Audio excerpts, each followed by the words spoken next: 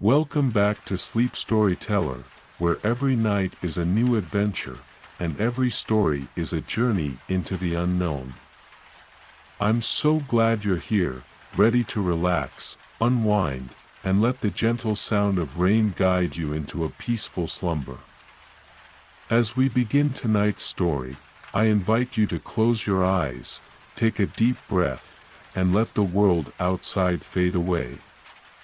Remember, this is your space, a place to let go, to dream, and to find the calm you need. If you're ready for tonight's story, go ahead and hit that like button, subscribe to the channel, and leave a comment below sharing what helps you relax most at night. Now, let's begin. The Veil of Shadows. It was the kind of evening when the sun seemed reluctant to part with the sky. The air held the last traces of warmth from the dying day, but a faint chill stirred beneath the surface, as though the earth itself was holding its breath. In the small village of Eldro, nestled on the edge of the mistwood forest, life was simple, though never without its whispers. People spoke in hushed tones about the strange happenings in the woods, where the trees seemed to move of their own accord, and shadows crept even when the sun was high. They called it the Veil of Shadows, a mystery that had haunted Eldro for generations. A young woman named Arlena stood by the village's well. Her hands wrapped tightly around the cool stone, staring into the distance. Her long, dark hair blew gently in the breeze, and her eyes, a deep shade of violet, were fixated on the towering trees of the mistwood. There was a curiosity in her gaze, but also a hint of fear.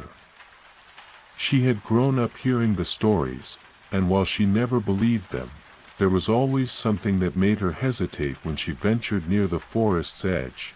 But tonight was different. Tonight, something called to her, pulling her toward the unknown. The rustle behind her broke her concentration. She turned swiftly, her heart racing, to find an old man standing at the edge of the village square. His face was weathered by years.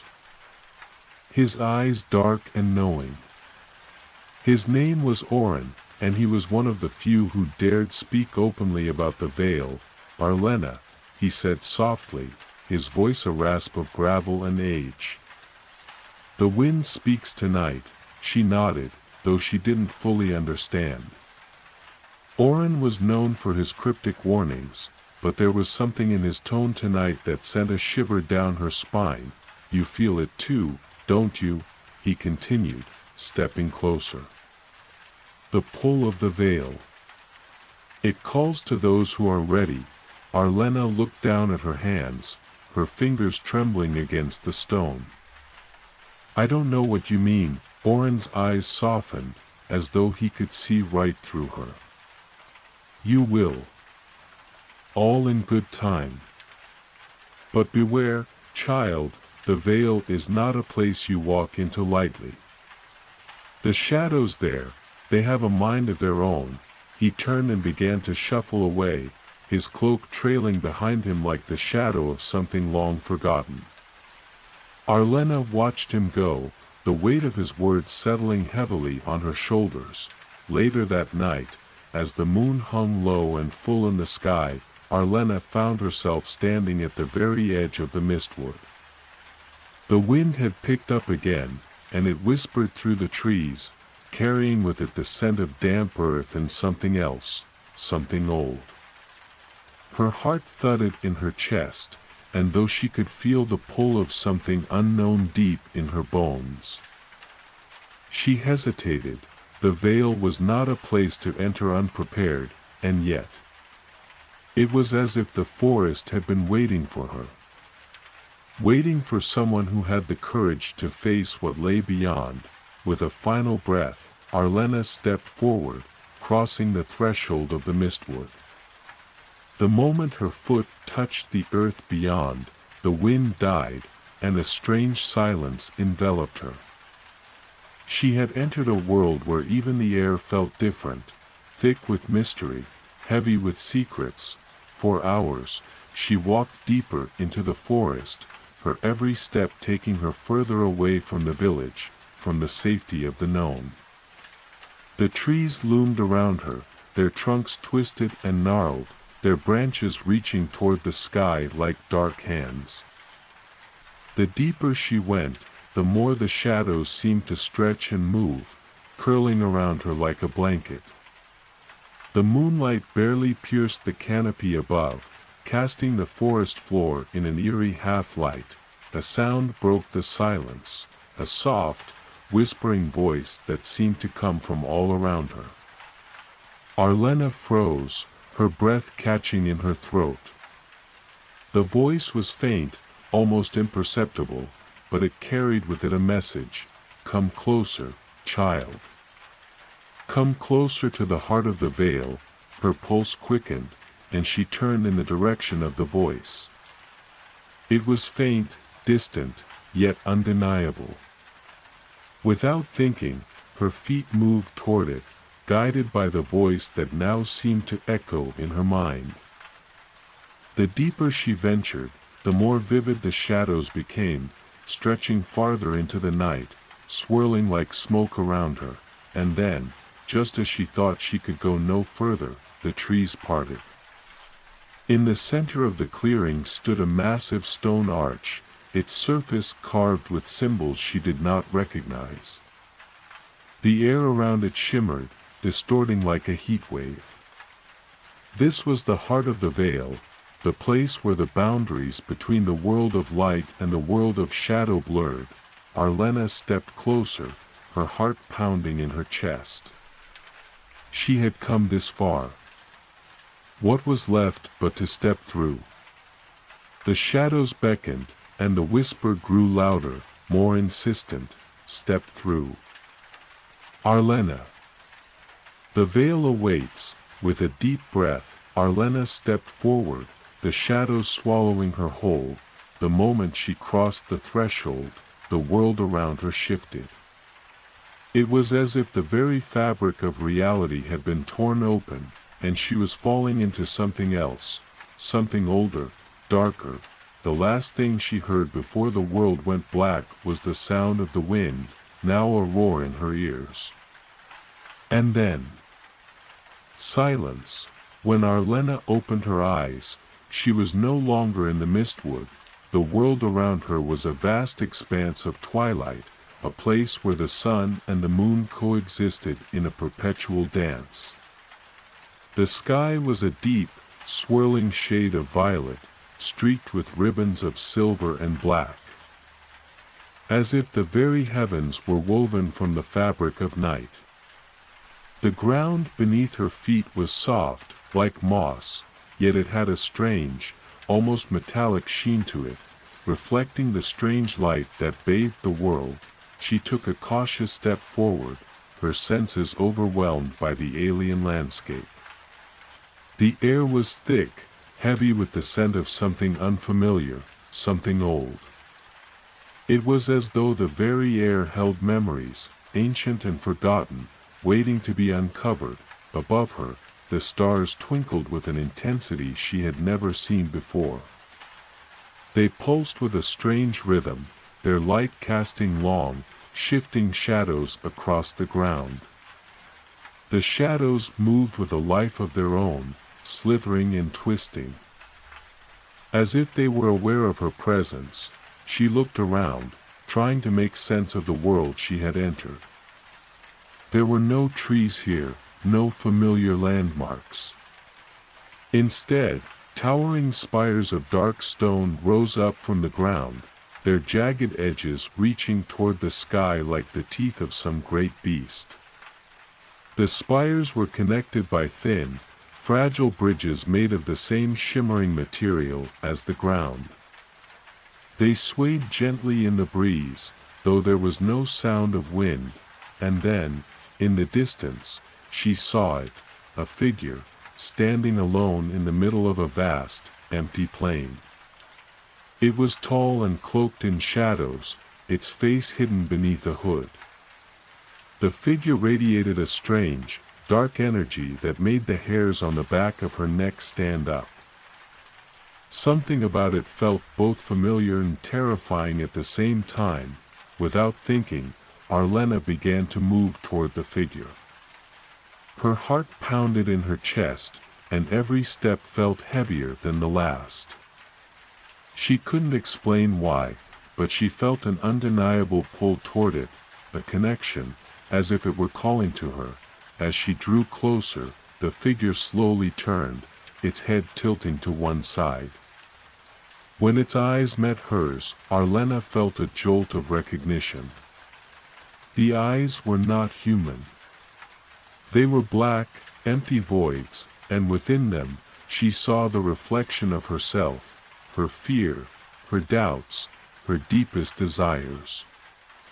It was as if the figure could see into the very core of her being, laying her soul bare for all to see. "Why have you come, child?"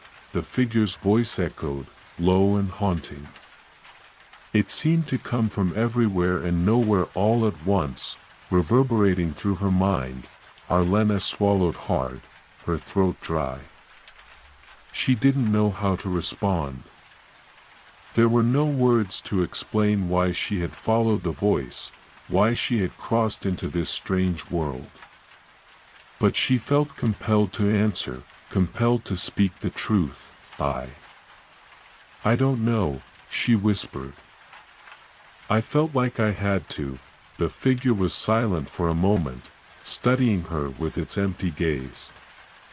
Then, slowly, it reached out a hand, and though the gesture seemed inviting, Arlena couldn't shake the feeling that she was stepping into a trap. "You seek answers, don't you?" the figure asked, its voice like a snake's hiss. "You seek to understand the veil, the shadows that have haunted your world. But beware, child. The answers you seek come with a price." Arlena's chest tightened, but she nodded, her curiosity outweighing her fear. "I'm ready," she said, though even to her own ears, the words sounded uncertain. The figure's lips twisted into something resembling a smile, though there was no warmth in it. It raised its hand, and the shadows around them began to swirl, rising into the air like smoke. The darkness thickened, pressing in on her, making it hard to breathe. "You have no idea what you are asking for," it murmured, the shadows now surrounding her. "But I will show you." Suddenly, the shadows coiled around her, pulling her toward the figure. She tried to resist, but it was as if the darkness itself had a will of its own, binding her in place. The figure stepped forward, its presence overwhelming, and as it did, the shadows parted, revealing a scene, an image from the past. Arlena gasped as the world around her shifted once more. She was no longer standing in the strange twilight land. Instead, she found herself in the heart of the mistwood forest, only it was different. The trees were taller, older, and the air was thick with an unnatural stillness. It was as though time itself had frozen. Before her, a group of people stood in a clearing. They were cloaked in dark robes, their faces hidden beneath hoods. They moved in unison, their voices chanting in an ancient tongue, a language Arlena did not understand. And then, at the center of the circle, there was a figure, young, pale, and trembling. It was her. The realization hit her like a punch to the gut. The girl in the center of the circle was her, but she was much younger, no older than a child. She watched in horror as the robed figures raised their hands, and a beam of light shot from their fingers, striking the young girl in the chest. The girl cried out in pain, her body jerking violently, and the ground beneath her feet cracked open. Arlena felt the familiar pull of the shadows once more. And the young girl was swallowed by the earth, disappearing into the darkness. the vision faded, and Arlena was back in the strange world of twilight, her breath coming in ragged gasps. The figure before her had not moved, but its eyes were still fixed on her. "You see now, child," the figure said, its voice a low murmur. "You were always meant to be here. The shadows are part of you, and you are part of them. But the question remains, are you ready to embrace your true destiny?"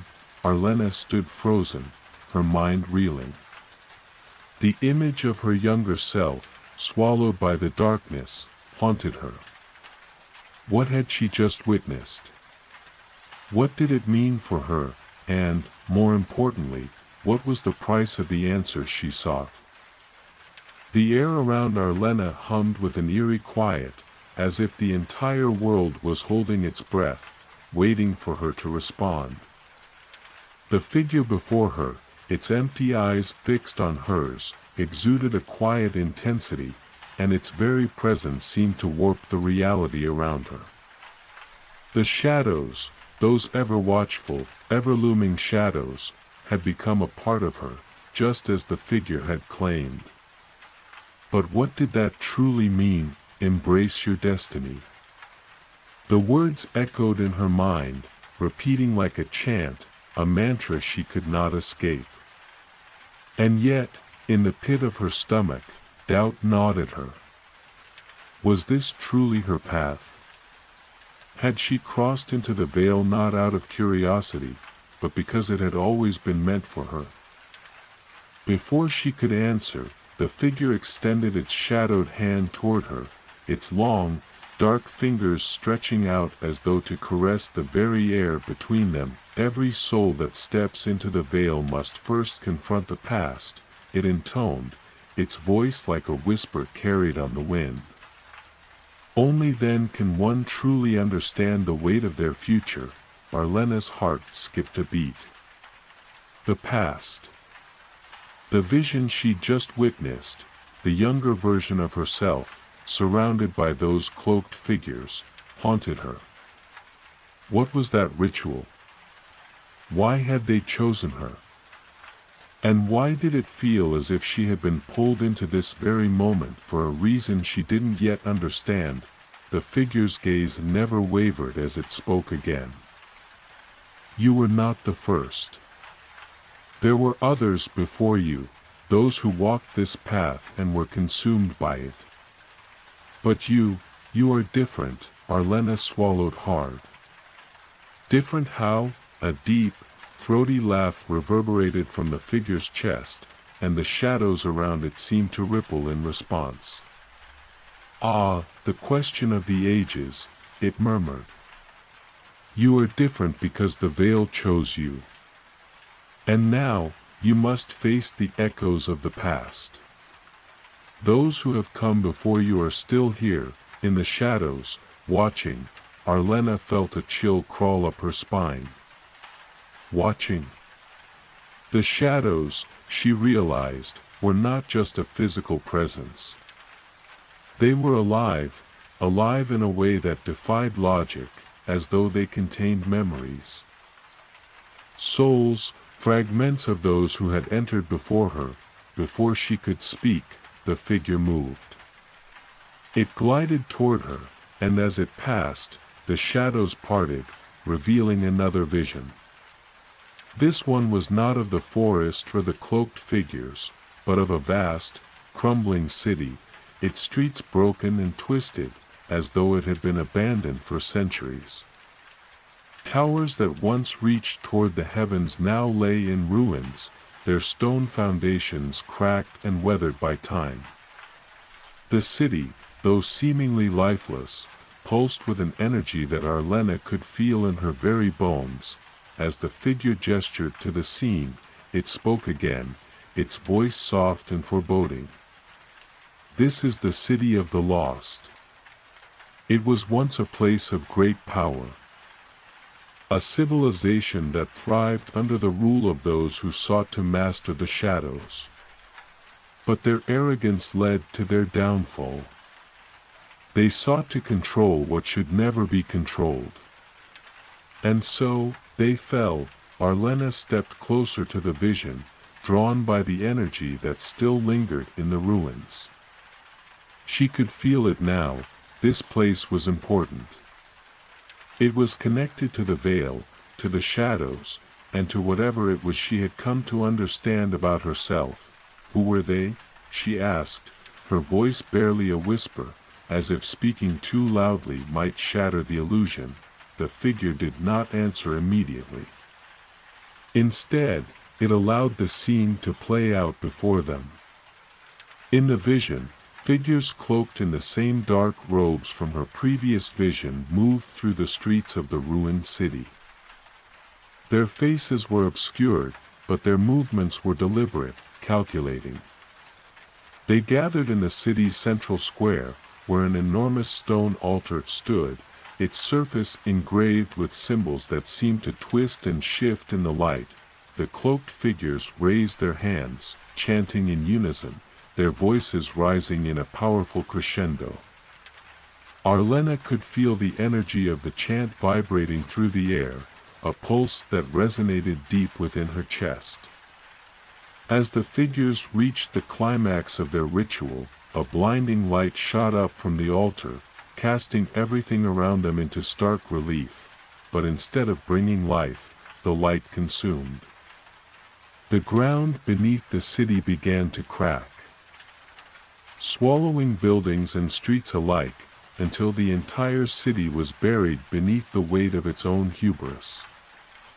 The figures were pulled into the earth, their bodies consumed by the shadows they had tried so desperately to control. The vision faded, leaving Arlena breathless, her mind struggling to comprehend what she had just witnessed. "Do you see?" the figure asked, its voice calm and almost compassionate. "The past is full of echoes, Arlena. The city of the lost. The ritual. The shadows, they all remain, trapped in time, waiting for the next to come. And that next, is you." Arlena staggered back, her mind reeling from the weight of the revelation. The shadows that had consumed the city, had they also consumed those who had walked the path before her? Had they been chosen too? Was the veil, as the figure suggested, a cycle, one that would continue until it consumed all who dared to step through it? "How do I stop it?" she asked, her voice trembling. "How do I break the cycle?" The figure's eyes, those endless, dark voids, met hers with a knowing look. "You cannot stop what has already begun. But you can choose how you walk this path. The veil is not a force that can be controlled. It is not a prison, nor is it a gift. It is simply a part of you, and a part of the world you inhabit." Arlena felt a coldness creep into her chest. A part of her wanted to reject the figure's words, to deny everything she had seen. But deep down, she knew. She had always known. The shadows had been with her from the start. The visions. The pull. They were all connected. "You must decide, Arlena," the figure said, its voice now low and grave. "Will you embrace the shadows? Or will you fight them?" Arlena's mind raced as the weight of the decision settled over her. The shadows had been a part of her all along. But what would it mean to embrace them? To fight them? She closed her eyes, trying to calm her racing heart. The answers were not clear, but one thing was undeniable. Whatever path she chose, she could never go back. The figure's presence loomed over Arlena, its hollow eyes watching her with unyielding intensity.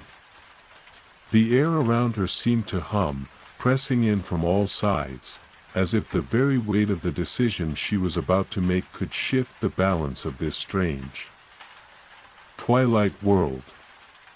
The shadows swirled around her, stretching, reaching, alive and eager, as if waiting for her answer. For a long moment, Arlena stood in silence. The shadows tugged at her, whispering promises of power, of knowledge, of an understanding she could never have imagined in the world she once knew. But those same shadows had a dark edge, an ancient hunger that seemed to gnaw at her soul. Could she truly trust them? Could she embrace them without losing herself in the process? The figure tilted its head, as if it sensed her indecision. You are a child of both worlds, Arlena. The light and the darkness. Neither can exist without the other. But which will you choose to embrace? She closed her eyes, the weight of its words sinking deep into her heart. She had never asked for this. She had never sought the shadows, never wanted to become a part of something so dangerous, so unpredictable. But somewhere deep inside, she felt the stirring of a truth she had long tried to ignore. The veil had always been a part of her, from the moment she had stepped into the mistwood, from the moment the whispers of the wind had reached out to her, she had been drawn into its web. The vision of her younger self, the ancient city, the cloaked figures, everything had led her here, to this moment. She could no longer deny the connection. The shadows had chosen her. Fight them.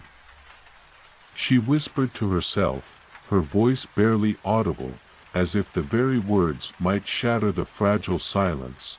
Her thoughts swirled in turmoil. Fight them. The very idea felt impossible. How could she fight something so ancient, so vast?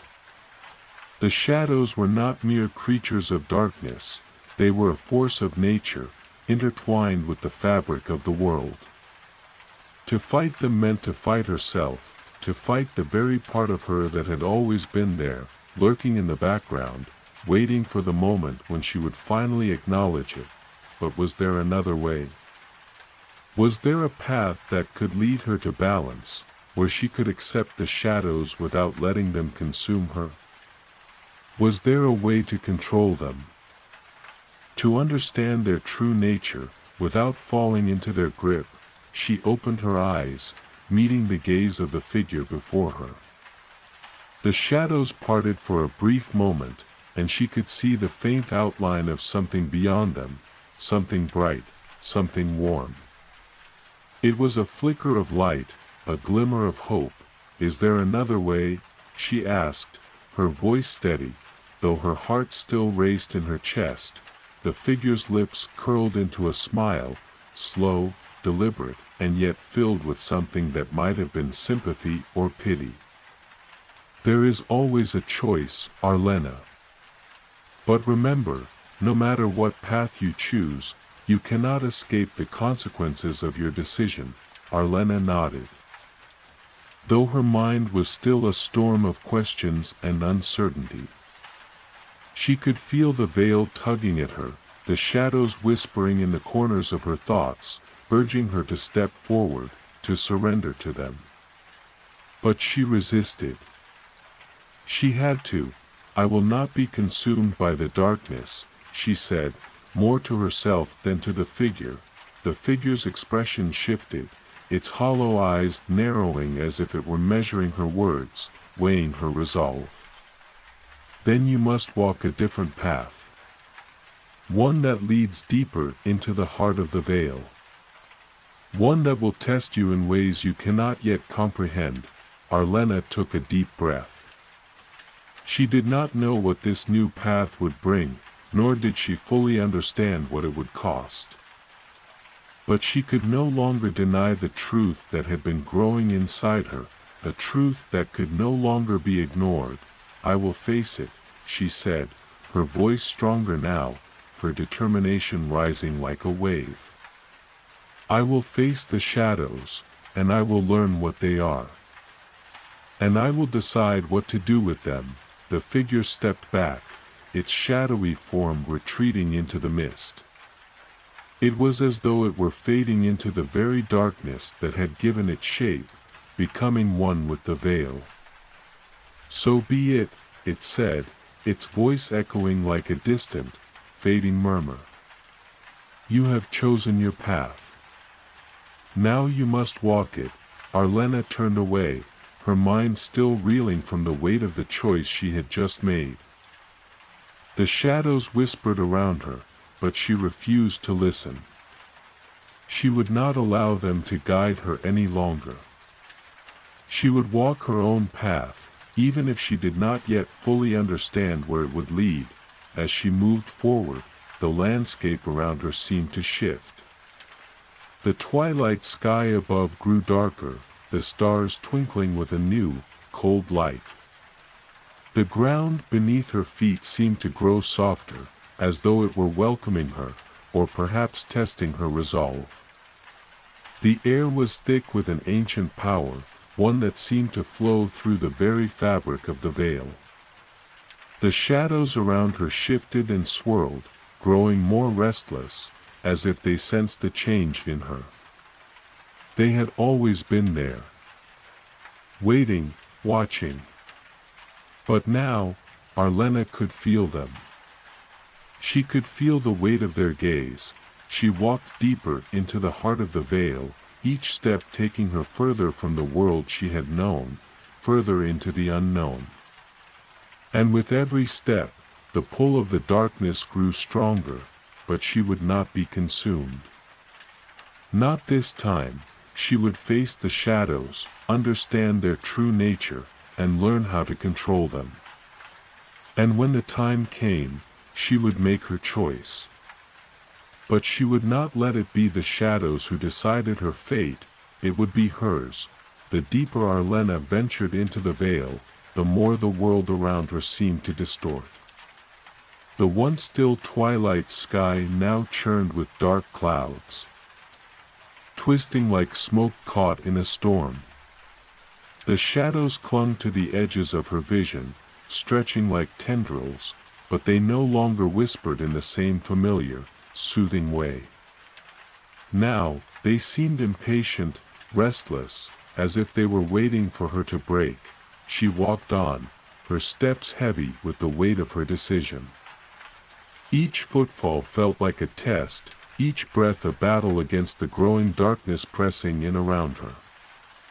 The air was thick with the scent of decay, of something long forgotten, ancient and untouchable. Yet, in the heart of that decay, she felt something else, a pulse, a rhythm that resonated deep within her chest. The veil was alive, as she moved deeper into the heart of this strange world. The spires of dark stone seemed to loom even higher, their jagged forms reaching for the ever-darkening sky. The bridges between them swayed precariously, and Arlena could feel the subtle tremor beneath her feet, as if the world itself was trembling in anticipation. And then, just as the weight of her thoughts began to feel unbearable, she saw it, a door, standing alone in the middle of the vast emptiness. It was a door unlike any she had seen before. It was tall, carved from obsidian, its surface etched with symbols that seemed to shift and change as she approached. The handle was made of pure silver, its surface reflecting the faint light in strange patterns. Arlena stopped before the door, her heart pounding. She knew instinctively that this was the threshold, the point of no return. Beyond this door lay the answers she sought, but they would come with a price. She could feel it in the air, a presence waiting on the other side, watching her every move. The shadows seemed to gather at her feet, swirling around her like a storm, urging her forward. They whispered again, their voices low and insistent, but Arlena could not make out their words. The darkness had never felt so close, so tangible. It was almost as if the veil itself had become sentient, aware of her every move. She reached for the handle, her hand trembling slightly. She had come so far. She had made her choice. There was no turning back now. With a deep breath, she turned the handle and pushed the door open. The moment she stepped through, the world shifted. The landscape around her dissolved into mist, and she was no longer standing in the shadowed world she had come to know. Instead, she found herself standing in a vast, empty void. The air was heavy with the scent of something sweet, intoxicating, but there was no sky, no ground, just an endless, all-consuming darkness. It felt as though time itself had stopped, as if she were suspended in a moment that stretched on forever. Her heart raced in her chest as she tried to make sense of her surroundings, but there was nothing to see, nothing to hear. And then, she felt it, a presence. The air shifted, and from the depths of the void, a figure began to materialize. It was tall, cloaked in dark robes, its face hidden beneath a hood. But this figure was different. It exuded an aura of power, of ancient wisdom, and its very presence seemed to warp the darkness around it. The figure spoke, its voice a low, resonant hum that seemed to reverberate through her soul. You have crossed into the heart of the veil, Arlena. You stand at the crossroads of your fate.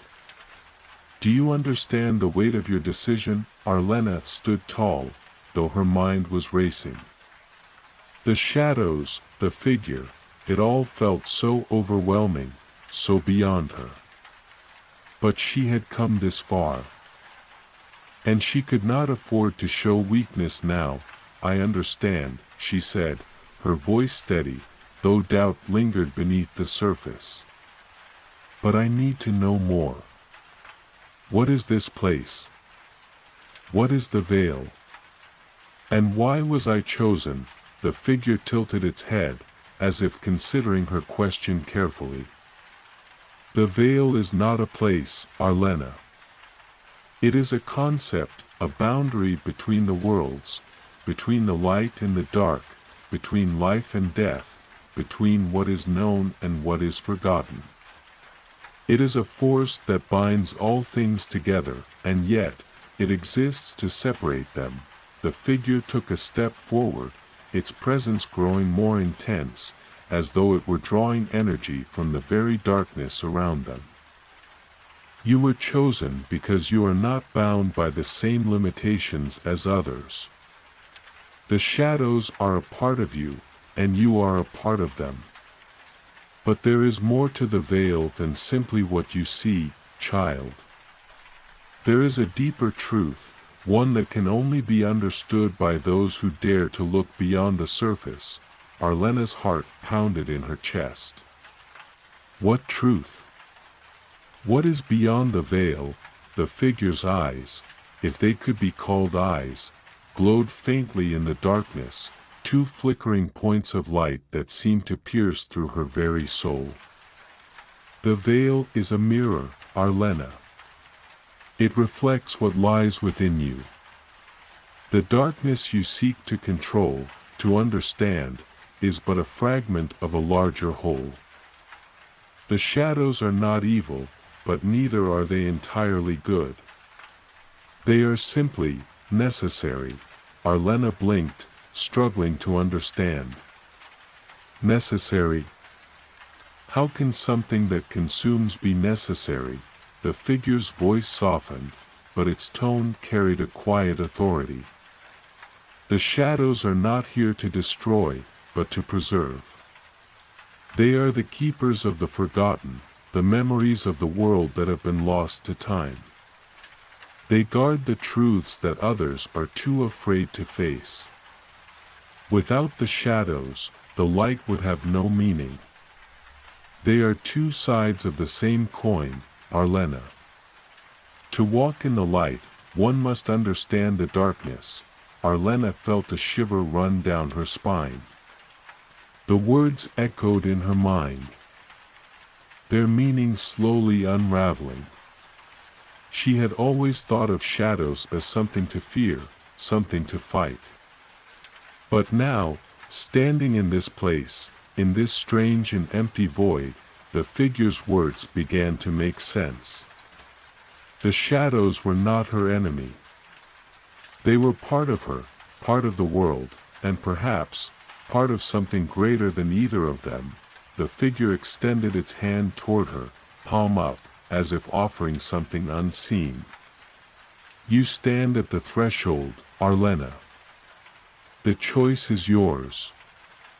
Will you embrace the shadows and walk the path of understanding?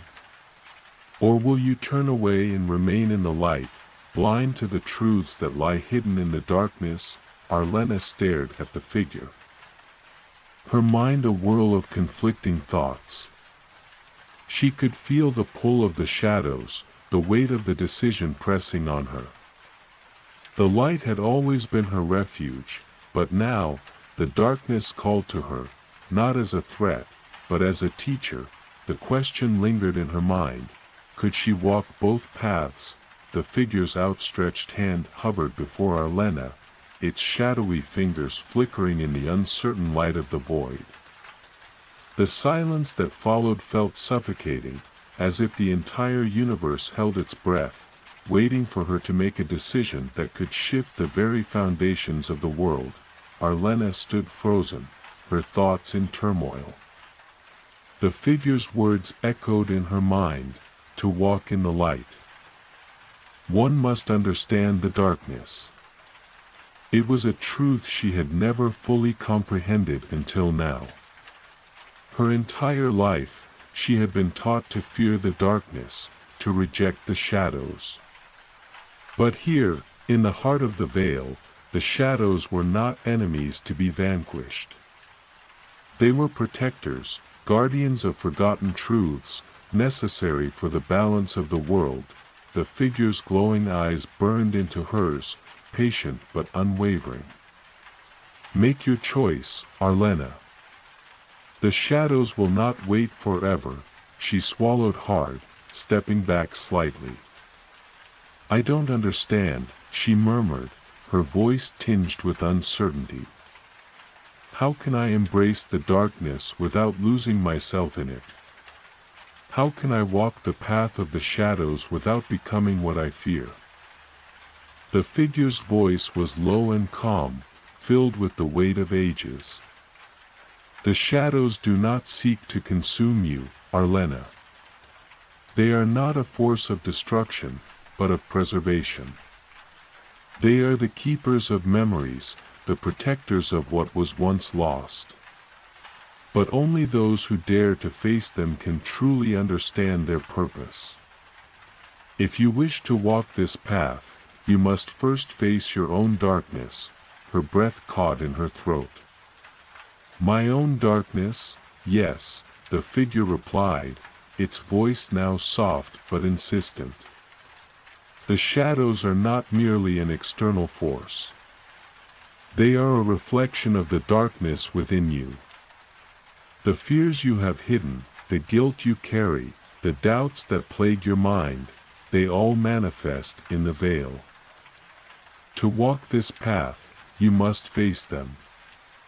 You must confront your own shadows before you can understand the truth of the world. Arlena's mind spun with the weight of the figure's words. Confront my own shadows. She had spent so much of her life running from her fears, burying the doubts that haunted her. The loss of her family, the secrets she had kept hidden, the guilt of not being able to save them, it all seemed to resurface now, like ghosts rising from the depths of her soul. But the figure was right. She had come this far. To turn back now would mean to deny everything she had learned, everything she had discovered about herself. She could not turn away from the truth. She could not escape the shadows. I will face them, she said quietly, her voice trembling but resolute. I will face my own darkness. The figure nodded, its expression unreadable beneath the hood. Very well. The first step is always the hardest. But know this, Arlena, the shadows are not your enemies. They are your reflection. Only by embracing them can you truly understand the balance between light and dark. With that, the figure stepped back, and the void around her began to shift. The swirling darkness seemed to grow more intense, wrapping around her like a blanket, pulling her into its depths. She could feel her heart pounding in her chest as the shadows closed in, their tendrils reaching for her, probing her every thought. Every fear. She closed her eyes, trying to steady her breath. I am not afraid, she told herself. I will face this. I will understand it. The darkness surged forward, and in an instant, the world around her transformed.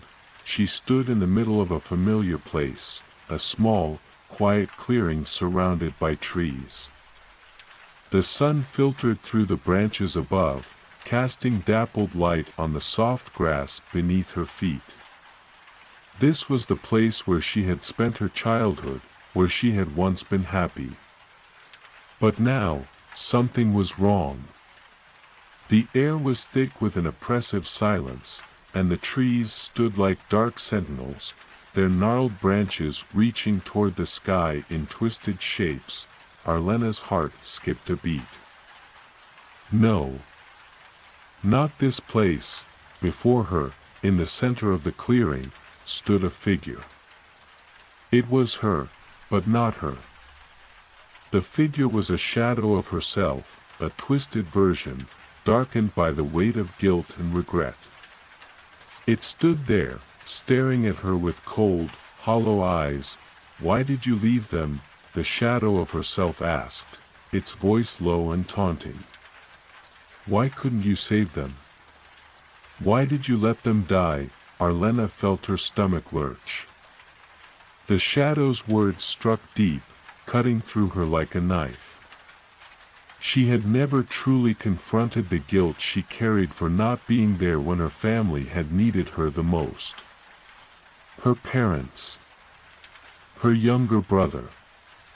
The people she had failed. I tried. Arlena whispered, her voice breaking. I couldn't save them. I couldn't. The shadow's eyes narrowed. Tried. Tried. Is that all you can say? You were supposed to protect them, Arlena.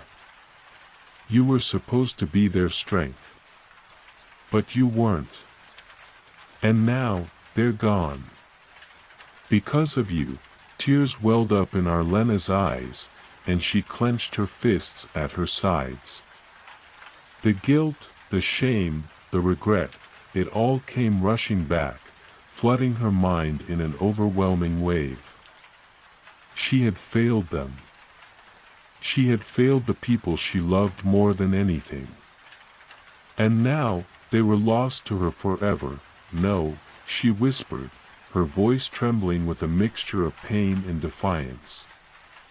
No, I didn't fail them. I did everything I could. I fought.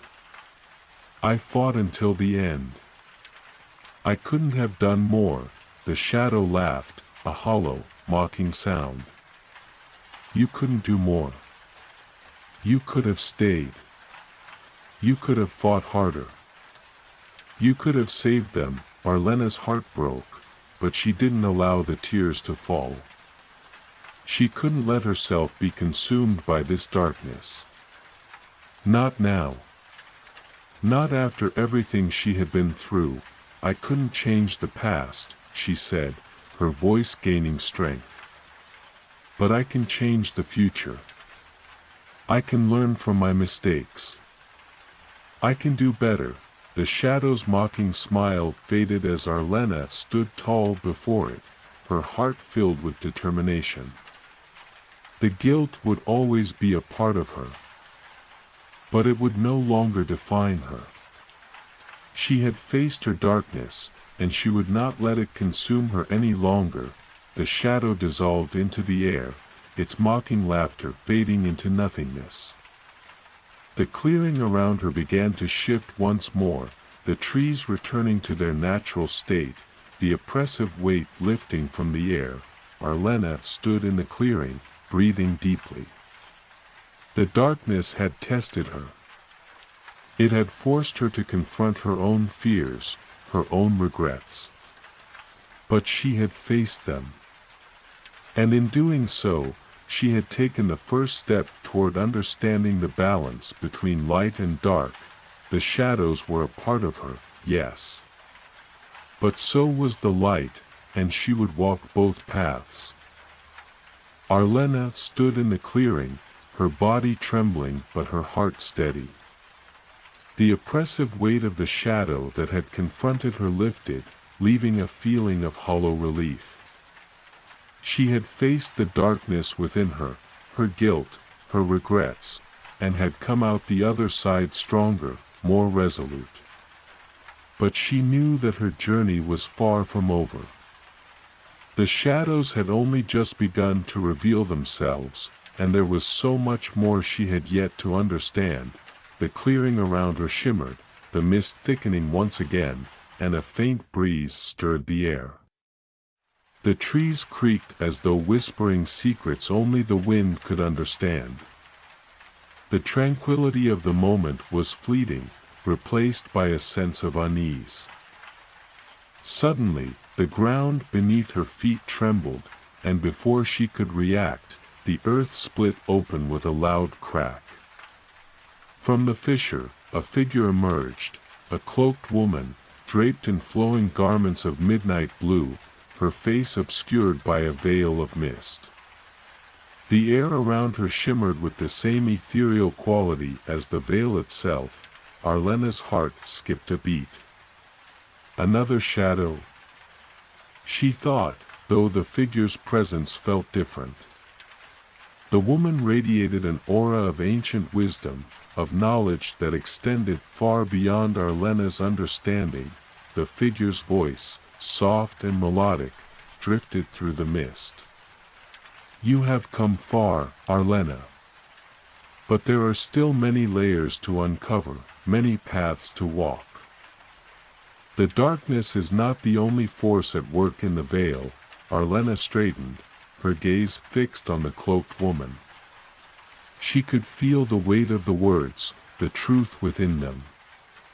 What do you mean? I've faced my own darkness. Isn't that enough? The woman stepped forward, her movements fluid, as though she were part of the mist itself. The veil is not merely a mirror of your soul, Arlena. It is a fabric that weaves together the destinies of all things.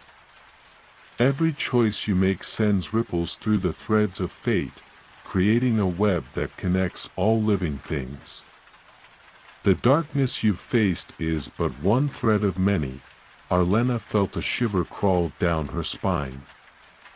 She had always known that her choices mattered. That the world around her was connected in ways she couldn't fully comprehend. But now, standing before this mysterious figure, the depth of those connections was beginning to take shape, threads of fate. Arlena asked, her voice shaky.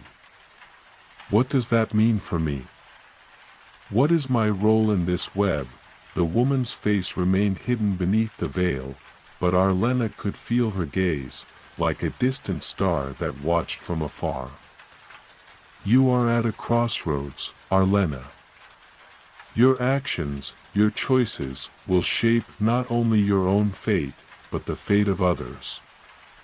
You must decide how to use the knowledge you now possess. Will you continue to walk the path of the shadows, seeking understanding at any cost? Or will you walk a different path? One that leads toward balance and healing. Arlena's mind whirled as the words settled in her chest. The figure's questions were simple, yet they carried the weight of an entire lifetime. She had come this far. The shadows had shown her truths, yes, But now, there were other forces at play. The woman spoke of balance, of healing. She had already seen the cost of embracing the darkness fully. Could there be another way, something beyond the veil's pull, beyond the lure of its power?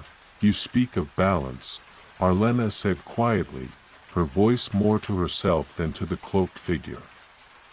But how can I find balance when the shadows keep pulling me deeper?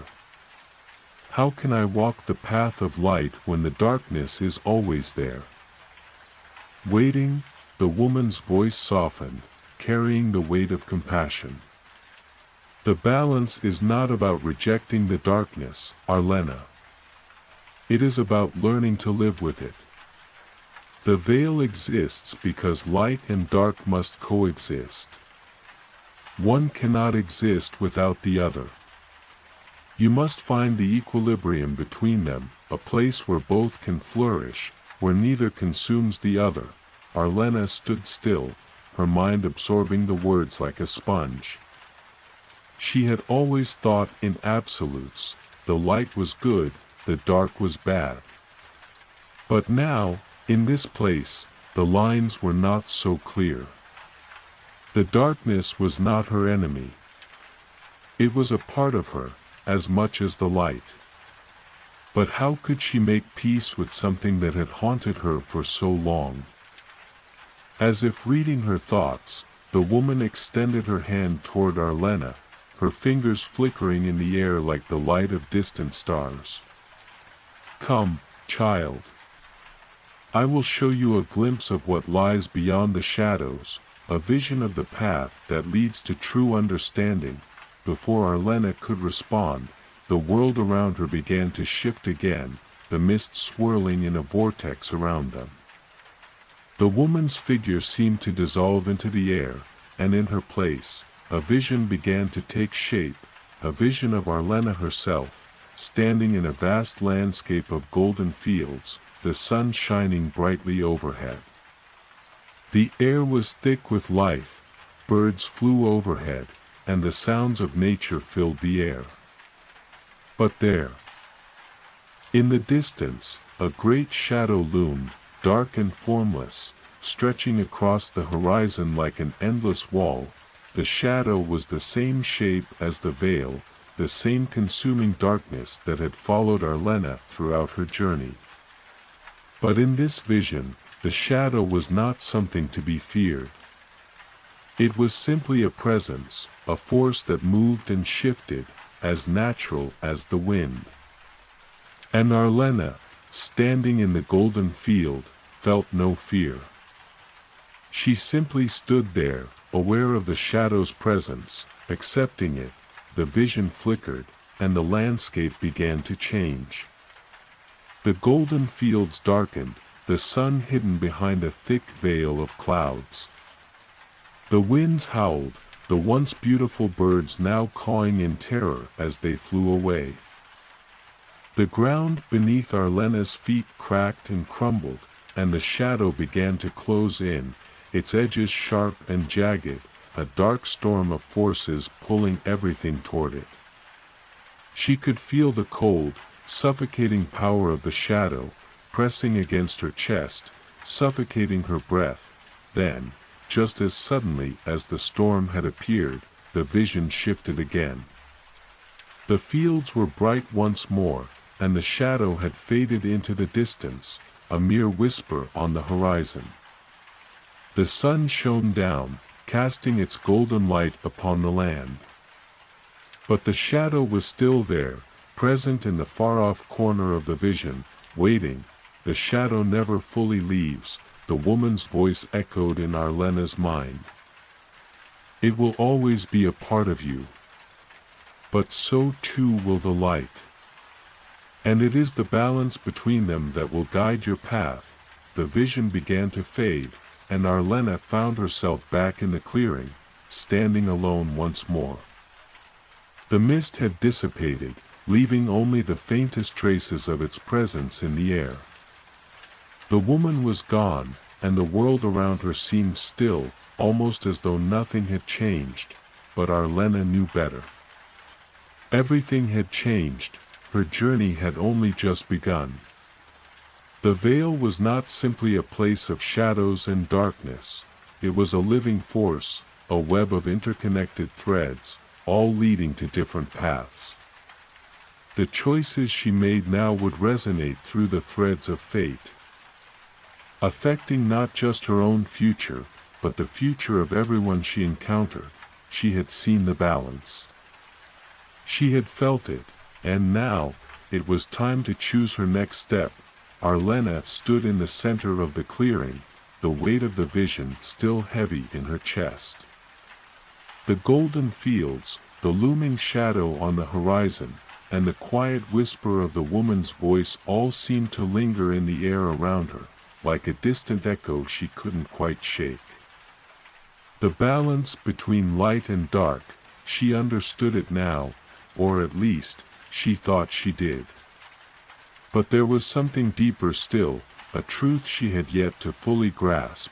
The veil was not simply a place of trial, it was a nexus of fate, where every choice, every action, wove itself into the fabric of the world.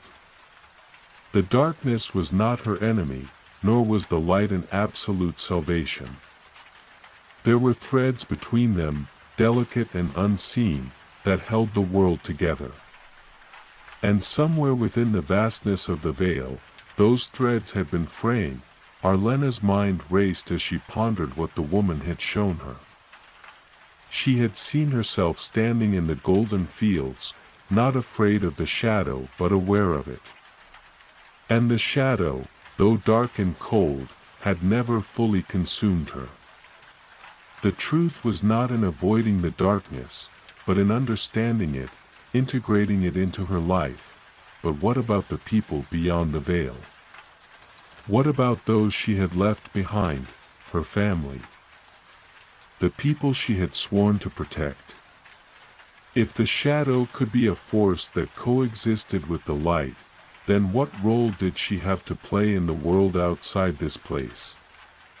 She could no longer see things in terms of simple absolutes. There were no clear paths ahead, only a maze of choices and consequences. The threads of fate she had seen in her vision were not merely personal. They stretched outward, connecting everything, everyone. As she stood lost in thought, the air around her shifted once more. The mist returned, swirling around her feet in patterns that felt like whispers of the past. The trees, once still, now swayed in the breeze, as if calling her to move. Something had changed in the atmosphere. A pull that seemed to draw her forward.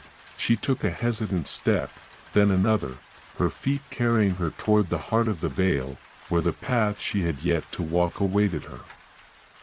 There was no clear signpost here, no clear direction, only the ever-present hum of the shadows around her, always there, always watching. The ground underfoot began to shift as she walked, the once familiar terrain growing more surreal with every step. The trees bent at impossible angles, their branches twisting like tendrils of some ancient, forgotten force. The mist thickened again, this time darker, richer, as though it held something more than mere fog, and then, through the gloom, a figure emerged. At first, she thought it was another of the veil's illusions, a shadow designed to test her resolve. But as the figure stepped forward, Arlena's heart skipped a beat. She recognized them. It was Zorian. Zorian, she whispered, her voice cracking with a mixture of disbelief and hope. Is it really you? The man before her was dressed in dark robes, his features obscured by the deep hood he wore. His expression was unreadable, but Arlena could feel the weight of his gaze upon her. He stepped forward, his movement fluid and purposeful, though there was something unnatural in his presence. Something cold. Arlena, his voice came, deep and quiet, but still unmistakably his. You've come far. Her pulse quickened. She hesitated, unsure of how to speak, of what to say. What are you doing here? I thought you were dead. Zorian finished for her, his lips curling into a faint, humorless smile. So did I, at first. Arlena took a step back, her mind reeling. Zorian had died in the battle, hadn't he? She remembered it clearly, the clash with the shadow creatures, the fight to protect the last of the city's defenses, and the fatal strike. She had held his hand as he passed, felt the life slip from his body like sand through her fingers, but... You were gone, she whispered, her voice trembling with the weight of the impossible. You died, he did not answer immediately. Instead, his eyes studied her, as though assessing something deeper. I was gone, yes. But death is not always the end, Arlena. The veil is a place of transformation, not of finality. It is a space where the boundaries between life and death blur, where the past and future are one. And now I have been brought back, in a way. Arlena's heart sank, a deep, gnawing sense of unease twisting in her gut. The shadows around them seemed to grow heavier as Zorian spoke, as if the very air itself was thickening with the weight of his words. But why? She asked, her voice sharp with suspicion. Why are you here, Zorian? What is your purpose in the veil? Zorian's eyes glinted with an eerie intensity as he stepped closer. His dark robes swirling around him like a cloak of night. Purpose? My purpose, Arlena, is to guide you. To help you understand the veil in a way you cannot yet comprehend. Arlena felt a chill creep down her spine. She had trusted Zorian, trusted him with her life, with her very soul. But something was off now. His presence was wrong, twisted by the veil's influence. He was not the man she had known. He was something else, something changed. Guide me, she asked, her voice low and wary. You're not the same. You're not him. What are you really? Zorian's smile faded, and his eyes hardened. I am the same, and yet I am different. Just as you are. The veil changes everything. Arlena. It shows you who you were, and who you might become. You and I, we are both bound by its threads. You are not alone in this journey. I will help you unravel it. The air between them grew thick with tension. Arlena could feel the pull of his words, but they felt wrong, like a false promise wrapped in half-truths. She knew the veil could change people, twist their intentions, their very essence. Was this really Zorian before her, or had the veil taken something from him, something vital? She stood her ground, her eyes narrowing. If you truly wish to guide me, then show me the truth, Zorian. What is the veil? What does it want from me? Zorian's expression remained unreadable. But for a brief moment, a flicker of something darker passed across his features.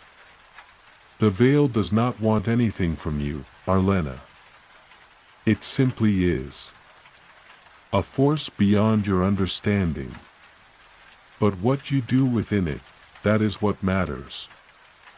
Your choices, your actions, they will determine the fate of everything. Arlena's mind spun as his words resonated within her. The fate of everything. The weight of those words was suffocating. She could feel the threads of fate pulling, weaving around her, drawing her into something larger than she had ever imagined, Before she could respond, the mist around them thickened, swirling violently as though in answer to Zorian's words.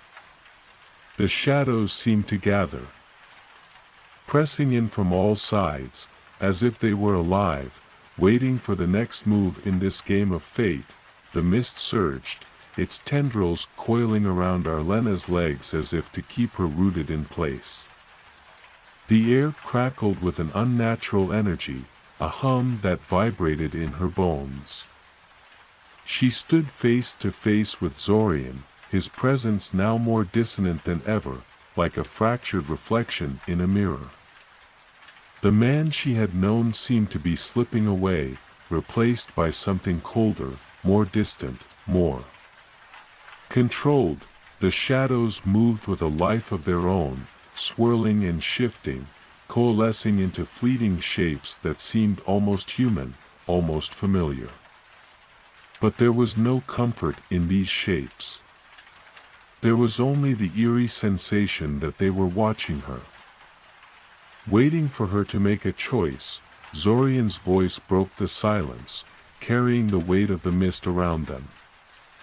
The veil shows you what you need to see, Arlena. But not always what you want to see. She flinched at the words, feeling their weight settle into her chest like a stone. The veil had already shown her many things, visions of her past, of her choices, of the shadows that lurked inside her soul. But this was something new. Something more dangerous. What do you mean? Arlena asked, her voice barely above a whisper. What do you want from me? Zorian's eyes narrowed, and for a moment, the warmth she had once felt for him seemed to vanish, replaced by something colder. Something darker. I don't want anything from you, Arlena. But you have much to learn. The veil is not simply a place of shadows, it is a mirror. And what you see within it, what you confront, will shape your fate. There is no escape from that. The mist swirled violently around her, the shadows growing darker, thicker, until they seemed to choke the very air. Arlena's heart pounded in her chest as she felt the press of something, someone, close, too close. The shapes that had formed in the shadows were now coming into sharper focus, and she realized with a jolt that they were faces she recognized, the faces of the people she had loved, the faces of those she had lost. Her mother. Her father. Her brother. Friends she had watched fall. Each face emerged from the darkness, their eyes vacant and cold, their expressions twisted by the veil's influence. They did not speak, but their gazes were heavy, burdened with unspoken words that weighed Arlena down, filling her with guilt and sorrow. No, she whispered, taking a step back. This isn't real. It can't be real. Zorian's form seemed to flicker in the mist, his voice a distant echo in the thickening air. What is real, Arlena? What is truth and what is illusion? The veil blurs those lines. These faces, these memories, they are as real as your own thoughts. They are a part of you, woven into the fabric of your being. And they will not let you forget. Arlena pressed her hands to her temples, her breath quickening as the faces of her loved ones seemed to close in around her. The guilt was overwhelming, suffocating. The weight of every failure, every loss, seemed to crush her, as though the very air was trying to force the life from her. She had failed them all. She had made choices that had led to their deaths, their suffering. The veil was showing her the price of those choices. Leave me alone. Arlena cried out, her voice breaking. I didn't choose this. I didn't choose any of this. The faces stared at her in silence, their eyes full of accusation. The mist thickened further, and the shadow around her seemed to grow darker, colder. The very ground beneath her feet trembled as if the veil itself were responding to her pain, her plea. But still, the faces didn't speak. They didn't comfort her. "Stop," Arlena sobbed, her body shaking. "Please, stop," and then, suddenly, the mist parted, the faces vanished, swallowed up by the darkness as the air around her cleared. The ground ceased trembling, and the oppressive weight lifted, leaving Arlena standing alone once more. Her breath came in ragged gasps, and the sharp sting of tears burned her eyes. She looked up to find Zorian standing across from her, his expression unreadable, his eyes cold. "You see now," he said softly, his voice almost pitying.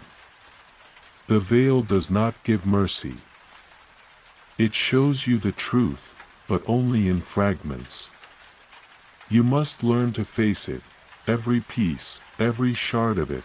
Arlena's hands shook, and she wiped at her tears, refusing to let them fall.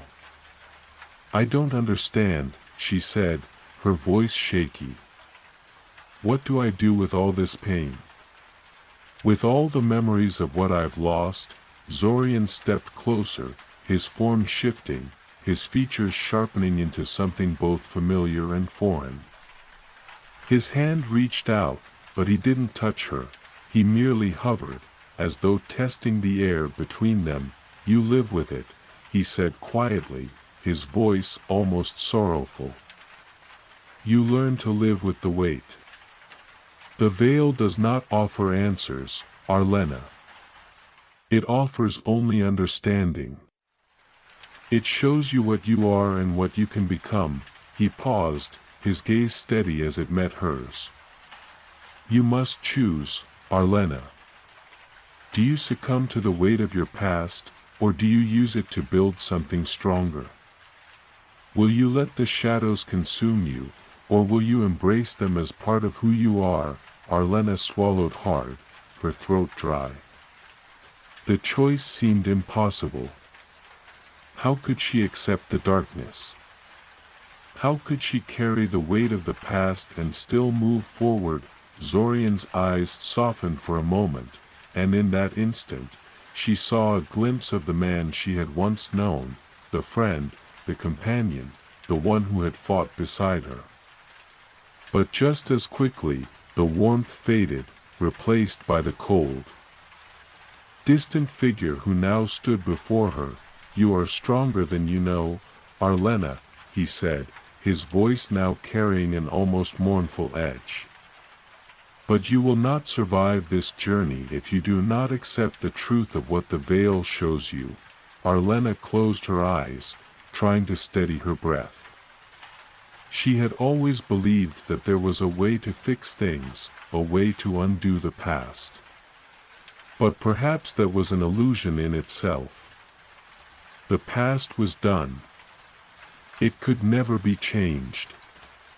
What mattered now, what truly mattered, was how she chose to move forward. She opened her eyes and met Zorian's gaze. "I will not let the shadows consume me. I will find another way." Zorian nodded once, his eyes unreadable. "Then you must leave this place, Arlena. The veil is no longer just a mirror. It is a force, a current pulling you towards something far greater than yourself. But be warned, there are other forces at play in this world.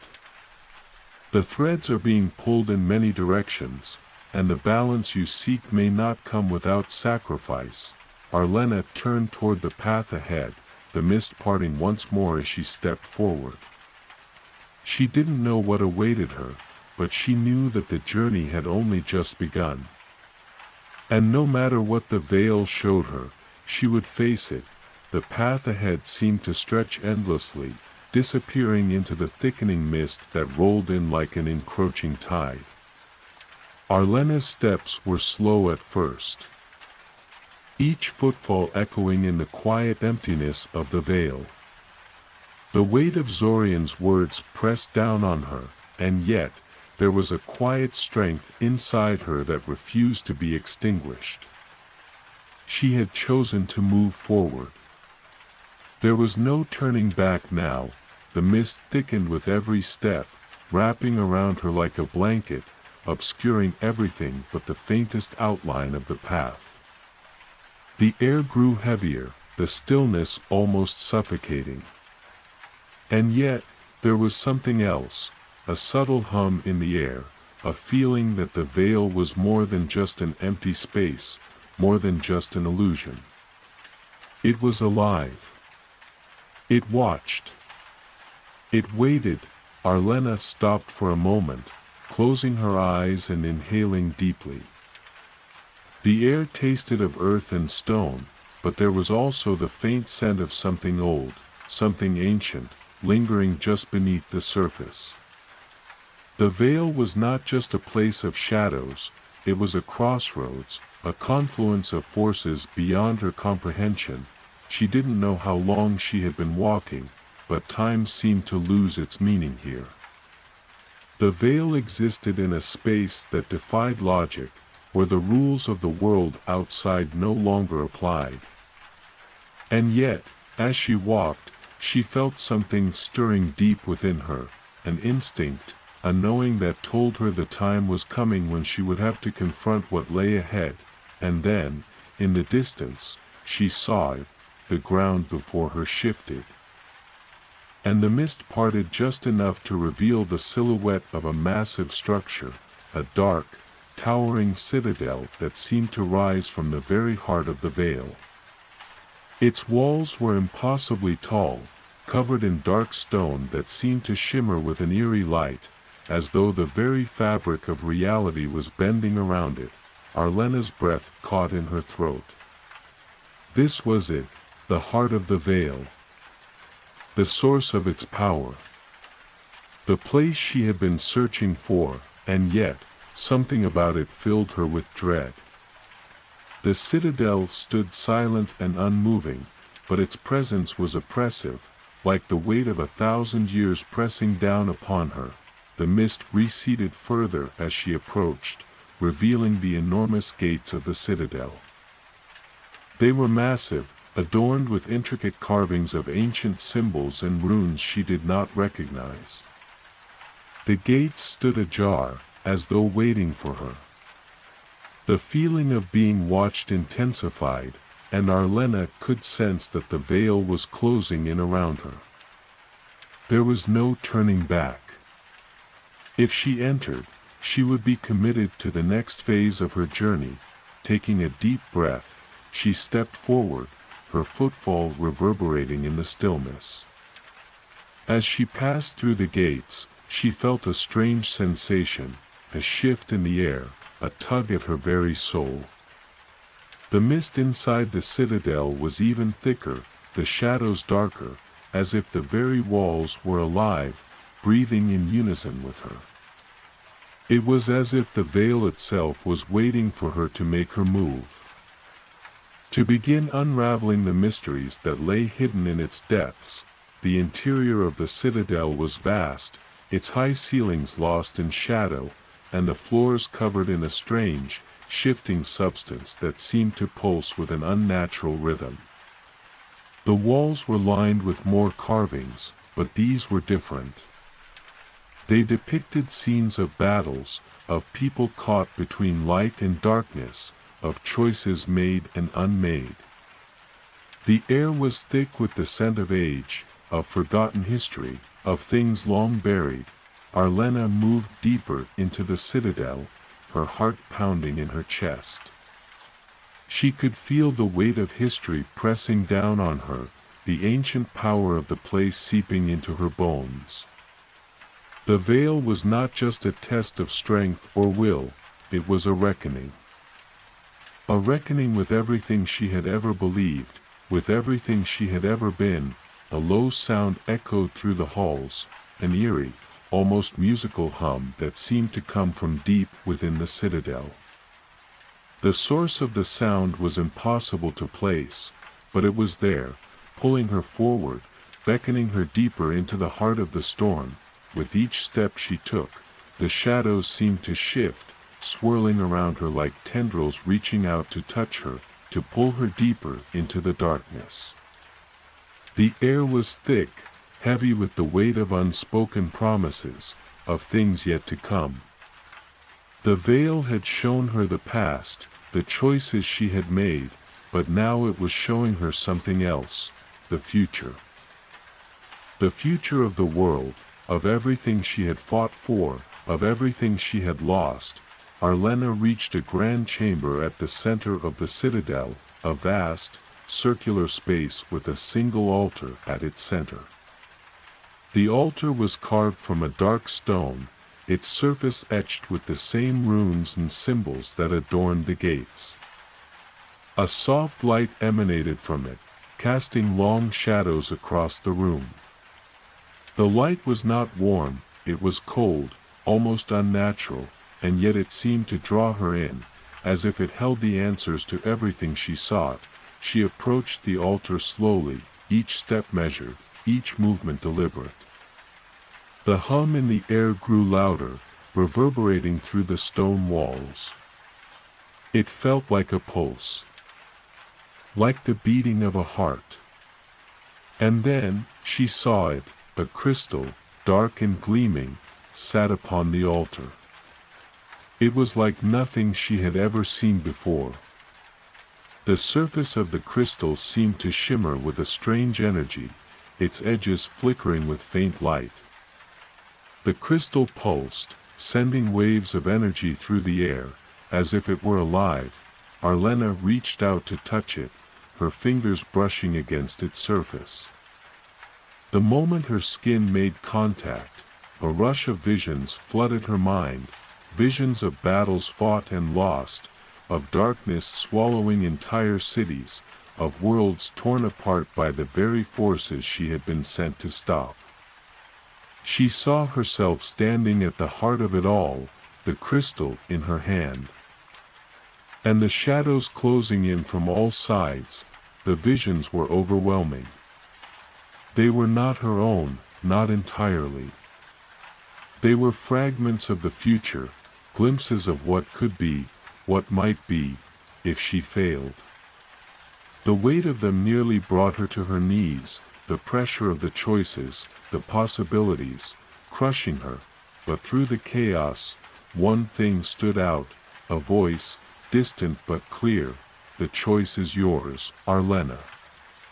The veil does not dictate the future. You do, the voice echoed through her mind, cutting through the visions like a blade. The crystal in her hand pulsed again, and the visions faded, leaving her breathless and shaken, standing alone in the heart of the citadel. She had seen the truth. The veil did not control the future. It merely showed the paths that lay before her, the paths that could be taken if she chose them. The darkness, the light, it was all part of the same weave. And now, more than ever, Arlena understood the weight of her role. She stepped back from the altar, the crystal still glowing softly in her hand. The path ahead was uncertain, but one thing was clear. She was no longer just a part of the veil. She was its force, its reckoning, its final choice. The storm was coming. And she would be ready. The crystal pulsed in Arlena's hand, its glow growing steadier with each breath she took. As she stood in the heart of the citadel, the weight of its energy pressing against her chest, the very air around her seemed to vibrate with an ancient power. The hum had intensified, now a low, persistent resonance that echoed through her bones, urging her onward. But the future, those fleeting visions she had glimpsed, lingered in her mind, fragments of choices, of consequences, each one tugging at her, pulling her in different directions. The chamber was silent now, the oppressive weight of history that had clung to the walls lifting slightly, though the shadows never quite receded. The crystal's glow bathed the space in a cold, almost sterile light, casting strange patterns across the stone floor.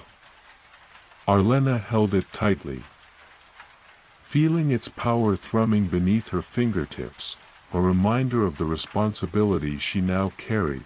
But the voice that had spoken to her in the midst of the storm of visions, remained with her. The choice is yours, Arlena. The veil does not dictate the future. You do. She closed her eyes, the words reverberating in her mind. There was no escaping this truth. The veil could show her the paths, but it was up to her to walk them. And yet, the weight of that choice seemed impossible, overwhelming. To shape the future, to alter the course of events, it was a responsibility she had never asked for. She turned her gaze to the walls of the citadel, her eyes tracing the ancient carvings that adorned the stone. The symbols spoke of battles, of sacrifices, of a world constantly on the edge of chaos, teetering between light and darkness. Every figure, every line, seemed to tell a story of choices made in the face of despair. But the stories they told were not hers alone. They were the stories of countless souls who had come before her, each one caught in the same web of fate, each one with their own reckoning. The weight of it all pressed down on her once more. Her mind raced, the choices lay before her like an intricate puzzle she couldn't quite solve. What was she truly fighting for? What was the cost of her success? What would it mean for the world, for the people she had left behind? For the lives she would touch along the way? The consequences of her actions stretched far beyond her own understanding, stretching into the future, into the very fabric of reality itself. A flicker of movement caught her eye, something shifting in the shadows at the edge of the chamber. Arlena's grip tightened on the crystal, but she did not move. She had come this far, and she would face whatever came next. From the darkness, a figure emerged, a tall, gaunt form draped in tattered robes, their face hidden beneath a hood. The figure moved with the fluidity of someone who had been waiting, someone who knew exactly when to appear. As they stepped forward, the air around them seemed to grow colder. The shadows deepening, folding inward, as though they were drawn to the stranger's presence. Arlena stood still, her senses on high alert. She knew this figure. She had seen them before, many times, in the fragments of the future, in the visions. But she had never been able to place them. Who were they? And why had they come now, at this moment, when the stakes were higher than ever? The figure stopped a few feet away from her, their hooded face still hidden in shadow. The air around them shimmered with an unnatural stillness, as if time itself had paused. Do you know who I am, Arlena? The voice that spoke was cold, smooth, carrying with it a weight of authority. It was not the voice of an enemy, but one that seemed far more insidious. It spoke as though it had always been part of the veil, as though it was an integral piece of the puzzle that Arlena had yet to understand. Arlena swallowed hard, the crystal in her hand pulsing as if in response to the figure's presence. I don't know who you are, she said cautiously, her voice steady despite the fear that gripped her chest. But I know you've been watching me. I've seen you in the visions. The figure tilted their head slightly, the hood shifting just enough to reveal the faintest glint of pale skin beneath. You have seen glimpses, they said softly, almost as if amused. But not the full picture. Not yet, Arlena's heart raced. What do you want from me? The figures stepped closer, their presence overwhelming, their shadows stretching unnaturally across the floor.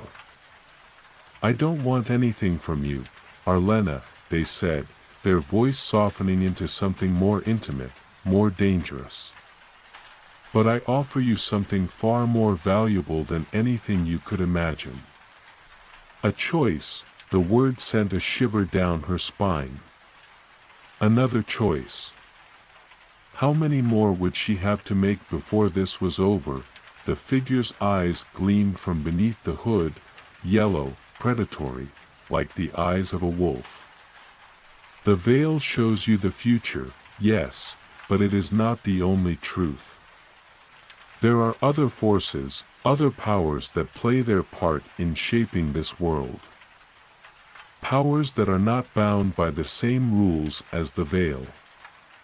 And some of those powers, Arlena, want you to choose a different path. Why? Arlena asked, her voice trembling despite her efforts to remain calm. What could you want from me? What path are you offering? The figure smiled, though the expression held no warmth. A path where you control the fate of the world, not the veil, not the crystal. You, Arlena. You can wield a power far greater than anything you've seen. The veil is just a shadow of what is possible. You've barely begun to tap into what you truly are. A sickening thrill ran through Arlena's veins at the figure's words. The power they spoke of was intoxicating. Promising control, power beyond imagination. But deep down, something inside her recoiled. She had seen what power could do. She had seen how it corrupted, how it consumed, but what if it was the only way to save everything? What if embracing this power was the key to stopping the darkness from consuming the world? The figure reached up and pulled back their hood, revealing a face that sent a chill straight to Arlena's core. It was familiar, but twisted, familiar in a way that made her stomach churn with recognition. The figure's eyes were the same yellow, gleaming with an ancient, predatory hunger. It was Zorian. But not the Zorian she had known. This one was colder, darker. Touched by something far older, far more dangerous. You see, Arlena, Zorian's voice was laced with a cruel smile, the choice has always been yours. You can choose to walk away from all of this, from the power that calls to you. Or you can embrace it. You can embrace the storm and reshape the world in your image. Arlena's heart hammered in her chest. The storm was not just a metaphor. It was real. And now, it was here, standing before her, tempting her to join it. You must choose, Zorian whispered, his words echoing through the citadel. Will you embrace the darkness, or will you defy it? The veil had shown her a future of consequences, of endless choices. But this choice, this one, felt different. The weight of it threatened to crush her. Her hand tightened around the crystal, her fingers trembling as the energy within it pulsed in response. She could feel the storm rising around her, the shadows closing in, the storm was coming. And it was up to her to decide whether she would face it or become part of it. Arlena's heart thundered in her chest as Zorian's twisted, familiar face stared back at her. The citadel around them seemed to hold its breath, the shadows pressing in like a living thing, suffocating and vast. His words, like tendrils of poison, wrapped themselves around her thoughts, urging her to make a choice, to embrace a power she barely understood, but felt pulsing deep within her soul. The crystal in her hand was warm now, its light growing brighter and darker in erratic bursts, as if it were aware of the tension swirling in the air. Arlena closed her eyes for a moment, breathing deeply, trying to center herself amidst the storm of emotions that churned within her. She had come this far. She had chosen to enter the veil, to confront its shadows, to face the darkness that sought to consume the world. But this, the offer of power, of control, this was something different. This wasn't just a choice between light and dark. This was a crossroads that could shatter everything she had ever known. Zorian's eyes gleamed, watching her closely, a predatory smile curling at the corners of his lips. He knew what she was feeling. He could see the hesitation in her eyes, the way she was weighing the possibilities, trying to determine which path would lead to the salvation of the world, and which would lead to its undoing. "Choose, Arlena," Zorian whispered, his voice low and almost coaxing. "Choose before the storm consumes us all." The weight of his words pressed on her, heavier than the air itself. What if he was right? What if this was the only way to stop the darkness? She had seen the future, the endless struggle, the suffering that came with the battle against the veil, the shadow that threatened to tear the world apart. Could embracing this dark power be the key to ending it? To ensuring that the light would survive? But no. Deep down, she knew this was not the answer. She had seen the consequences of unchecked power, the price of giving in to darkness. Zorian's twisted smile, the malevolent gleam in his eyes, it was a reflection of what she would become if she chose this path. Power without balance was nothing but corruption. And corruption would destroy everything she loved. She stepped back, her hand tightening around the crystal. The glow from it flared brighter, casting strange, jagged shadows across the floor.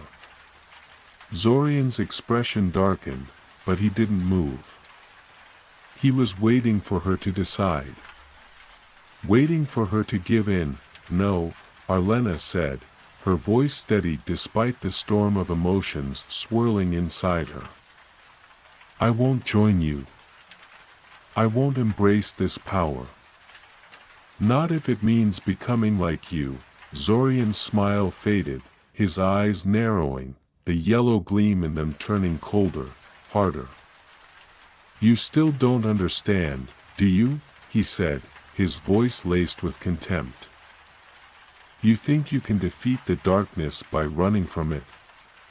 You think the world will be saved by your willpower alone? The veil has shown you the truth, Arlena. The world is already broken. There is no saving it. Only the strong survive. And you," he gestured toward her, his hand sweeping the air as if dismissing her very presence. "You are weak. Weak like the rest of them. The darkness is inevitable." His words stung, but they did not break her. Arlena held her ground, her gaze steady as she faced him. "I'm not afraid of the darkness," she said, her voice growing firmer. "I've seen it. I've faced it. But that doesn't mean I'll become it. The veil doesn't define me. I define it. I choose what I will become." Zorian laughed, a bitter, hollow sound that echoed through the chamber. "You think you can stand against me? Against what I represent? You're just a pawn, Arlena. The veil is not something you control. It controls you." With that, he stepped forward, the air around him rippling as if reality itself was bending to his will. Arlena's heart raced, but she did not falter. She held the crystal before her, its light intensifying, pushing back against the shadows that surged toward her. The mist in the citadel began to swirl violently, the walls groaning under the pressure, the very foundation of the place beginning to tremble. "You may resist now," Zorian said, his voice a dark whisper. "But in the end, you will break. And when you do, I will be there, waiting to claim what's left." Arlena didn't respond. She had no words left to give him. She didn't need to explain herself to him anymore. The choice had already been made. She would not allow herself to be consumed by the darkness, no matter how tempting it seemed. The citadel around them began to collapse, the stone walls cracking, the ceiling splitting apart in long, jagged fractures. The storm, the one Zorian had warned her about, was finally here. It was not an external force, it was inside her, it was within the very fabric of the veil itself, breaking and shattering, threatening to engulf everything.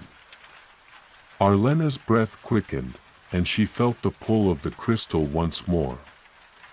It was calling to her, urging her to harness its power. But the power she needed wasn't one of domination or destruction. It was one of balance, of understanding. Closing her eyes, she focused on the crystal, on the hum of energy that had always been there, deep within it. This power was not just a weapon, it was a tool. And tools could be wielded, shaped, and used with intention. She had already seen the future, seen the outcome of what would happen if she chose to embrace the darkness. But she had also seen the light. She had seen the possibility of hope, of redemption, of healing. The storm raged around her. But she was not afraid. The shadows that threatened to swallow her were not invincible. They were only as powerful as she allowed them to be. And she refused to let them take control. Arlena took a deep breath and raised the crystal high, her hand steady as she focused every ounce of her will into it. She called upon the energy, the power that had been hidden within her all along, the power to shape her own destiny, to heal the world, to stand against the storm. The crystal erupted with light, its glow expanding outward, pushing back the darkness with a force that shook the very foundations of the citadel. Zorian recoiled, his expression twisting in shock and rage as the light from the crystal engulfed the room. The shadows that had clung to him began to dissolve, unraveling in the wake of the light. "No!" Zorian screamed, his voice rising to a frantic pitch. "You cannot," but his words were drowned out as the light surged forward, consuming everything in its path. The citadel shook violently, the walls cracking further as the storm within it reached its peak. The air became thick with energy, the power of the crystal overwhelming everything. The very fabric of the veil began to unravel, its hold on the world weakening, loosening, and then, as quickly as it had started, everything stopped, the light faded, and the citadel was silent once more. The storm was gone, its rage spent. Arlena stood alone in the center of the chamber. Her heart still pounding, the crystal now dim and still in her hand. Zorian was gone, swallowed by the light, his presence no longer felt in the air. She had made her choice. The darkness had not consumed her. The veil had not claimed her, but the world was not saved yet. The path ahead was still uncertain, still broken in places. The veil was still there, but now, it was hers to shape. Arlena's journey was far from over. But now, for the first time, she felt the weight of the world lift ever so slightly. The storm had passed, but the reckoning was just beginning. Arlena stood at the heart of the citadel, the silence that followed the storm almost unbearable in its stillness. Her breath came in uneven gasps, the weight of what she had just done sinking deep into her bones. The crystal in her hand, now dull and lifeless, felt heavier than ever. She had made her choice. The storm had passed, the darkness pushed back, for now. But the world was not yet safe. The veil, that ancient force that had bound reality and altered fate itself, was still there, lingering just beyond the edges of her perception. And as much as she wanted to believe the worst was behind her, she knew deep in her heart that it wasn't. With a reluctant sigh, Arlena lowered the crystal and turned her gaze toward the ruined citadel. The once grand structure now lay in crumbled fragments. The walls shattered and the air thick with the remnants of the power that had been unleashed. The light from the crystal had cleared away the shadows, but in doing so, it had left the citadel in ruins. It was as if the very fabric of the place had been rewritten, its history altered by her choice, but the citadel was only a symbol, a shell of what it had once been. What mattered now was the future. What mattered now was the world outside. With deliberate steps, Arlena began to walk toward the broken archway that had once marked the entrance to the heart of the citadel. She had no clear direction, no map to guide her. But she knew the journey ahead would not be an easy one. The veil still existed, still held its sway over the world. And the forces that had sought to control it, like Zorian, were far from gone. As she passed through the archway, the air outside felt crisp, the cool wind against her skin almost a relief after the oppressive atmosphere inside the citadel. The horizon stretched out before her, the sky a dull gray, as if mourning the destruction she had just witnessed. The world felt quiet, too quiet, but as her eyes scanned the distant landscape, something caught her attention, a flicker of movement on the far edge of the plain. She narrowed her eyes, the hairs on the back of her neck standing on end. Whoever, or whatever, was out there, it was watching her. And she was certain that it was no coincidence. The veil had been watching her every move, guiding her toward this moment, but it was clear now that she was not the only one aware of the power she wielded. Her hand instinctively reached for the crystal at her side, but it was still dormant, its light faded. She didn't know if it could respond again, not yet. But she wasn't going to let it define her. Not anymore. Stepping cautiously toward the flicker, Arlena kept her senses sharp, listening to the whispers of the wind and watching for any signs of danger. Her mind raced with thoughts of what this new presence might be. Another follower of the darkness? Or perhaps something entirely different, something from the past. The closer she got, the clearer the figure became. It was a person, cloaked in dark robes, their face obscured by a hood. They stood motionless, as if waiting for her. A chill ran down Arlena's spine as she approached. The air around them seemed to thrum with a strange energy, a sensation that made her skin crawl. When she was within a few feet of them, the figure finally spoke, their voice soft but firm. "You have chosen, Arlena.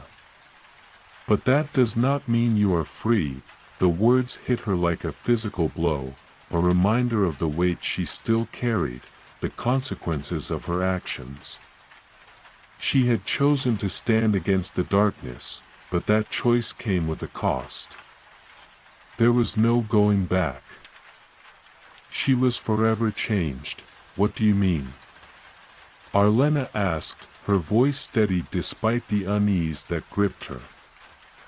I've made my choice. The veil doesn't control me. The figure tilted their head slightly, as though considering her words. No, they said, their voice a whisper against the wind. The veil does not control you. But it is still tied to you. You have seen what it can do, what it has done. And though you have cast away one darkness, there are others who will not rest until they have claimed what they seek. Arlena took a step back, her pulse quickening. Who are you? She demanded, trying to push aside the rising sense of dread. What do you want from me? The figure remained silent for a long moment, the shadows around them growing thicker. Then, with a slow, deliberate movement, they pulled back their hood, revealing a face that was both familiar and unsettling. It was a woman, but not one Arlena had ever met. Her features were sharp and angular, her eyes a deep, unsettling shade of violet that seemed to pierce straight through Arlena. The woman's lips curved into a faint, cryptic smile. I am a remnant, she said, her voice carrying the weight of something ancient. A remnant of the old world, a shard of what was lost when the veil first came into being. And I have been watching you, Arlena. Watching you as you walk the path that will decide the fate of all things. Arlena's breath caught in her throat. A remnant. The words hung in the air, heavy with meaning. What did this woman know? And what part did she play in the larger story that Arlena was now entangled in? I don't understand, Arlena said, her voice barely above a whisper. Why are you here? What do you want with me?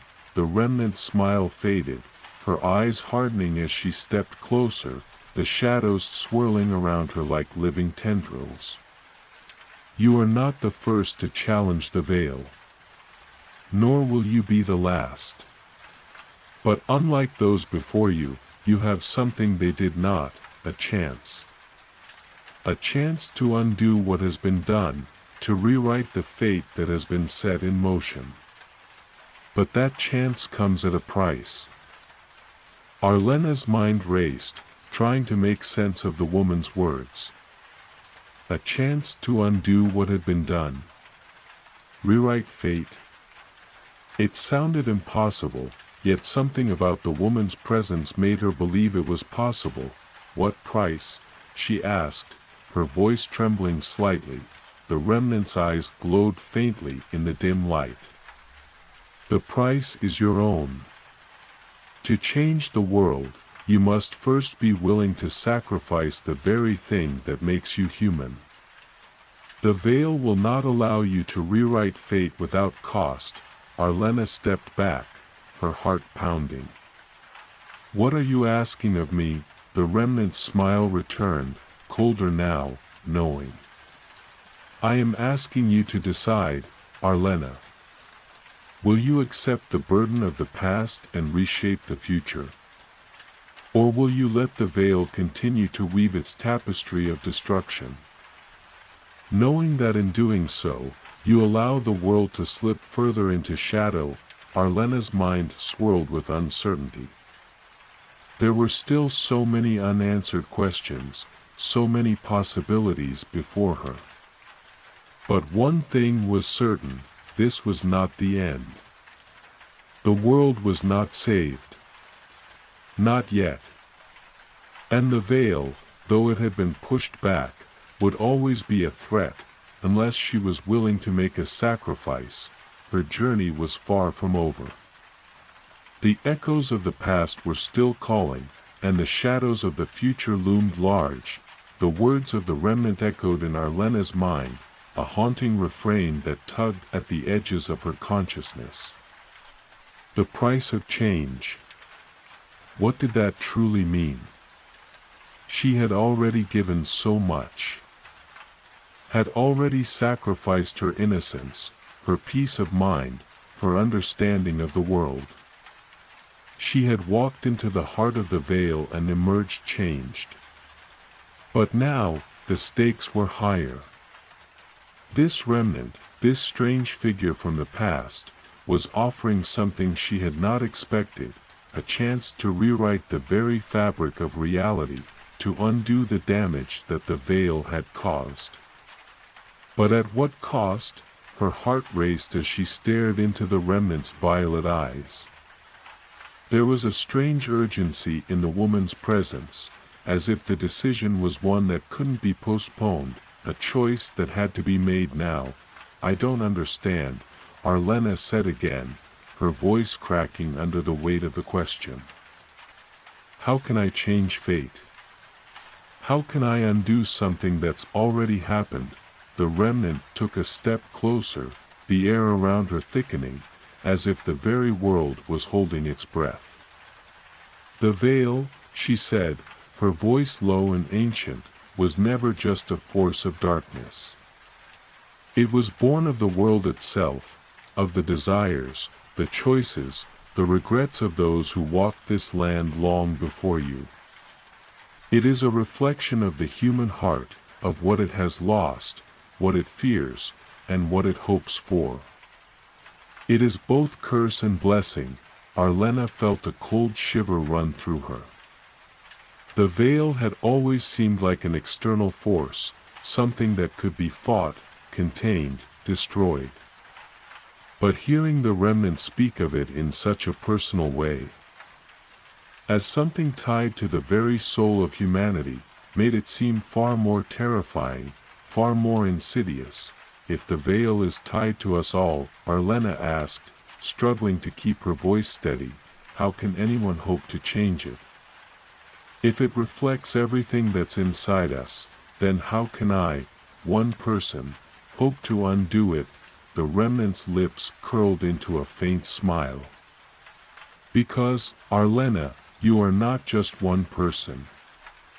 You are a vessel, a link between the worlds that were and the world that could be.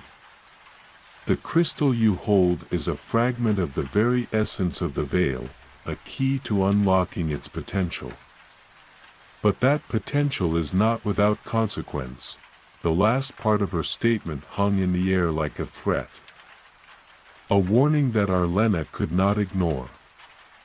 The weight of the crystal in her hand felt suddenly unbearable, as if the power contained within it was both a blessing and a curse. Could she wield it? Could she truly reshape the world with this tool? "Tell me," Arlena said, her voice tightening, "what is the cost? What must I sacrifice?" The remnant's eyes softened, though there was a sadness in them that made Arlena's stomach twist. "You must give up the one thing that anchors you to the world you know. The one thing that makes you human, your ability to love, to care, to feel deeply for others. The moment you choose to rewrite the fabric of fate, you will lose that part of yourself. You will become something else, something beyond the limitations of mortal understanding. A being of pure purpose, of cold determination. You will be a vessel for the new world, but the cost will be your heart." The words hit Arlena like a hammer. The cost was her heart. The very thing that made her who she was, the thing that had carried her through the trials of the veil, the thing that had kept her grounded in the darkest moments of her journey, gone. It felt impossible. How could she even consider such a thing? But as the remnant spoke, a part of her deep down knew that this was the truth. There was no changing the past without consequence. No rewriting fate without cost. And in this moment, the weight of her choices, the burden of what lay ahead, pressed down on her with a force that threatened to crush her. "You are asking me to become something I am not," Arlena said, her voice trembling. "To lose everything that makes me human. I don't know if I can do that." The remnant's expression grew somber, her gaze intense. You already carry the weight of the world on your shoulders, Arlena. You already carry the scars of the veil, the echoes of those who have fallen to it. If you want to change the world, to save it, you must be willing to make this sacrifice. The choice is yours, but know this: the world is not kind to those who hesitate.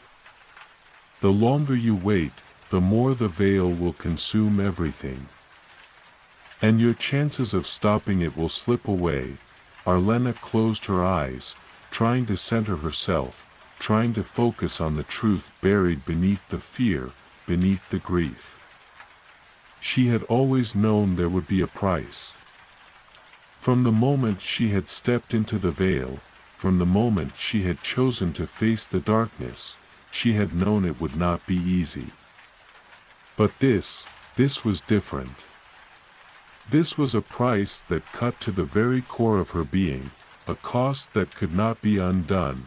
Yet, the future she had seen, the future where the veil consumed everything, where darkness reigned, where the world was lost, loomed before her like an insurmountable mountain. If she did nothing, if she hesitated, it would all be over. The choice seemed impossible, but in her heart, she knew that there was no real choice at all. Arlena's voice faltered. I will do it. I will sacrifice what I must, if it means saving the world. The remnant's eyes glowed with a strange, knowing light. Then it is done. The path ahead is set. The veil will no longer hold sway over you, and you will have the power to reshape reality. But remember, Arlena, that power comes at a cost. You will be different. You will no longer be the person you once were. Arlena nodded, though a part of her felt like it was breaking apart inside. She had made her choice. The future was now in her hands, but the price of that future was more than she had ever imagined. The remnant stepped back, her form dissolving into the shadows as if she had never been there at all. And in the stillness that followed, Arlena was left standing alone, the weight of her decision heavy in the air. The world was about to change, and she was the one who would shape it, but she could not forget the cost. The world seemed to hold its breath in the moments after the remnant vanished. Arlena stood alone in the vast, empty plain, the crystal still clasped in her hand, now cool to the touch. The weight of her decision pressed heavily on her chest. Her mind was a storm of thoughts and doubts, a cacophony of emotions that threatened to overwhelm her. Had she made the right choice? Could there truly be redemption in this sacrifice? Or had she simply condemned herself to a life devoid of everything that once made her human? She stared out at the distant horizon, the gray sky stretching endlessly before her, as if mocking the uncertainty that churned within her.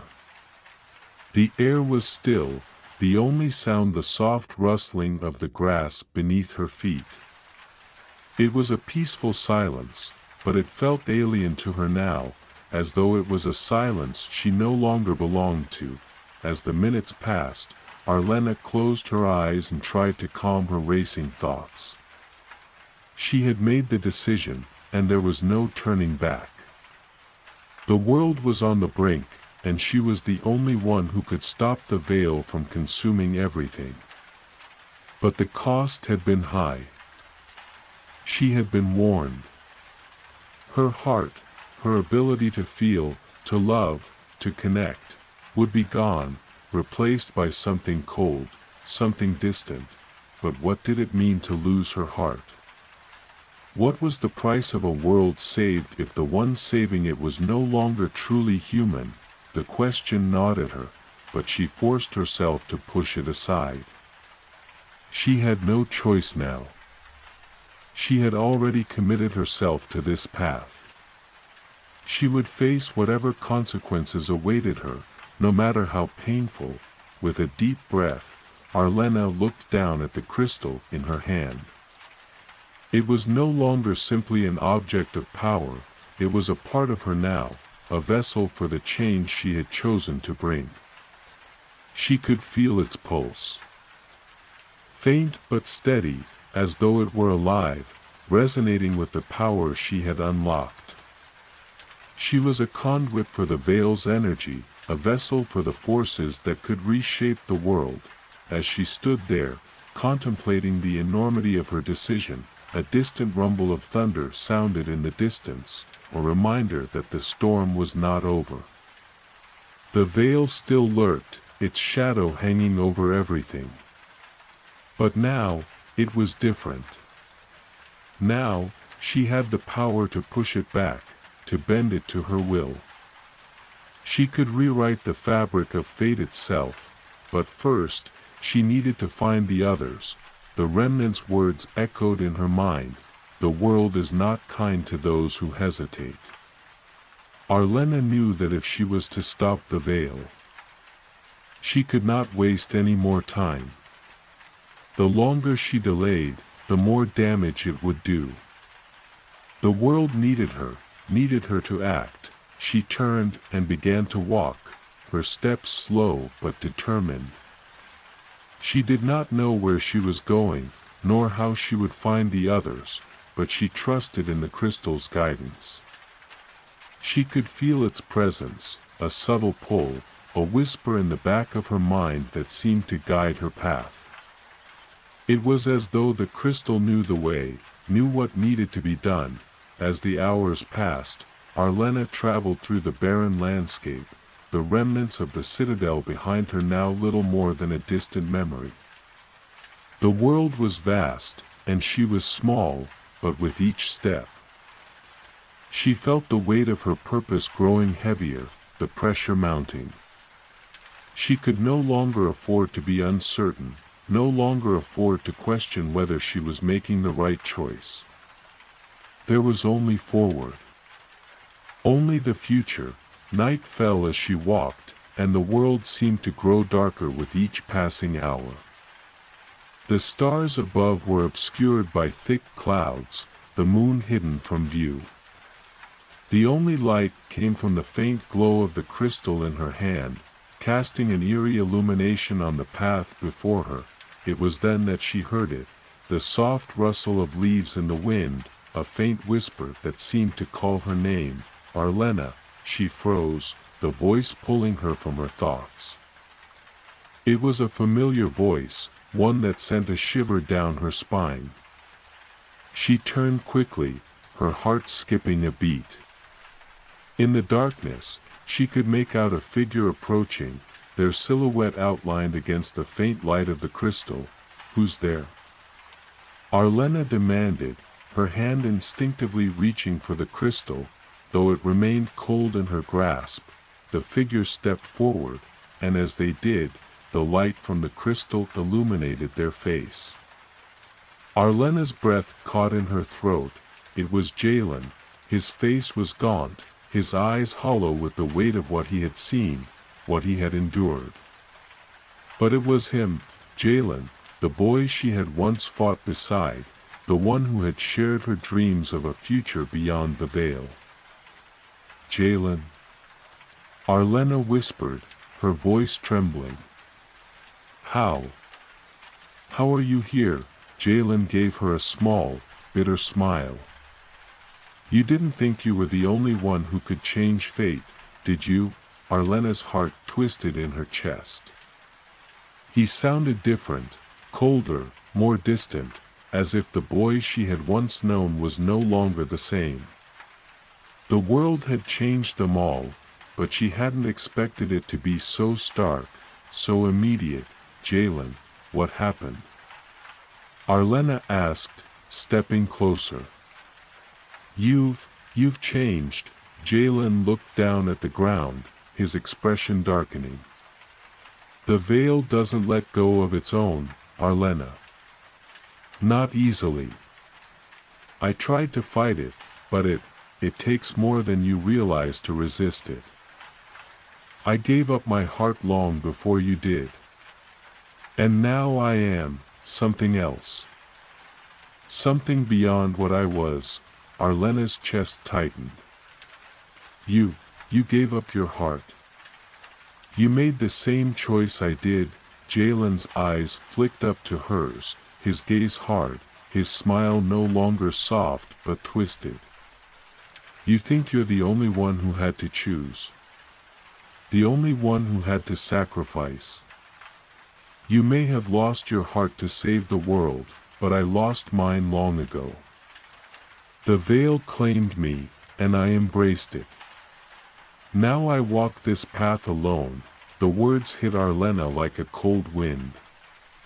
The realization sank in deep. Jalen had given up his humanity long before her. He had become a part of the darkness, and she could see it now. In the emptiness of his eyes, in the hollow tone of his voice, Jalen, no, she whispered, her voice breaking, but he shook his head, stepping back. It's too late for me, Arlena. But maybe it's not too late for you. You can still choose to fight, to hold on to what's left of your humanity. But the veil is insidious. It will claim you eventually, no matter how strong you are. Arlena felt a deep, aching sadness for him, but she also knew that she couldn't stay here. She couldn't let the veil win, couldn't let it take her the same way it had taken Jalen. With a heavy heart, she nodded, turning away. I have to go, Jalen. I'm sorry. Jalen's voice followed her into the night. You'll see. The heart you've chosen to lose is not the last thing you'll sacrifice. Remember that, Arlena. Arlena kept walking, her steps growing more determined, more resolute. The world was changing, and she was part of that change. But as she moved forward, she couldn't shake the feeling that something deep inside her was slipping away, and she wasn't sure if she could ever get it back. The darkness seemed to grow heavier as Arlena continued her journey, the weight of her decision still pressing on her chest. Jalen's words echoed in her mind, an unsettling reminder of what awaited her if she was not careful. The veil was patient, insidious in its ability to twist and corrupt. To break down the very essence of those who dared to resist it. She had known that the cost of her decision would be high, but the encounter with Jalen had made it all too real. His hollow eyes, the coldness that radiated from him, it was a future she feared more than anything. Yet, as she pressed on, Arlena reminded herself of the mission, of the reason she had chosen this path. The world needed her. The world needed change. And she was the only one who could deliver it. Her journey took her across the fractured land, through forests that seemed to whisper in the wind, and across barren fields where the earth itself seemed to wither beneath her feet. The crystal pulsed faintly in her hand.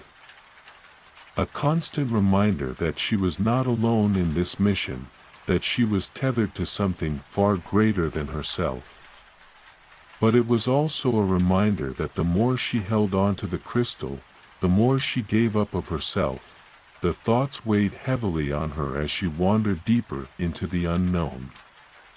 She had no destination, no clear sense of where she was headed, but she knew she couldn't stop. The veil had already consumed too much of the world. Time was running out. She needed to find the others, those who might still stand against the growing darkness. As the days passed, exhaustion began to take its toll. Arlena's body grew weaker, her steps slower. She had not realized how much of her energy the crystal was drawing from her. Until now. The veil was a constant force, pressing in from all sides, trying to smother her resolve, to consume the last remnants of her humanity. But she refused to give in. One evening, as she collapsed by a small fire she had managed to start, she stared into the flames, her thoughts wandering back to the world she had once known. It seemed so distant now, as if the life she had led before the veil had been nothing more than a dream. Her friends, her family, where were they now? Had they fallen to the darkness? Were they lost, like Jalen? A sharp rustling from the nearby trees snapped her out of her reverie, and she tensed, her hand instinctively reaching for the crystal.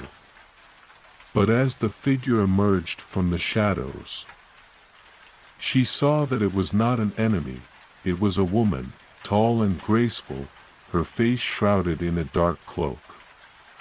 The woman's presence was commanding, yet there was a softness to her, a kindness that immediately set Arlena at ease. But there was something else in her eyes, something old and knowing, as though she had seen too much of the world's sorrow. "Who are you?" Arlena asked, her voice cautious but curious. "What do you want?" The woman stepped closer, her movements fluid, almost ethereal. "I am known as Lyra," she said, her voice a melodic whisper. "And I have come to offer you guidance, Arlena. I know the path you walk, and I know the burden you carry." Arlena frowned, studying the woman. "How do you know my name? And why should I trust you?" Lyra smiled, her eyes filled with an ancient wisdom. "The world speaks in many ways, Arlena. The wind carries whispers, the earth holds memories, and the stars guide the lost. I have seen your journey, felt your struggle. And I am here to help you."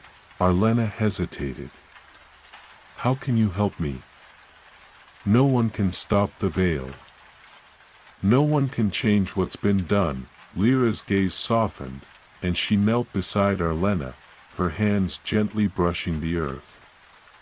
"You are not alone in this, child. There are others, scattered across the land, who have felt the call. You are not the first to resist the veil, and you will not be the last. But to win, you must understand the truth of the veil." Arlena's heart raced. "What truth?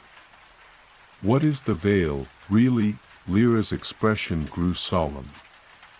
"The veil is not just a force of darkness, as you have been taught to believe.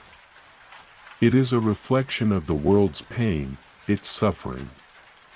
It is born from the collective fears and regrets of all those who have lived, who have loved, and who have lost.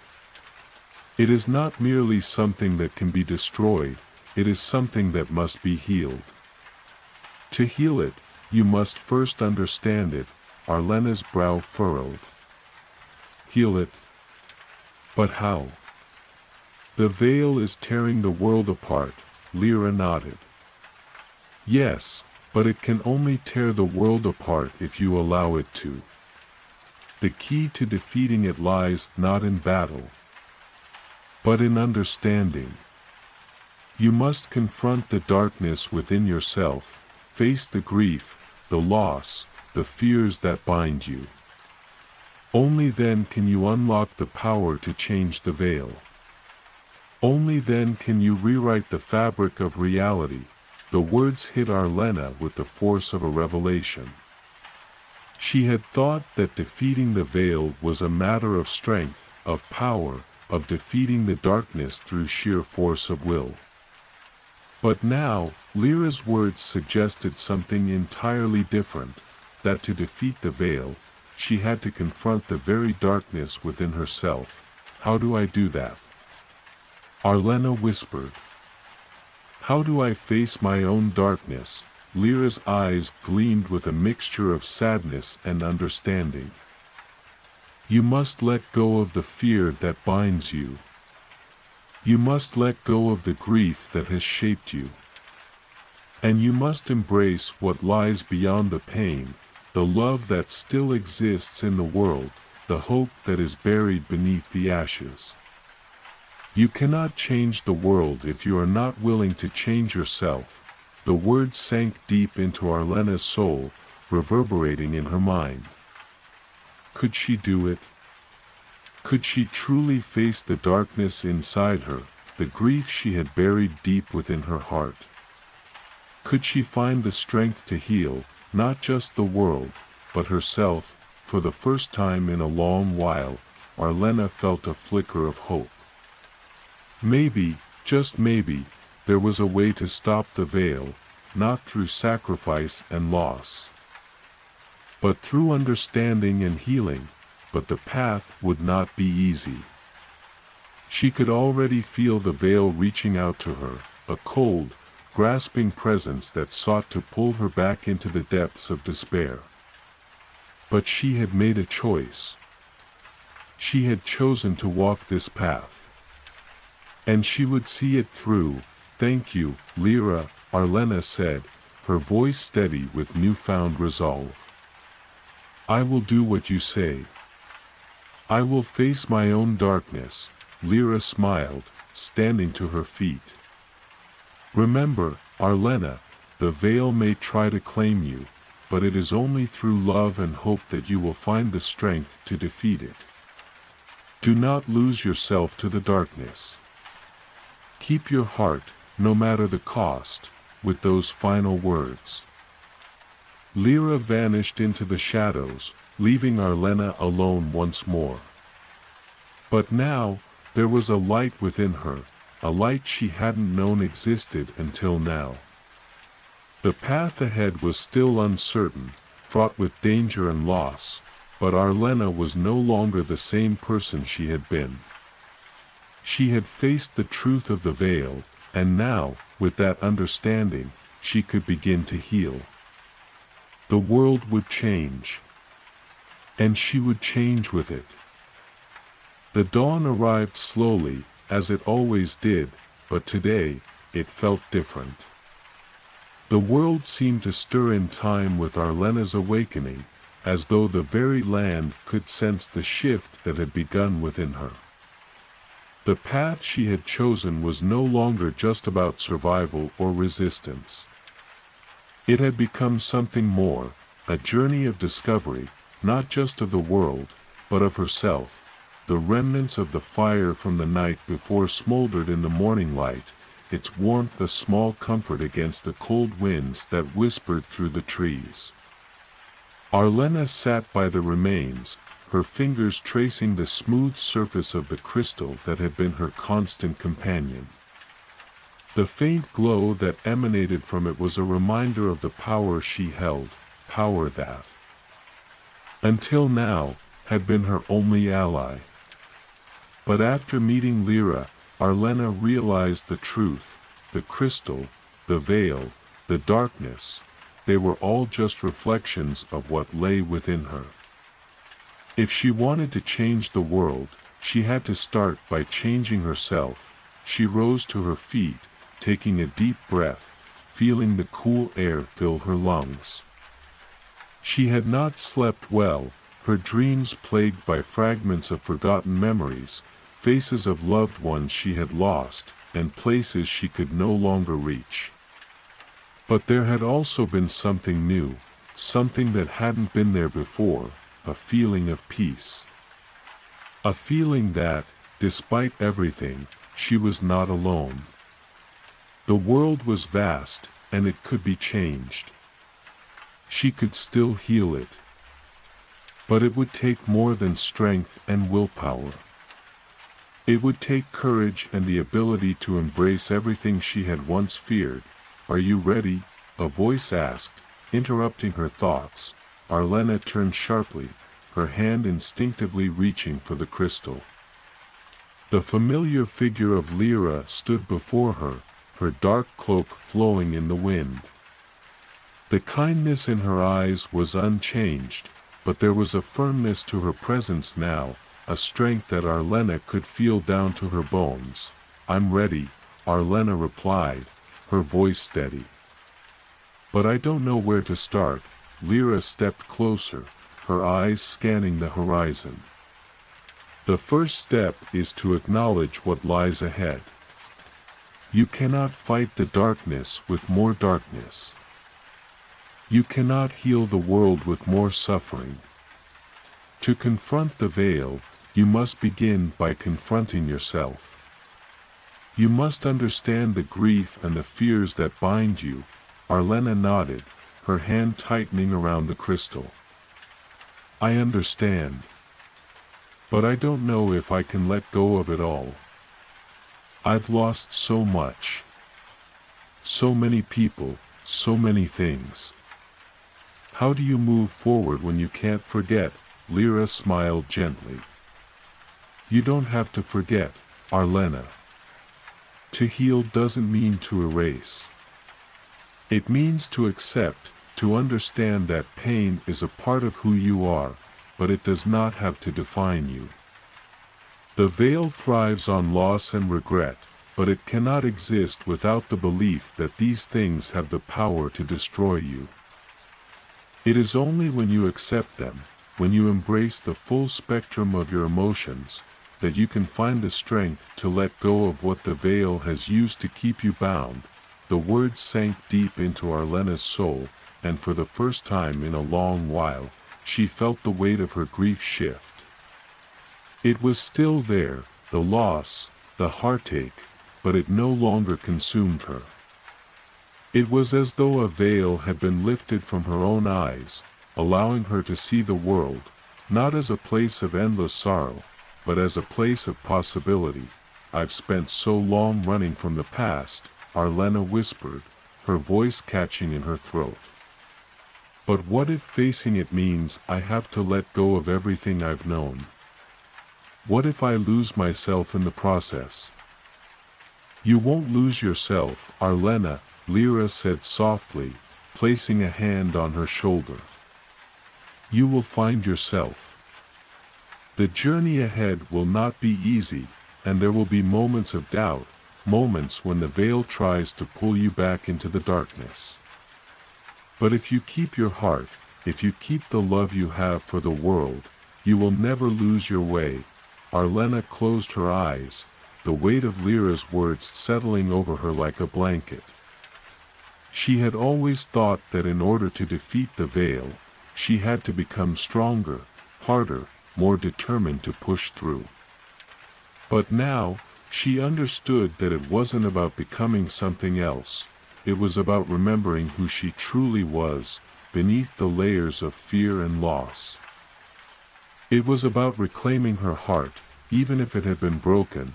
I'm ready, she said again, more firmly this time. I'll do what I must, Lyra nodded, her gaze turning toward the horizon. Then we move forward. The time has come to find the others. Arlena's heart raced at the mention of the others. She had known, deep down, that she was not alone in this fight. There were others who had resisted the veil, others who had felt its pull and chosen to stand against it. Together, they could be the force that the world needed. But finding them would not be easy. How do we find them? Arlena asked, her voice laced with uncertainty. The veil is not just a physical force, Lyra replied. It is a presence that touches everything. But there are others, scattered across the land, who are sensitive to it. They are like you, Arlena. They are still searching for the way to heal the world.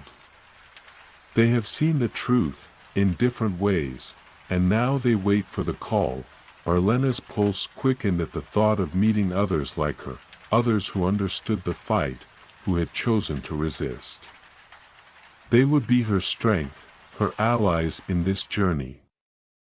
Together, they could face whatever the veil had in store. With a deep breath, Arlena nodded. Then we start the search. I won't stop until I find them, Lyra smiled, her eyes glowing with pride. You are ready, Arlena. Trust in yourself. And the world will begin to heal. With that, they turned and began their journey once more, the crystal in Arlena's hand pulsing softly, as though it too recognized the change that had taken place. The path ahead was uncertain, but Arlena felt something shift within her, a strength, a resolve, and most of all, a sense of hope that had long been buried under layers of fear. The veil was still there, a shadow looming over the world, but for the first time in a long while, Arlena believed it could be pushed back. The heart she had once given up was still there, still capable of love, still capable of hope.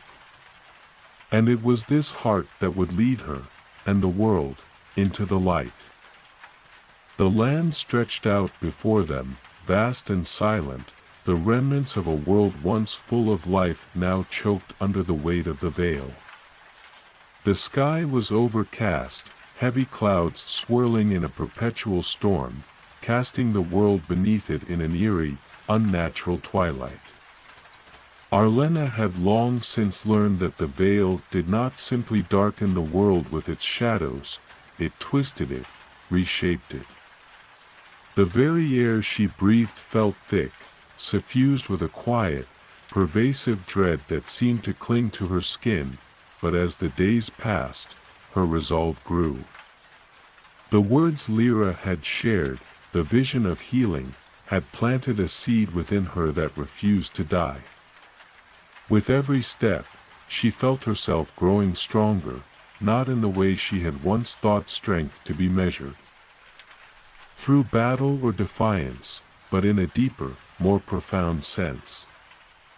She was reclaiming herself, piece by piece. The grief, the sorrow, it was still there, but it was no longer a weight that dragged her down. It was part of her now, something she could use, something that could guide her forward. It had been 3 days since they had set out together, and already, the journey felt long. Every moment felt like a step further into the unknown, and yet, Arlena had never felt more certain of her purpose. Her search for the others had begun, but where to start?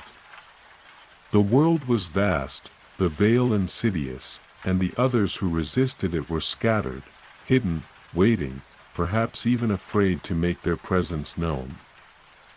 Lyra, ever patient, had not given her an exact answer.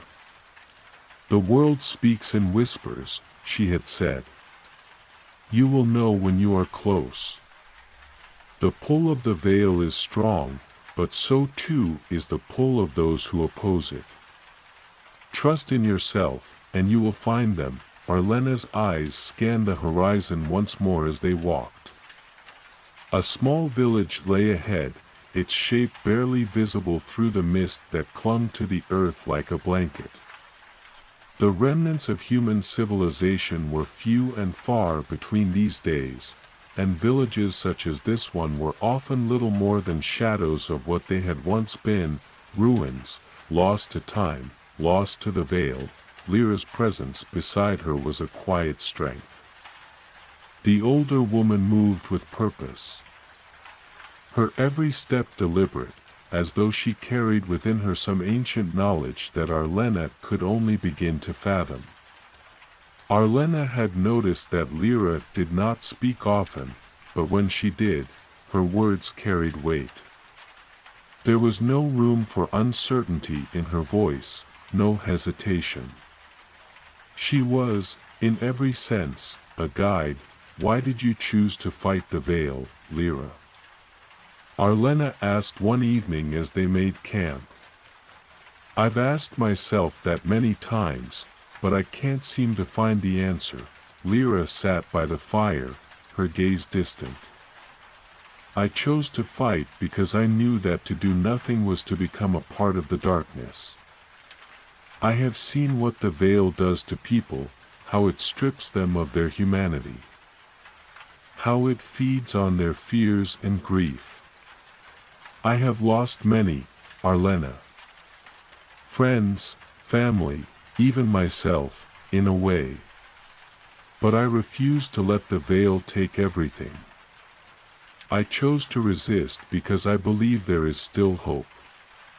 Hope in you, hope in the others like you. The fire crackled between them, the warmth of fleeting comfort against the cold of the night.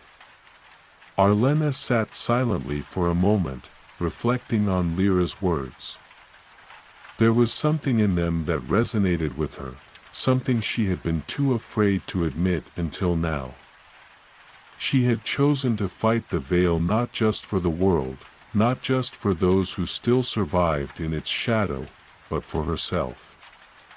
For the person she was becoming, for the person she had been before the darkness had taken root. Where are the others, Lyra? Arlena asked, the question heavy in the air. How do we find them? Lyra did not answer right away. Instead, she stood, her cloak flowing around her as she moved to the edge of their small camp. Her gaze swept the landscape, as if she were searching for something just out of sight. After a long moment, she spoke, her voice soft but steady. They are out there, Arlena, she said, her eyes narrowing as she peered into the distance. But they will not come to us. We must seek them. And they must seek us. The veil works to divide, to isolate. It creates fear, mistrust, and silence. We must break through that silence. We must be the ones to take the first step. Arlena felt a surge of determination rise within her. She understood now. The search for the others would not be easy. The veil had created barriers between them, but those barriers were not impenetrable. The power to break through them lay not in force, but in the connection they could forge, a connection born of shared purpose and belief in the possibility of change. We won't find them by waiting, Arlena said, the realization hitting her like a bolt of lightning. We have to make ourselves known. We have to show them that there is hope. Lyra turned to her, a flicker of approval in her eyes. Exactly. The veil thrives on silence, on isolation. We must break the silence. We must show the world that resistance is not only possible, it is inevitable. As the night stretched on, the weight of their conversation settled in Arlena's heart. She knew that the journey ahead would be perilous, that the forces they faced were vast and overwhelming. But she was no longer the same person who had wandered into the wilderness weeks ago. She was stronger, more determined. She had a purpose now, not just to survive, but to fight for something greater. The next morning, they set out toward the village, a small but significant step in the search for the others. As they approached the village, Arlena could feel the familiar pull of the veil, a cold, oppressive presence that seemed to hang in the air. But she did not falter. She had made her decision. She would face the darkness, not alone, but with those who still had the courage to fight. When they reached the outskirts of the village, Arlena paused. There was something strange about the place, something that didn't quite fit. The buildings were mostly intact, yet the village seemed lifeless. No sounds of movement, no signs of life. It was as though the people who had once lived here had simply vanished, swallowed up by the veil. Lyra's gaze was sharp as she surveyed the village. Something isn't right, she murmured. Arlena's heart skipped a beat. She could feel it too. The village was not empty, it was waiting. Waiting for them. Before she could speak, a shadow moved at the edge of the village. It was too quick to be a person, too deliberate to be an animal. Her pulse quickened.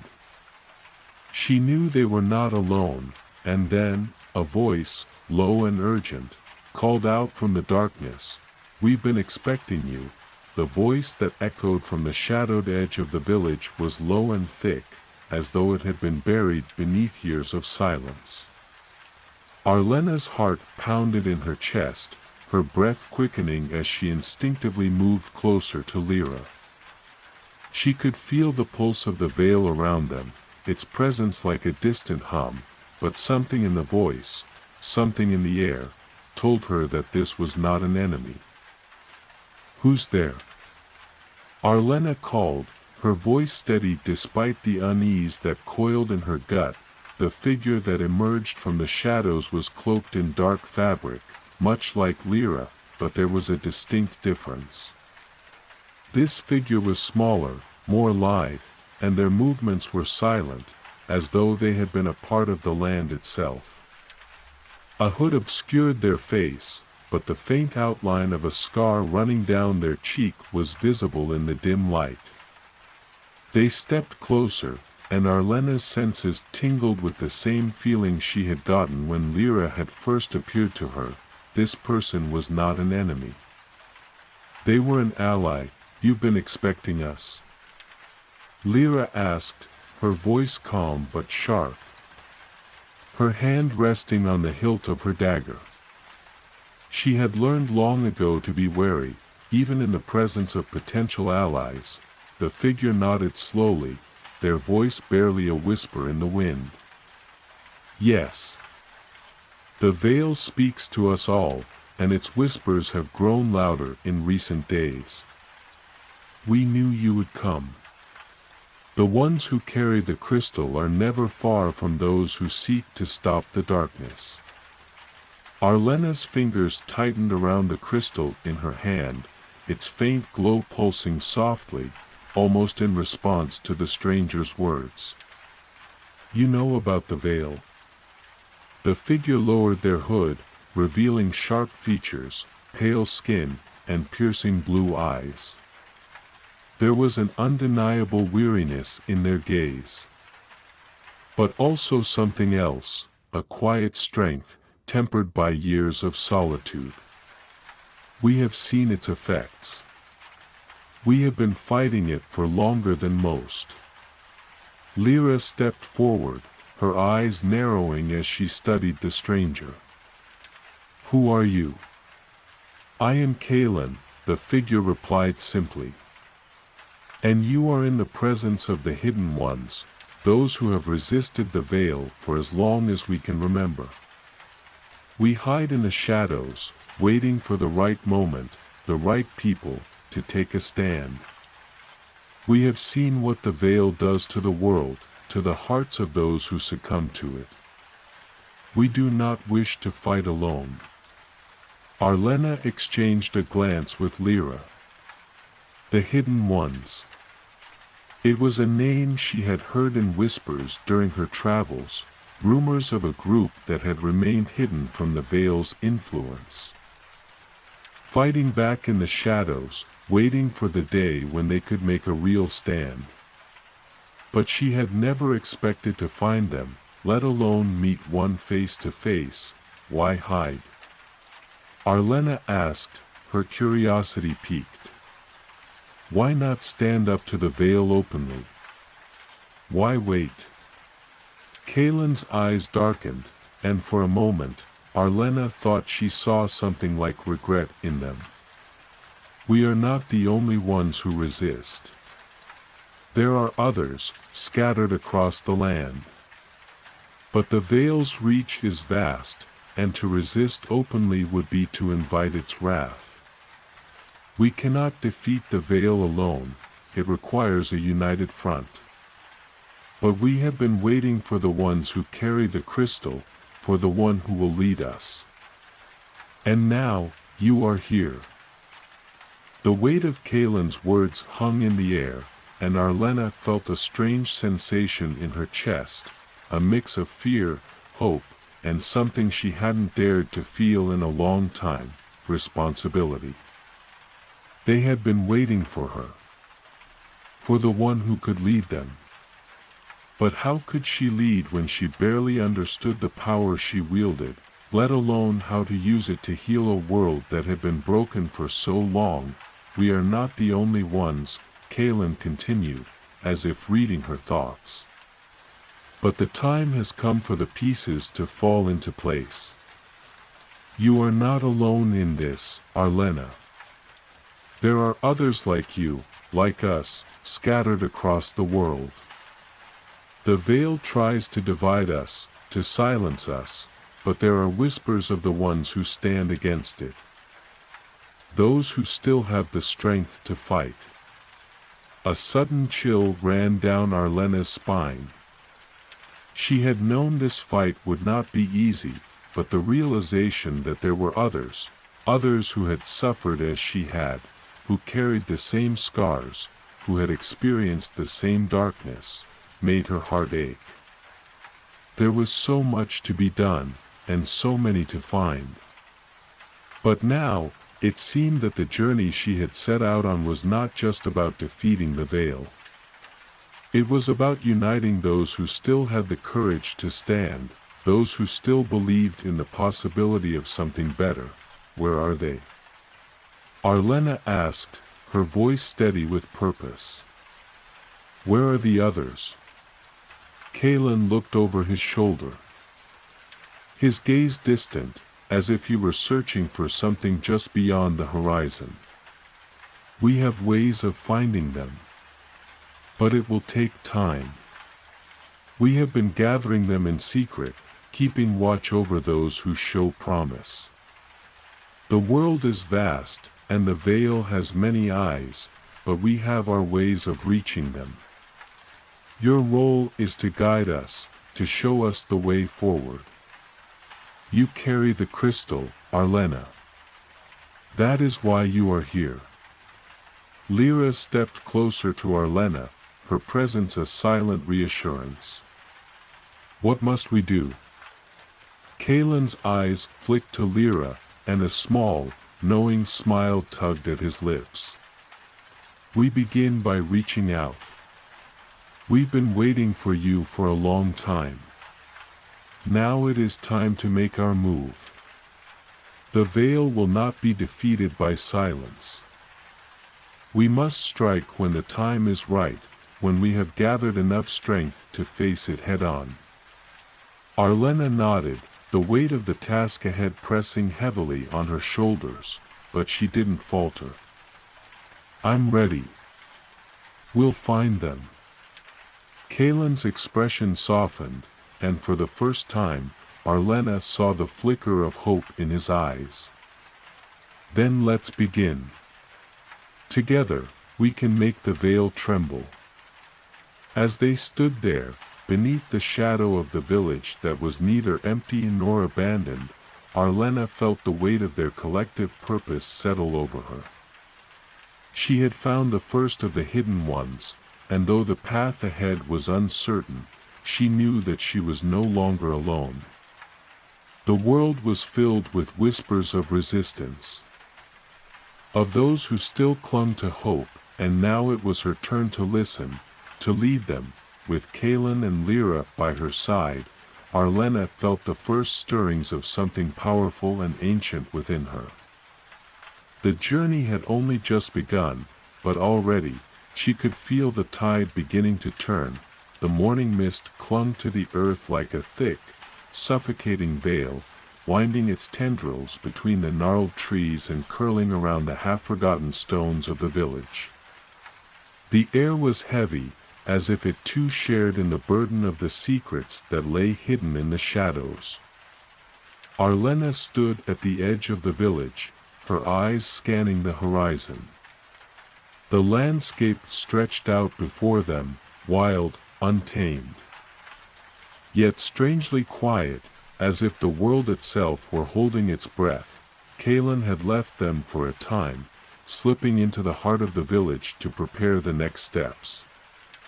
The hidden ones, it seemed, were skilled at moving in the shadows, at making themselves invisible when the veil's gaze was too sharp. Arlena felt a strange mixture of awe and unease as she watched the remnants of the village's quiet life around her. Once a place of hope, now it had become a crossroads for the lost. The lost, like her, she could still feel the crystal's faint pulse in her hand, its warmth a constant reminder of the burden she carried. But it was not just a burden anymore, it was a beacon. It called to something deep inside her. A power that had lain dormant for so long. But she still didn't understand it, not fully. What did it mean to lead? To guide these people, to show them a way forward? Could she really be the one to unite them all? Lyra stood beside her, her gaze fixed on the distance. There was a stillness in the air that Arlena had come to recognize. Lyra's attention had shifted, and Arlena followed her line of sight. Someone, was approaching from the northern edge of the village.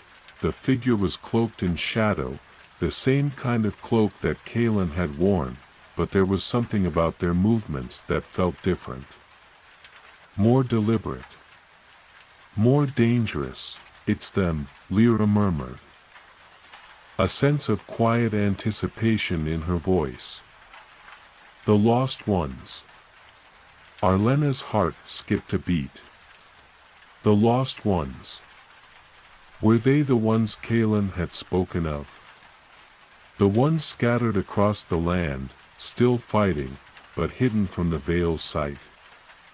Or were they something else entirely? The figure drew closer, their footsteps slow and purposeful. Arlena took a deep breath, stepping forward to meet them. The moment the figure came within a few paces of them, they stopped, and Arlena could see their face, pale, almost ethereal, with eyes like deep pools of shadow. There was something unnatural about them, an air of someone who had crossed over into a place where the boundaries between life and death had blurred. "You've come," the figure said, their voice like the rustling of dry leaves. "I knew you would." Arlena felt an uneasy shiver crawl up her spine. There was something haunting in their words, something old and unspoken. "You know of us?" Arlena asked, her voice steady but cautious. The figure nodded. "I know of the crystal you carry. I know what it represents.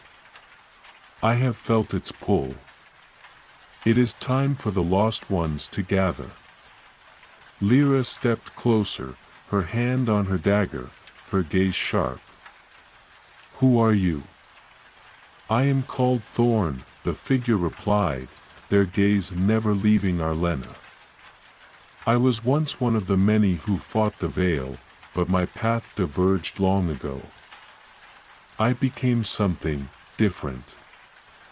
Something the Veil could not touch. But it took more than I could bear. It took my past. My name. I became lost." Arlena could feel the weight of Thorn's words in the pit of her stomach. A lost soul.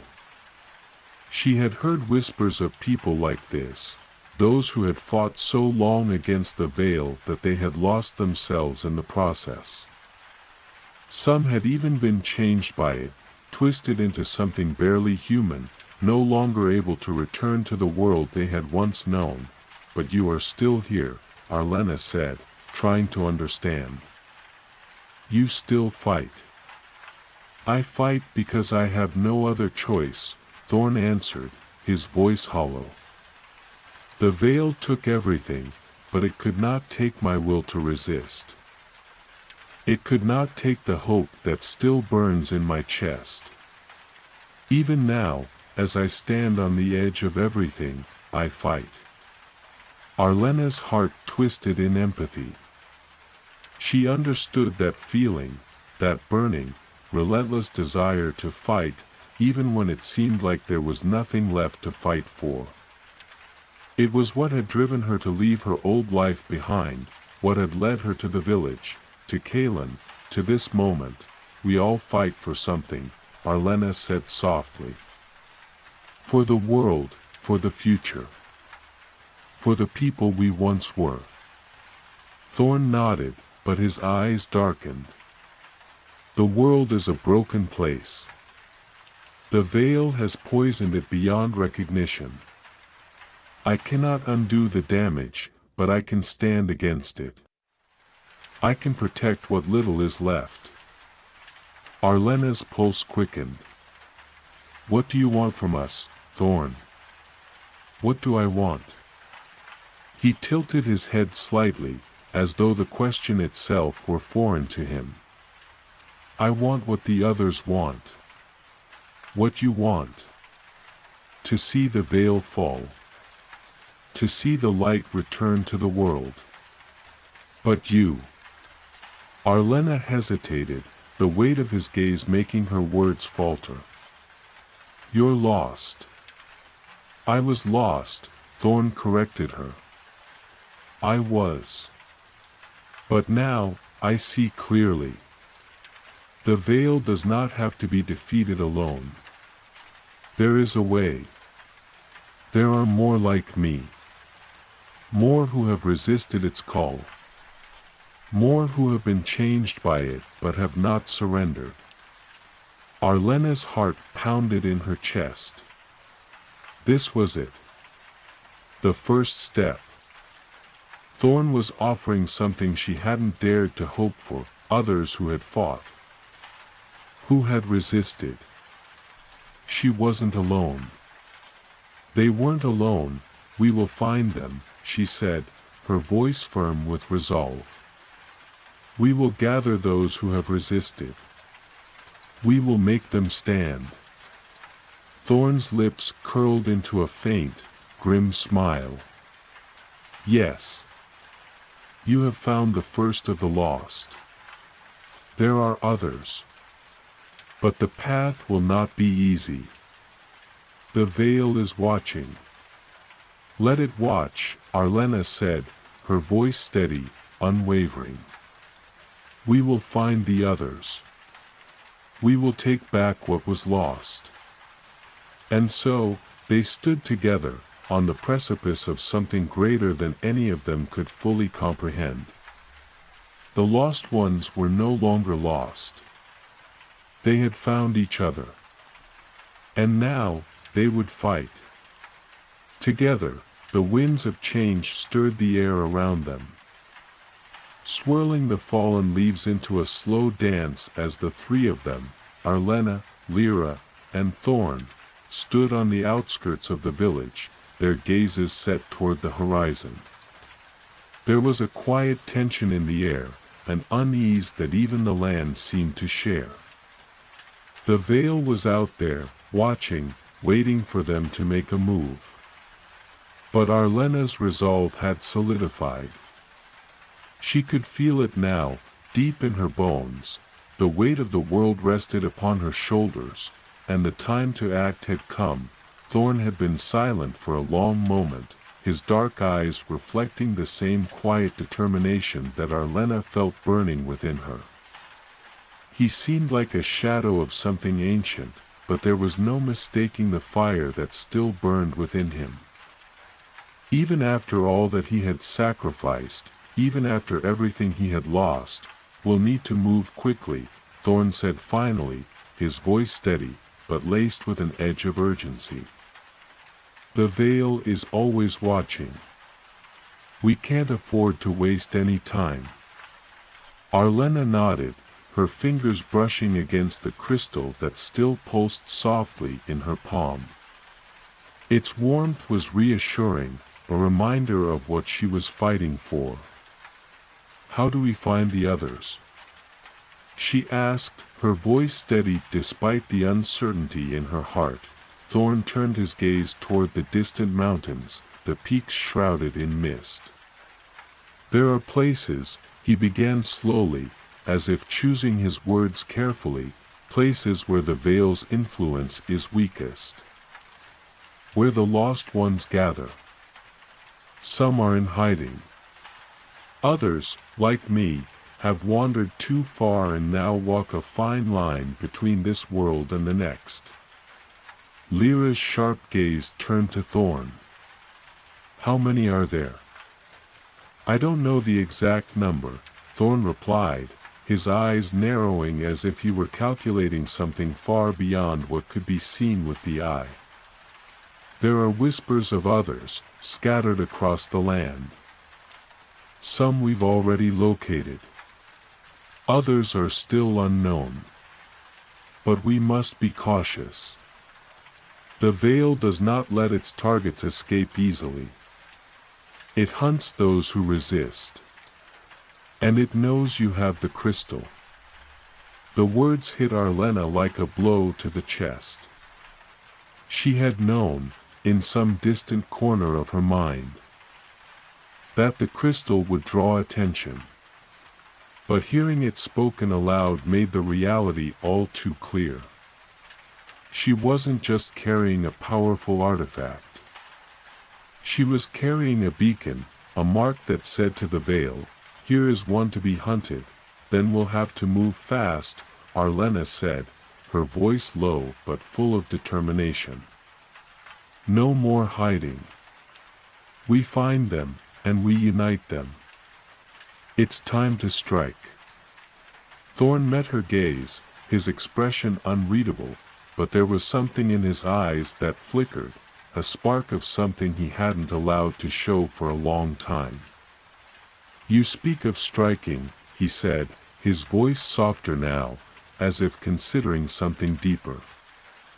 "But remember, the veil is not a single force. It's not just a shadow we can fight. It's a living, breathing thing. It twists the very fabric of the world. It changes people. And it will not go down without a fight." "We're not afraid of a fight," Lyra spoke up, her tone sharp and unwavering. She met Thorn's gaze, unflinching. "We've been fighting for a long time. And we're ready." Thorn studied her for a moment before nodding slowly. "Very well. Then we must be smart. We'll need to move in small groups. One cannot defeat the veil with sheer force alone. We need to be clever. Silent." Arlena turned to face Lyra, their eyes locking for a brief moment. A silent understanding passed between them, a bond that had been forged through the trials they had already faced. This fight was bigger than either of them, but they had already made their choice. And there was no turning back. "We'll start with the closest group," Thorn said, pulling them back into the present. "There's a small settlement in the east. It's a place that's been under the veil's shadow for a long time. They've resisted, but they're weakened. They'll need our help." Arlena took a deep breath, her gaze firm and resolute. "Then that's where we go." Lyra gave a small, approving nod, and together, they began to move toward the eastern path, the air growing colder as the sun began to dip below the horizon. The shadows lengthened, stretching across the landscape like dark fingers reaching for them. But Arlena didn't flinch. She knew that they were not just walking toward a group of resistance fighters. They were walking into the heart of the veil's domain. And in that moment, she understood something that had been eluding her. The veil wasn't just an enemy. It was a part of the world, a shadow woven into the very fabric of existence. To fight it, they would have to confront the darkness within themselves. The journey to the settlement was long, and the path was treacherous. The land grew wilder as they traveled farther from the village. The trees were twisted and bent, as though the very life force of the forest had been corrupted by the veil. The air felt heavy with an unnatural weight. And the silence that surrounded them was deafening. There were no birds, no animals, not even the rustling of leaves in the wind. It was as if the world itself had gone mute. As night fell, the first signs of the settlement appeared on the horizon, faint lights flickering like distant stars in the growing dark. Arlena's heart quickened in her chest. They were close. But the closer they got, the more uneasy she felt. There was something wrong here, something she couldn't quite place. The settlement was quiet when they arrived, too quiet. As they approached the edge of the town, they saw no guards, no sentries. Only the flickering lights and the faint hum of energy that felt out of place. Like the pulse of something unnatural. "This isn't right," Lyra muttered, her voice low, barely audible over the soft rustle of the wind. "Where are they?" Thorn's eyes narrowed, his expression hardening. "The veil has already made its move. We must be cautious." But Arlena could feel it then, the pulse of the crystal, a sudden, sharp throb in her hand. It wasn't just a beacon anymore. It was a call. And someone, or something, had answered. The settlement stood before them, cloaked in a silence that was thick enough to taste. It was as though the world had forgotten to move here, as though the land itself had been frozen in time, waiting for something to happen. The lights flickered in the distance, casting faint shadows across the cracked stone streets, and the air was charged with an eerie stillness. Arlena's grip tightened around the crystal. Its pulse was stronger now, almost as if it had a life of its own, thrumming with an intensity that she couldn't ignore. It was drawing her forward, urging her to step into the settlement, to walk into the heart of whatever darkness awaited them. "We should be careful," Lyra whispered. Her eyes scanning the surrounding area, her hand never far from her dagger. "This doesn't feel right." Thorn nodded in agreement.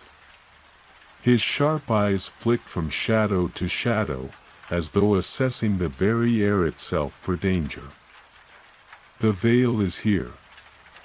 It's always here, but there's something different this time. It's close, too close." The ground beneath their feet seemed to groan in response, as though even the earth itself was resisting their presence. The wind that had been eerily still suddenly shifted, carrying with it the scent of something old and decayed. Arlena's breath hitched in her throat. "We need to find the people here," she said, her voice steady, despite the rising tide of fear. "We can't waste time." They moved swiftly, keeping to the shadows as they made their way deeper into the settlement. The streets were eerily empty, the buildings abandoned. Broken windows, collapsed doors, and the faint smell of decay hinted at the desperate flight of those who had once lived here. Arlena's heart tightened. Whatever had happened to this place, it had been swift and devastating. The veil's reach had been long. At the center of the settlement, they found what remained, a large, crumbling structure that might have once been a temple or a gathering hall. The stone was worn and weathered, but the intricate carvings on its walls still told the story of a people who had once worshipped here. A people who had once believed that the light could banish the shadows. Now, it was little more than a hollow monument to their lost faith. Arlena approached the doors, her hand brushing against the cold stone. The crystal in her palm pulsed again, this time with a force that nearly took her breath away. It was as though the very walls of the building recognized its presence, as though the veil itself was aware of what she carried. "Arlena." Lyra's voice was low, tinged with unease. "Something's wrong."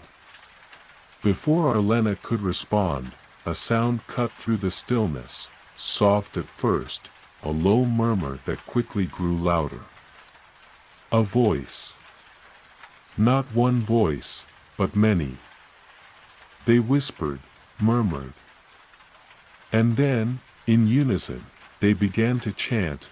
Arlena's heart pounded in her chest. The chant grew louder, more insistent, reverberating through the very air around them. It was a language she couldn't understand, but the tone was unmistakable. It was a summons. The doors to the building creaked open, though there was no visible force pushing them. The shadows inside seemed to deepen, drawing the light away. Arlena hesitated for only a moment before stepping forward, the pull of the crystal too strong to ignore. Lyra and Thorn followed close behind.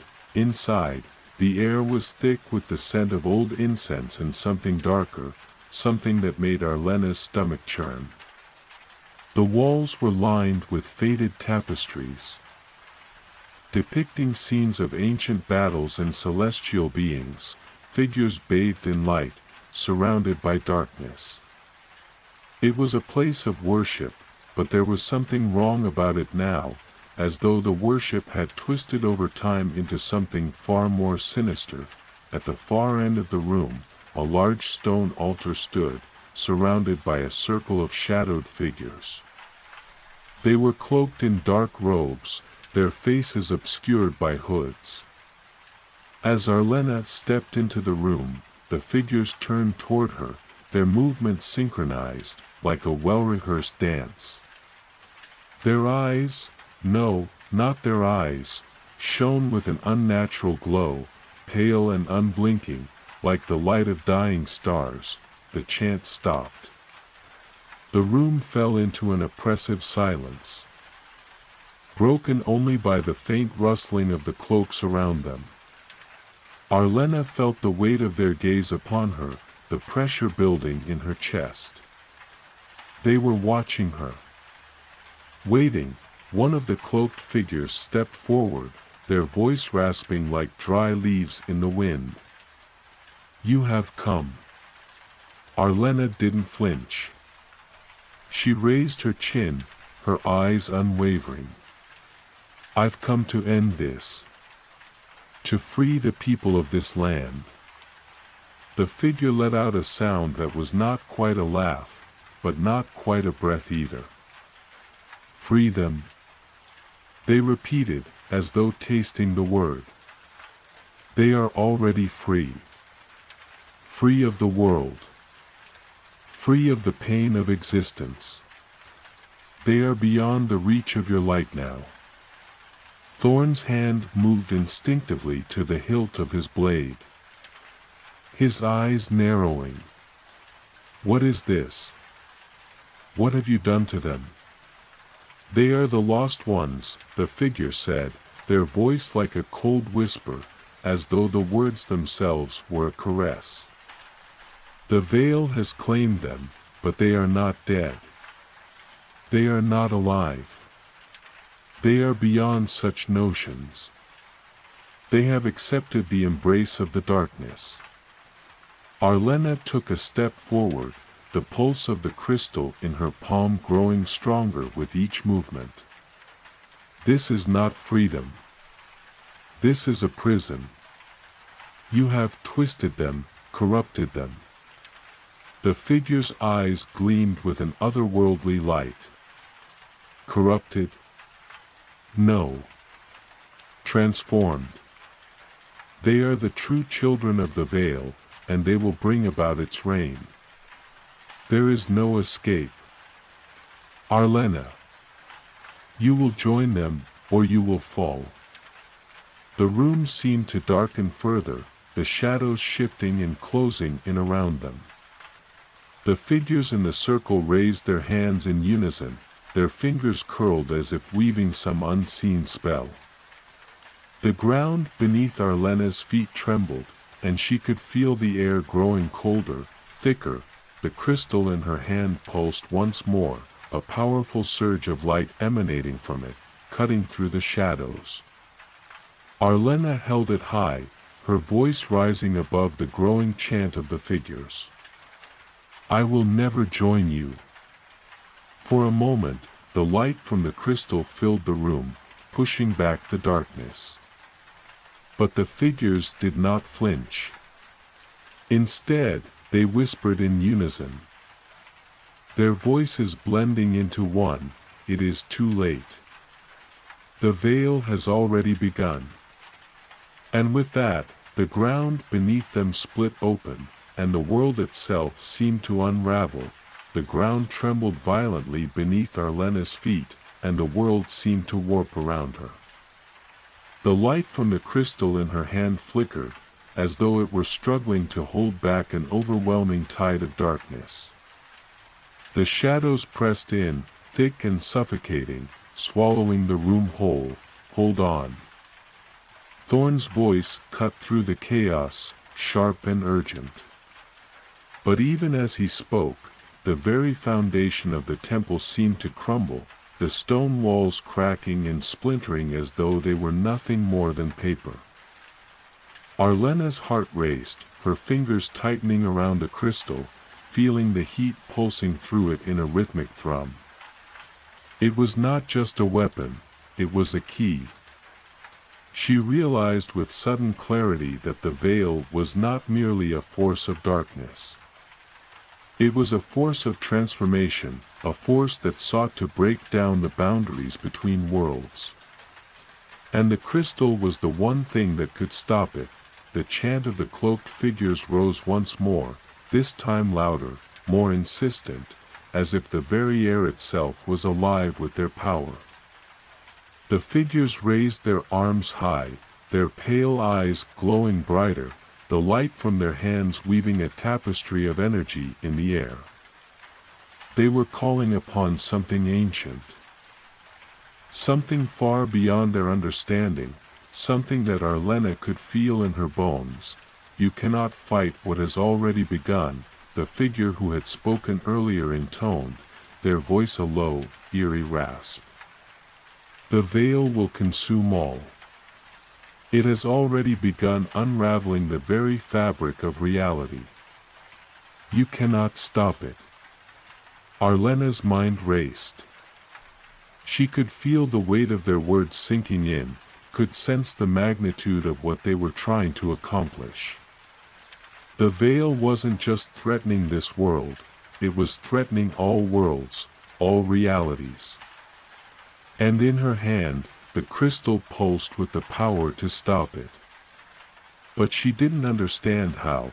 The shadows closed in tighter, and the floor beneath them cracked wide open.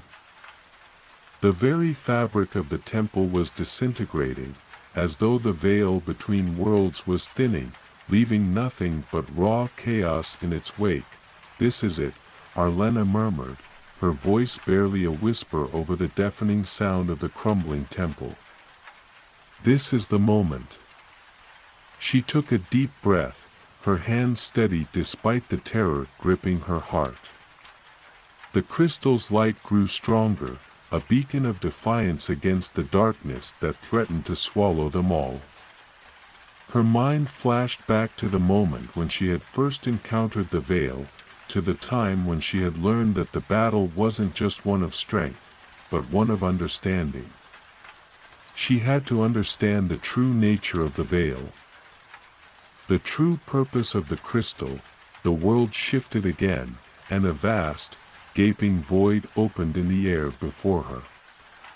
Arlena saw it then, an endless expanse of swirling darkness, a place where time and space ceased to exist. It was the very heart of the veil, the source of its power. She could feel it tugging at her soul, a force both repelling and pulling her in. It was a place where no light could ever reach, where only shadows lived. Arlena stepped forward, drawn by the pull of the void. She could feel the weight of the crystal in her palm, its energy coursing through her, becoming a part of her. She could feel the power of the veil pushing against it, but it wasn't enough. Not yet. She needed more. She needed to understand the balance between the light and the darkness. Lyra, who had been silent throughout the chaos, stepped up beside her, her eyes wide with disbelief but filled with determination. "Arlena, you can't," but before Lyra could finish her sentence, Arlena raised her hand, silencing her. The crystal glowed brighter, its light now a blinding force that cut through the swirling darkness. The veil recoiled, like a living thing caught in the light of the sun. Arlena could feel its desperation, the way it lashed out, trying to drown her in shadows. "Thorn!" she called, her voice rising above the chaos. "We need to break the circle. Destroy the link." Thorn didn't hesitate. He drew his sword and charged at the cloaked figures, his movements swift and precise. Each swing of his blade cleaved through the air with a force that sent shockwaves through the temple. The cloaked figures, who had been chanting in unison, scattered as if struck by invisible hands. But the link between them remained, their power still radiating from the altar like a beacon to the void. Arlena's gaze flicked back to the gaping void before her. The pull was stronger now, and the crystal in her hand burned with an intensity that made her fingers ache. She stepped forward, inching closer to the darkness, but something held her back, a force she couldn't see but could feel. It was the veil, reaching out, trying to pull her into its grasp. "No." Arlena whispered, her voice strained as she fought against the pull. "This is not how it ends." Her breath came in sharp gasps, and for a moment, she felt the weight of the world crushing down on her. She could feel the power of the crystal, but she didn't know how to use it. The veil had begun to unravel the very fabric of reality, and she was standing on the precipice of all existence. Then, a voice, deep and ancient, spoke inside her mind. "You are the balance. You are the light in the dark." Arlena's heart raced, but the voice calmed her. The crystal pulsed in her hand, and she understood. It wasn't about defeating the veil, it was about understanding it. About accepting that the darkness was not something to be destroyed, but something to be balanced. The crystal was not a weapon. It was a key to harmony.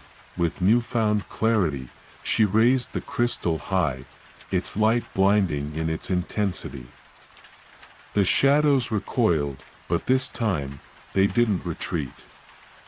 They shifted, swirling around the light as though accepting it, acknowledging it as part of the whole. The void began to close, the fractures in the world healing, the balance restored. The figures at the altar screamed in unison as the light consumed them, their forms disintegrating into nothingness.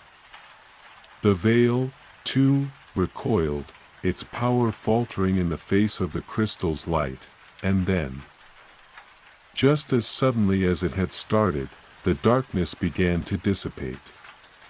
The walls of the temple began to solidify once more, the stone reforming, the air clearing.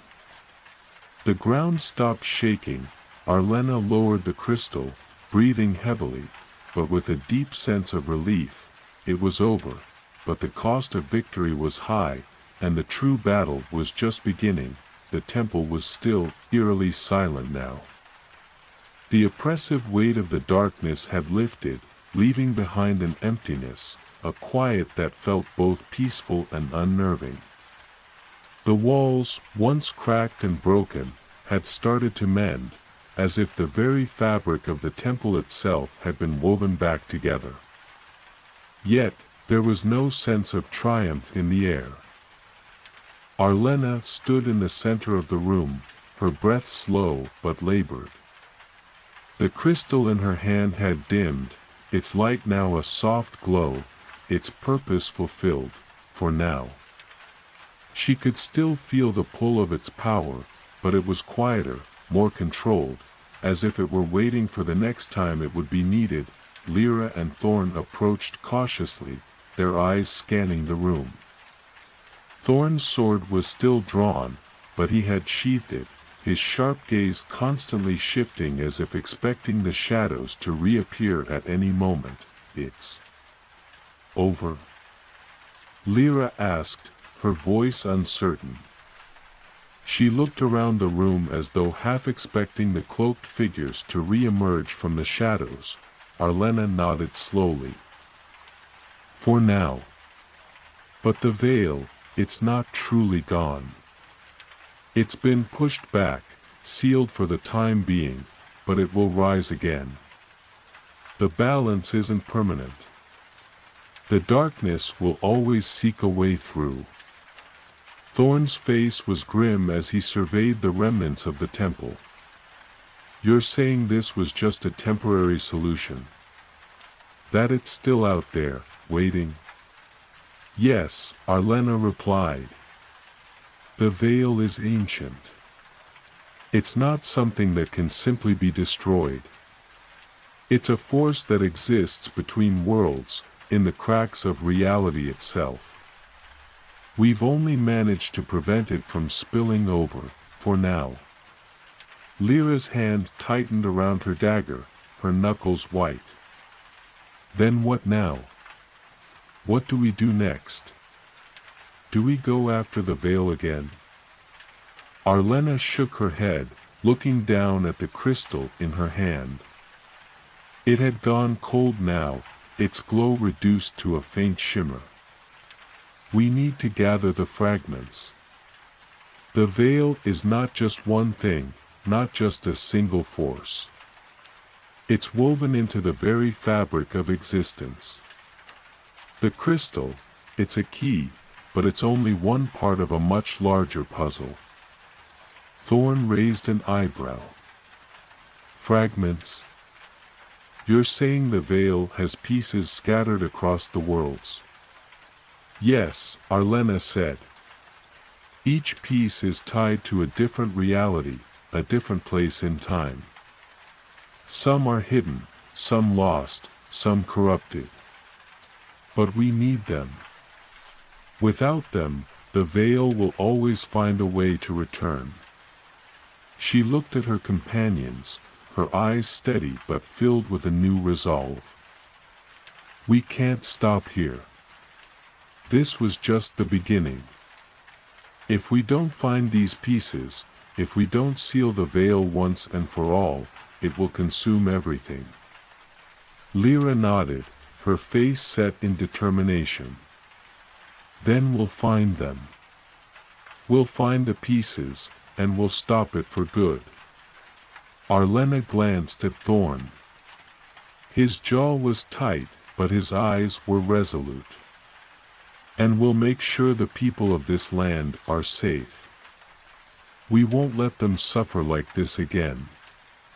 They stood in silence for a moment, the weight of their words hanging in the air.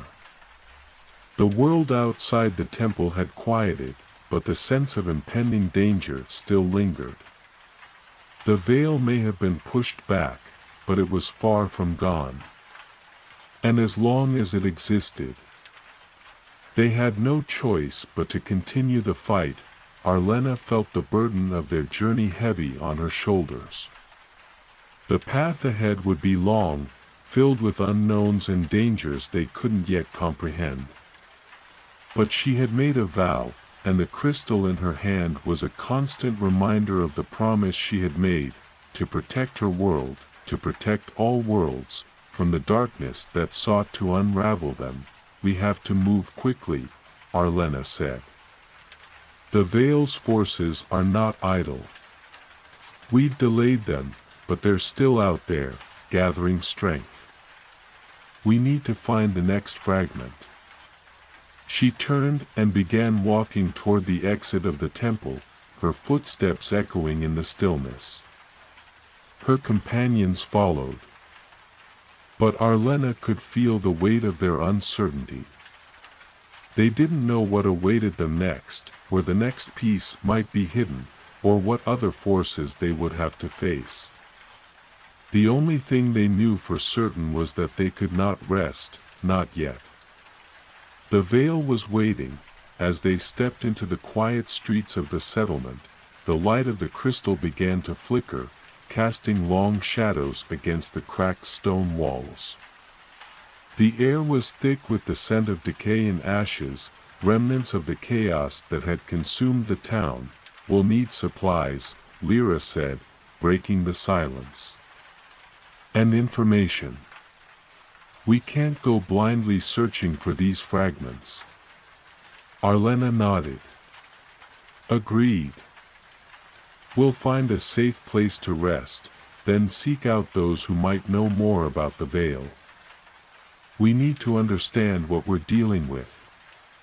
Thorn, ever the strategist, scanned the horizon. "There's a town not far from here. It might be a good place to start. We can gather information, make preparations." Arlena turned toward him, her gaze steady. "We move out at dawn. The longer we stay here, the more at risk we are. The veil won't wait for us to regroup." They walked in silence for a few moments, each of them lost in their own thoughts. Arlena's mind was already racing ahead, planning their next steps, but there was something else too, a deep unease. She knew that the fragments of the veil would not be easy to find. They would face trials, enemies, and dangers unlike anything they had encountered so far. The journey would be long, and the stakes higher than ever before, but there was no turning back. They had made their choice. And now, they would face whatever the veil had waiting for them. The sun had barely risen when Arlena and her companions left the remains of the temple behind. The early morning mist still clung to the ground, wrapping around their legs as they made their way down the narrow, winding path that led to the nearby town. The air was cold, but it carried with it the faintest scent of pine and earth, a reminder that life still persisted, even after the chaos that had unfolded. The road ahead was uncertain, and the weight of their task hung heavily on Arlena's shoulders. She couldn't shake the feeling that the calm after the storm was deceptive, that something darker and more dangerous was lurking just beyond their reach. The veil had not been vanquished, it had only been pushed back, and its fragments were still scattered across the world, waiting to be found. They walked in silence, the only sounds being the crunch of gravel beneath their boots and the occasional rustling of leaves in the wind. Arlena's thoughts kept returning to the crystal in her hand. Even now, it pulsed faintly, as though alive with power. She wondered how much more it could give. How much more it would demand before the end of their journey. Thorn broke the silence, his voice low and steady. "We need to be prepared for anything. The people in the town might not be aware of what's truly at stake here. We can't afford to underestimate them, but we also can't afford to reveal too much. If the veil has spread its influence, we need to be cautious about who we trust." Arlena nodded. "Agreed. But we also can't do this alone. We'll need allies, information, and resources if we're to succeed. We'll have to tread carefully, but we can't afford to waste time either." Lyra, ever the pragmatist, glanced up at the sky. "We'll find what we need. But we have to move quickly. The longer we wait, the stronger the veil becomes. We don't know how much time we have before it regains its full power."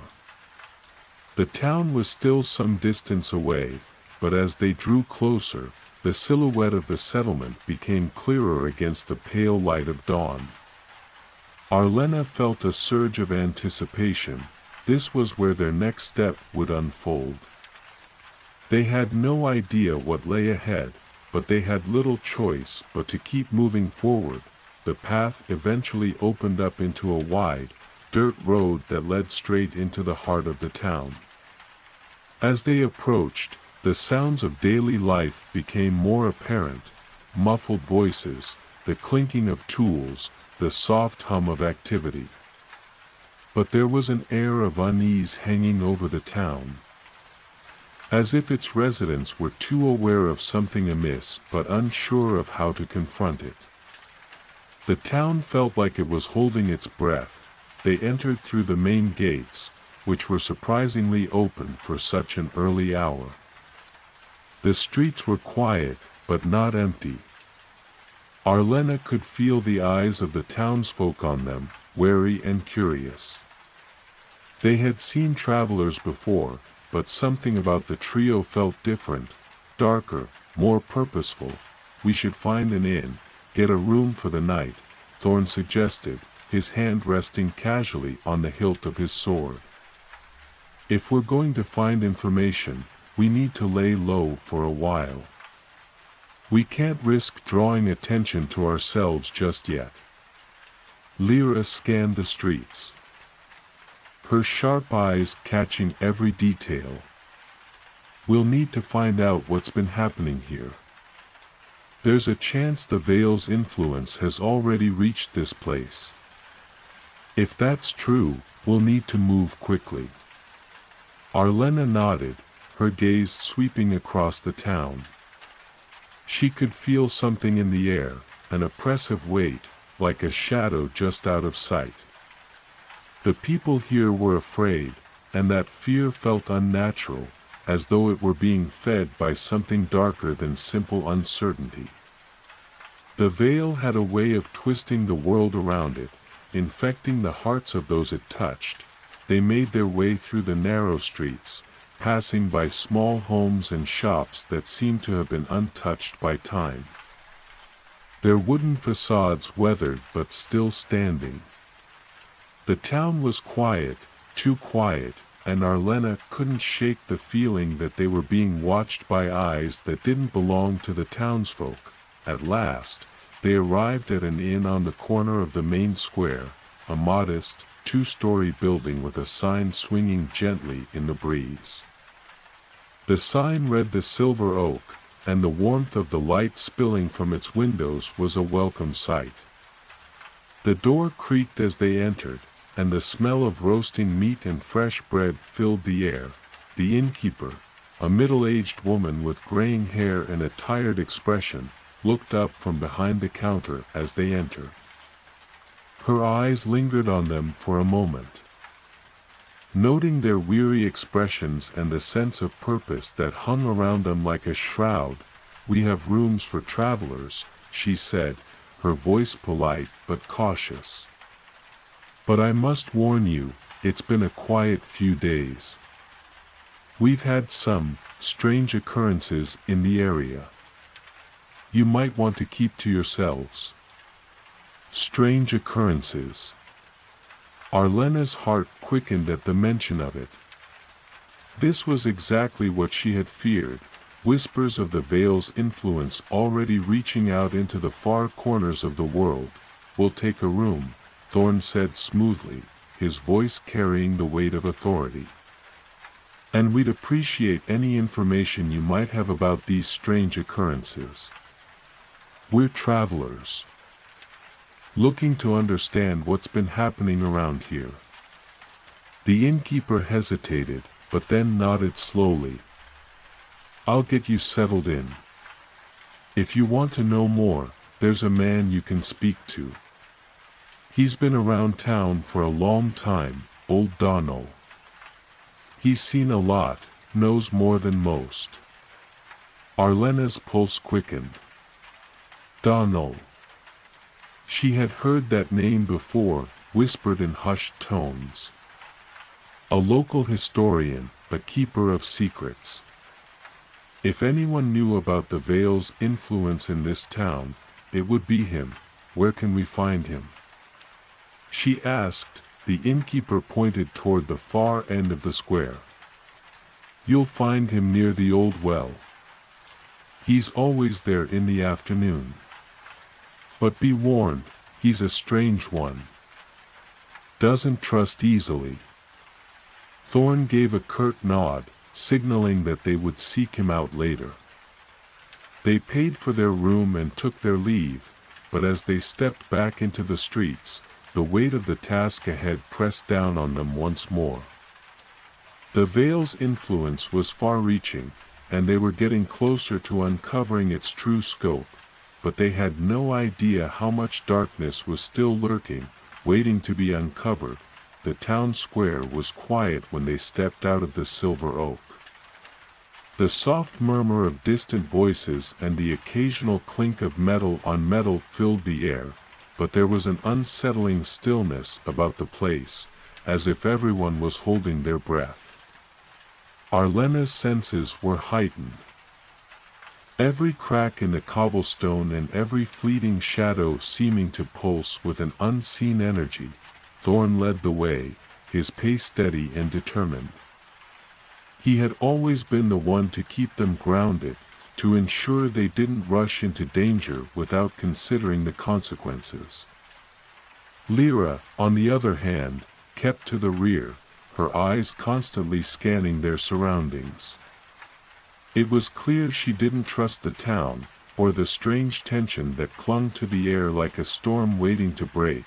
They made their way through the streets, passing by the marketplace, where only a handful of vendors lingered, their wares unattended. A few of the townsfolk watched them from their doorways, their gazes filled with quiet suspicion. As they reached the far end of the square, the old well came into view. It stood in the center of a small, overgrown garden, surrounded by crumbling stone walls. A figure stood beside the well, his back hunched, his hands resting on a cane. He was an older man, his hair and beard long and wild, his eyes sharp but clouded with age. He seemed to be waiting, though for what, Arlena couldn't tell. "Donal?" she asked, her voice tentative but firm. The man turned slowly, his eyes narrowing as he took in their appearance. For a moment, there was a flicker of something in his gaze, recognition, perhaps, or suspicion, but then he nodded. That's me. What do you want?" His voice was gravelly, rough with age and weariness, but there was an unmistakable clarity to it. Arlena took a step forward, her eyes scanning his face, looking for any sign of the knowledge they sought. "We've heard rumors," Thorn began, his tone respectful but direct. "Strange occurrences in the town. People have been speaking of shadows, of things they can't explain." Donal's gaze flicked to the ground, his lips pressing into a thin line. He seemed to consider his words carefully before speaking. "Rumors, yes. But rumors have a way of growing bigger than the truth. The shadows you speak of, they're not just stories. Something's been stirring, something old. Dark." Lyra stepped forward, her eyes intense. "We're looking for information about the Veil of Shadows.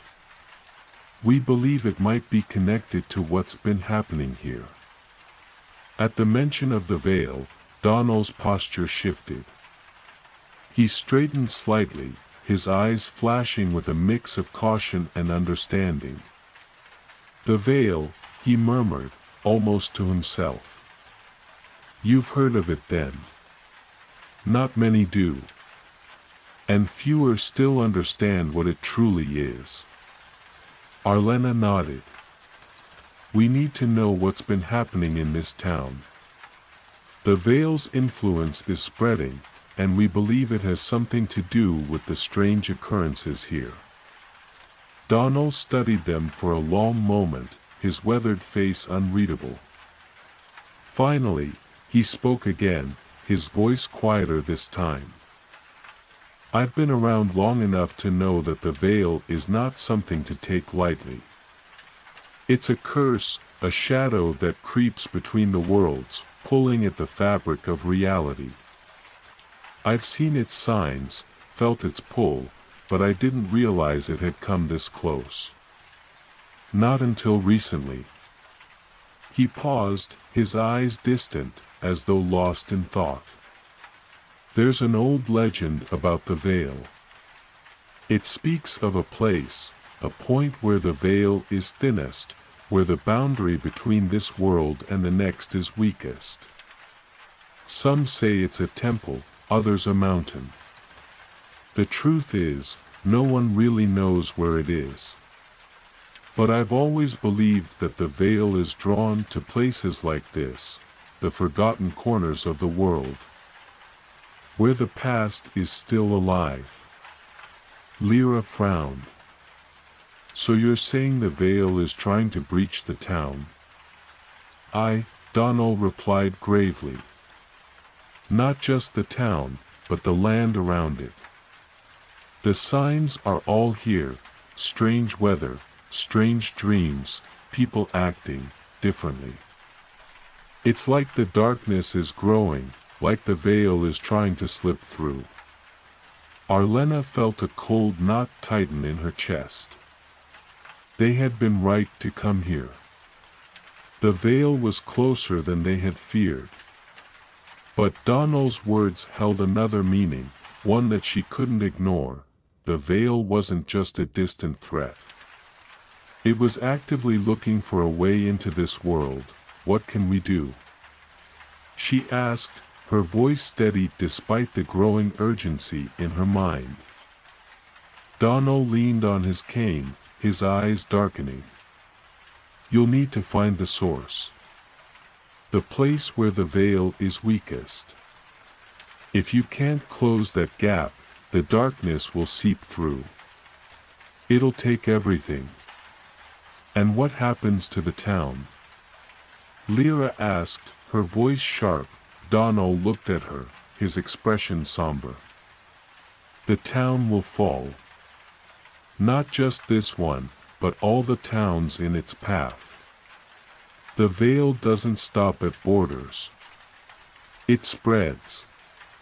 It consumes. It becomes the world. Thorn stepped forward, his hand on the hilt of his sword. So what's our next move? Where do we find this place? Donald's eyes narrowed, his mind working through the question. There are places, old places, where the veil is known to gather. Ruins, forgotten temples, sites of power. But it's not just a matter of finding them.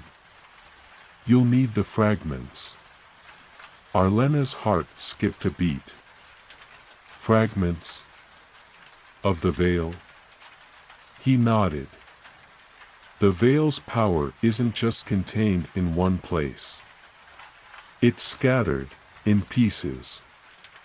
Each fragment holds a part of its essence, its strength. Without them, you can't hope to stop it. The air seemed to grow heavier, as though the very ground beneath their feet understood the gravity of the situation. Arlena's mind raced as she tried to piece together what Donald was saying. The fragments, the key to closing the veil once and for all. But where were they? How would they find them? You'll need to look to the ancient sites. Donald continued, his voice growing quieter, more urgent. The places where the old ones walked. They're the key. But be warned, the veil is already watching. It knows you're coming. Arlena's eyes met Thorn's, then Lyra's. They had no choice but to follow this path, to seek out the fragments and find the source of the veil's power. The road ahead was treacherous, but they had no time to hesitate. Thank you, Donald, Arlena said, her voice firm. We'll find the fragments. We'll stop it. Donald gave a grim smile, his eyes filled with a deep, weary wisdom. I hope you do. Because if you fail, this world will fall into shadow. As they turned away from the well and walked back toward the heart of the town, the weight of their mission pressed down on them. The veil was closer than they had thought, and its fragments, scattered pieces of a dark power, were their only hope of stopping it, and the clock was ticking. The sun had climbed higher by the time they left Donald behind, its light seeping through the canopy of trees that bordered the town. The air was still thick with the uneasy tension that seemed to hang over the settlement like a cloud, and Arlena couldn't shake the feeling that they were being watched. It wasn't just the townsfolk, it was something deeper, something older. The veil was out there, and it was more aware of them than they realized. We need a plan, Thorn said as they walked, his voice low and focused. Donald gave us a starting point, but we don't know where to begin searching for these fragments. Lyra was the first to speak, her gaze sharp as she scanned the town around them. The ancient sites. Donald mentioned them, but where are they? How do we even begin looking for something so elusive? Arlena's thoughts were heavy. Donald had hinted at the sites, ruins, forgotten temples, and places of old power, but they were scattered, hidden, and many were lost to time. The fragments themselves were more than just physical objects, they were pieces of the veil's essence, its power, and their importance was beyond measure. Without them, they couldn't hope to close the breach the veil was trying to make into this world. I think the first step is to get out of the town, Arlena said, her voice steady with determination. We're not going to find the answers here. We need to find someone who knows the land, someone who can point us in the right direction. There's an old cartographer who lives just outside town, Lyra offered, her voice thoughtful. He might know about these ancient sites. He's always had an odd collection of maps that didn't seem to match any of the usual routes. Maybe he knows something about the locations we need. Thorn raised an eyebrow. A cartographer? You think he'll help us? Lyra shrugged. He's eccentric, but he's also obsessed with forgotten places. If there's anyone who might know something about ancient sites, it's him. Without hesitation, Arlena nodded. Then let's go.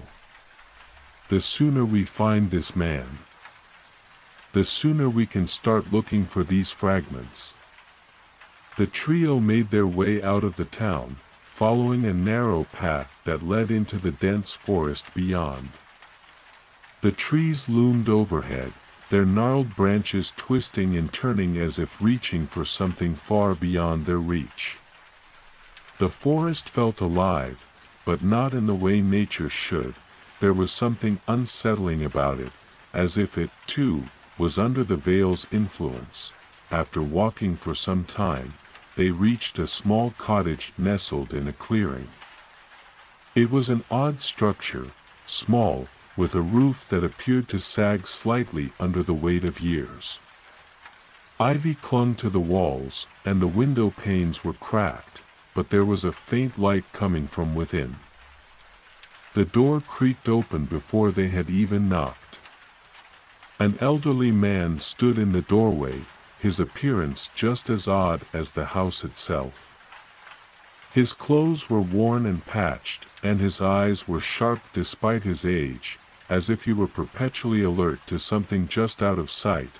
I suppose you're looking for something, the old man said, his voice raspy but clear. Arlena stepped forward, her expression respectful. We heard you might know something about the ancient sites around here. Ruins, old temples, places of power. We're searching for something, and we believe these sights might help us. The cartographer's eyes flicked over them, as though sizing them up. He studied their faces for a long moment before finally nodding. I've seen many travelers, but none like you. You're searching for something dangerous, aren't you? We are, Arlena said, her tone steady. We need to find these places. The veil of shadows is spreading, and if we don't stop it, the world will fall into darkness. The cartographer's eyes darkened at the mention of the veil. The veil, yes, I know of it. It's not something to take lightly. But what you're asking, those sites are buried in legend. Many of them have been lost for centuries. You won't find them on any map. That's why we need your help, Thorne said, stepping forward. We've been told you have maps that might show the locations of these ancient places. We're not asking for charity, we're asking for the knowledge to stop a catastrophe. The cartographer studied them again, his gaze lingering on the crystal Arlena still held in her hand. His expression seemed to soften, a hint of something like recognition in his eyes. Very well, he said, stepping aside and motioning for them to enter. I'll show you what I have. But be warned, these maps are not to be taken lightly. They are not just ink and parchment. They carry weight, and sometimes, they carry curses. Inside the cottage, the air was thick with the smell of old paper and leather. Shelves lined the walls, stacked high with scrolls and maps, each one carefully rolled and tied with twine. The cartographer moved to a table in the center of the room, unrolling a large, ancient map covered in strange symbols and faded lines. This, he said, tapping a finger on the map, is what I've gathered over the years. Some of these sites are known only to those who study the old ways. But there are others, places that the veil has touched. If you seek them, you must understand that the road ahead will be fraught with danger. Arlena leaned over the map, her eyes scanning the faded ink. There were several marked locations, some of which were only vaguely familiar to her. Others were completely foreign. But one in particular caught her attention, a place marked with a symbol she recognized, a circle, with an eye in the center. What's this place? She asked. Pointing to the symbol, the cartographer's eyes narrowed. That's the Temple of the Shattered Sky. It's said to be the heart of the veil's power. It's not a place for the faint of heart. Many who have sought it never returned. We need to go there, Arlena said, her voice steady despite the weight of the cartographer's words. It's the only way. The old man hesitated, then nodded slowly. Very well. But understand this, if you go to that temple, you will not be the same when you return. The veil changes those it touches. And it will test you. The silence in the cottage thickened, and Arlena could feel the weight of their next steps pressing down on her. The Temple of the Shattered Sky, the heart of the veil's power, was their destination. But it was also a place of unimaginable danger, and they had no choice but to go there. The journey to the Temple of the Shattered Sky was long and treacherous, a path fraught with more than just physical danger. The air seemed to grow heavier with each passing mile, thick with a palpable sense of dread that gnawed at the edges of their minds. The land around them had become unfamiliar, the trees and hills twisted in strange, unnatural shapes, as though the very world was bending under the weight of the veil's influence. Arlena, Thorn, and Lyra traveled in near silence, each lost in their own thoughts. The map given to them by the cartographer had been their guide, but it offered no comfort. The path was obscure, winding through dense forests and across jagged ridges. The further they ventured, the more they felt the veil's presence. It was subtle at first, a cold wind that would suddenly sweep through the trees, or a shadow that flitted at the edge of their vision. But soon, it became unmistakable, a constant pressure on their minds and spirits, as if something was watching them, waiting. As dusk fell on the third day of their journey, they reached a narrow gorge, the sound of rushing water echoing from below. The cliffs on either side were steep, covered in vines and moss, making the path even more treacherous. But it was here that the map indicated their next turn, a jagged rock formation that seemed to rise out of the gorge like the spine of some great beast. "We're getting closer," Lyra murmured, her voice tight. "I can feel it." Arlena nodded, her grip tightening on the hilt of her sword. The veil's influence had been growing stronger with each passing hour, and she knew that soon, they would reach the heart of it. The Temple of the Shattered Sky was not just a place, it was a nexus, a focal point where the veil's power was at its peak. And they had to face it. The path grew steeper as they climbed, the air growing colder with each step. The sound of rushing water below seemed to fade, replaced by an oppressive silence that hung heavily over the gorge. As they crested the last ridge, the temple finally came into view. It stood at the top of a plateau, a jagged silhouette against the darkening sky. The temple was ancient, its stones worn and cracked, but its presence was undeniable. It loomed over them like a forgotten monument, a testament to something long lost. The air around it seemed to shimmer, as if the very fabric of reality was thinner here, stretched and torn by the forces that had once shaped it. "That's it," Thorn said quietly, his eyes fixed on the temple. The Temple of the Shattered Sky. Arlena could feel a cold shiver run down her spine. There was something unsettling about the place, something that made her heart race in her chest. It wasn't just the veil, it was something older, something far darker. She could sense it in the air.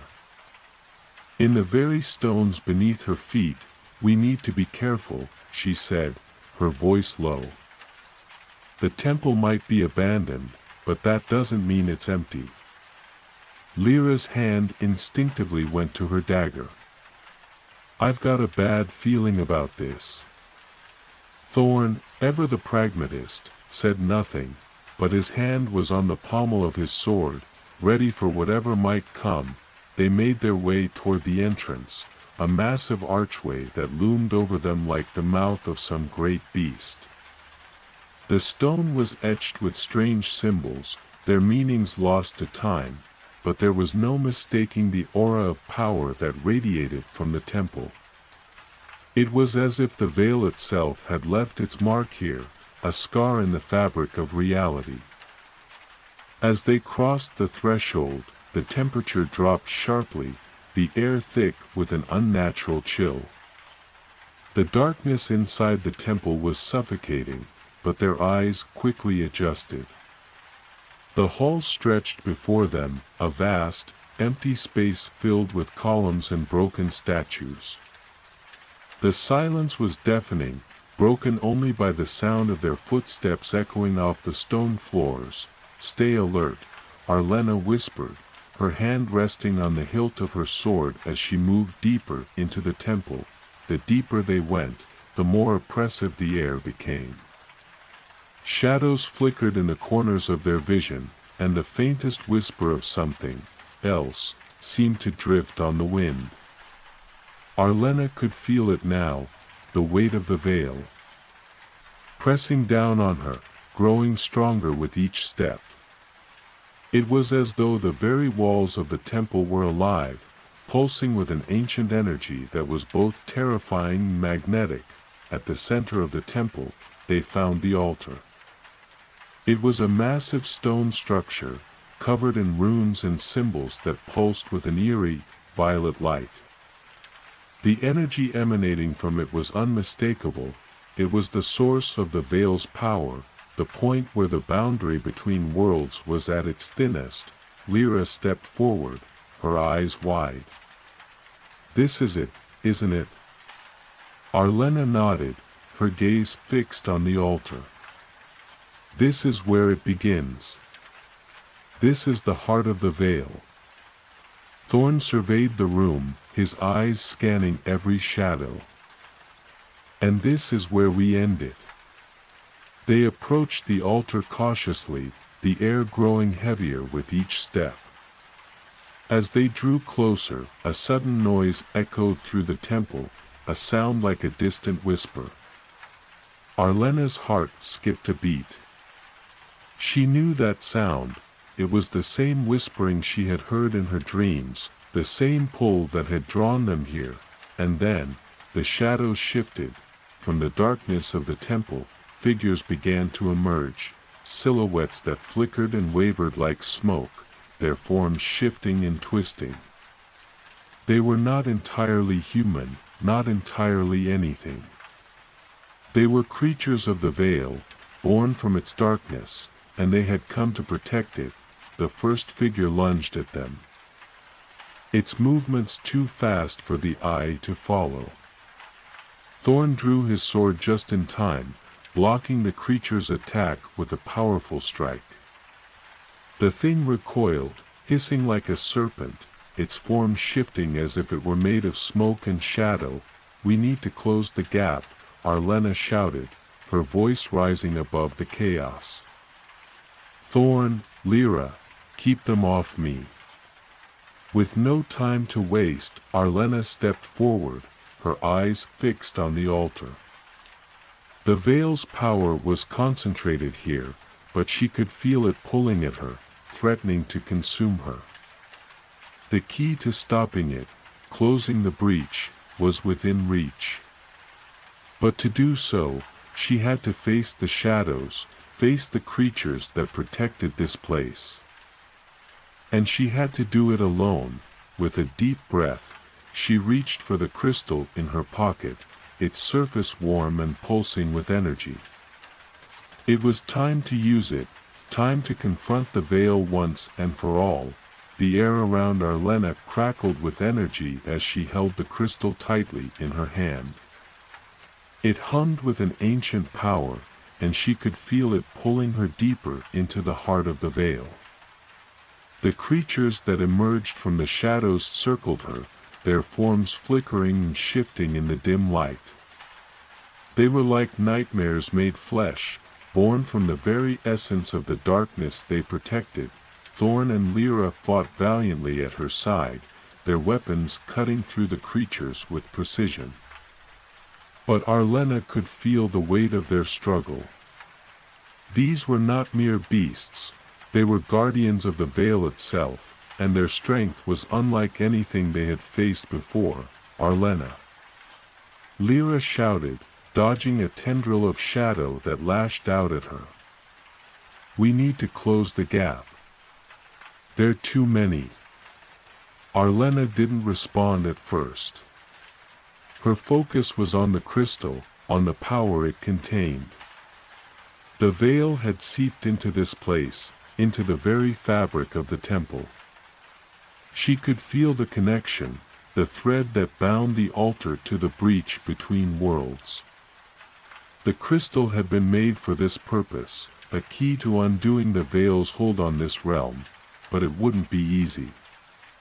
The crystal was only a tool, not a solution. To truly close the breach, Arlena would have to tap into its power, to harness the energy of the veil itself. And doing so would come at a cost. With a deep breath, she stepped forward, ignoring the chaos around her. Thorn's sword clashed with one of the shadow creatures, while Lyra darted in and out of the fray, striking with lethal precision. Arlena moved toward the altar, her eyes locked on the swirling violet light that poured from its depths. The crystal in her hand pulsed in time with the beat of her heart, growing warmer as she drew closer. She could feel the veil's power trying to resist her, fighting back against the force that threatened to undo its influence. But Arlena was determined. She had no choice but to succeed. "Thorn, Lyra," she called, her voice steady. "Cover me.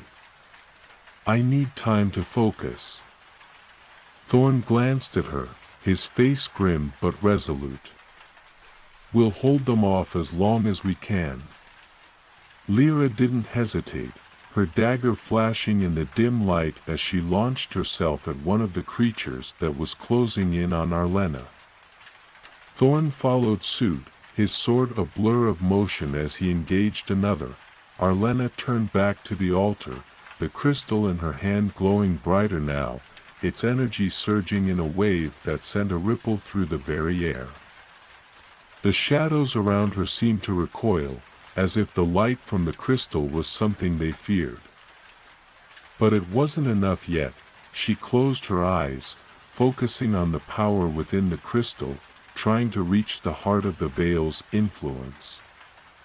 It was a delicate balance, like walking a tightrope over a chasm of darkness. The more she tapped into the crystal's power, the more she felt herself being drawn into the veil, its whispers growing louder in her mind, its pull stronger. "Give in," the voice hissed, cold and alien. "You cannot defeat me. I am the veil. I am the end of all things." Arlena gritted her teeth, pushing against the voice. She had heard these whispers before, in the dark corners of her mind, in her dreams. But this time, she wasn't afraid. This time, she had a purpose. With a forceful shout, she opened her eyes, letting the crystal's power flood through her. The altar responded, its violet light flaring brighter, a burst of energy that lit up the entire temple. The veil recoiled, as if it were trying to retreat into itself, but Arlena's will was unyielding. She could feel the strands of the breach pulling at her, but she refused to let go. The crystal pulsed one final time, and then, silence. For a heartbeat, everything stopped. The creatures, the shadows, the very air itself seemed to hold its breath. Arlena felt a strange sensation, as though the world was holding its shape by a thread, suspended between the realms. She could feel the veil. Its presence thick and suffocating, but it was no longer overwhelming. The breach was closing, but then, just as quickly as the calm had settled, the shadows surged forward. The creatures that had been watching, waiting, now descended upon her, their forms twisting and writhing in the air. Thorn and Lyra fought with renewed fury, but the creatures were relentless, pressing closer with every passing second. The altar had begun to crack, the ancient stone shuddering as the breach fought to tear itself open once more. The veil was not defeated yet. Arlena had merely slowed it, stalled its progress. "No." Arlena shouted, her voice cracking with the strain of holding the crystal's power. "I'm not done. This ends here." Her hands trembled as she clutched the crystal, but her resolve was absolute. The power was within her reach, but she needed more. More strength. More will. A burst of light flared from the crystal, and with it, the shadows faltered. The creatures that had been closing in on her paused, their forms wavering as if the light was too much for them to endure. The temple began to shake, the stone pillars groaning as the fabric of reality itself strained against the pressure of the closing breach. The altar cracked wide open, and a dark rift tore through the center of the room, the veil's essence spilling out in a torrent of shadow. Arlena could feel it then, its raw power, its hunger. It was pulling at her, trying to consume her, to drag her into the depths of its abyss.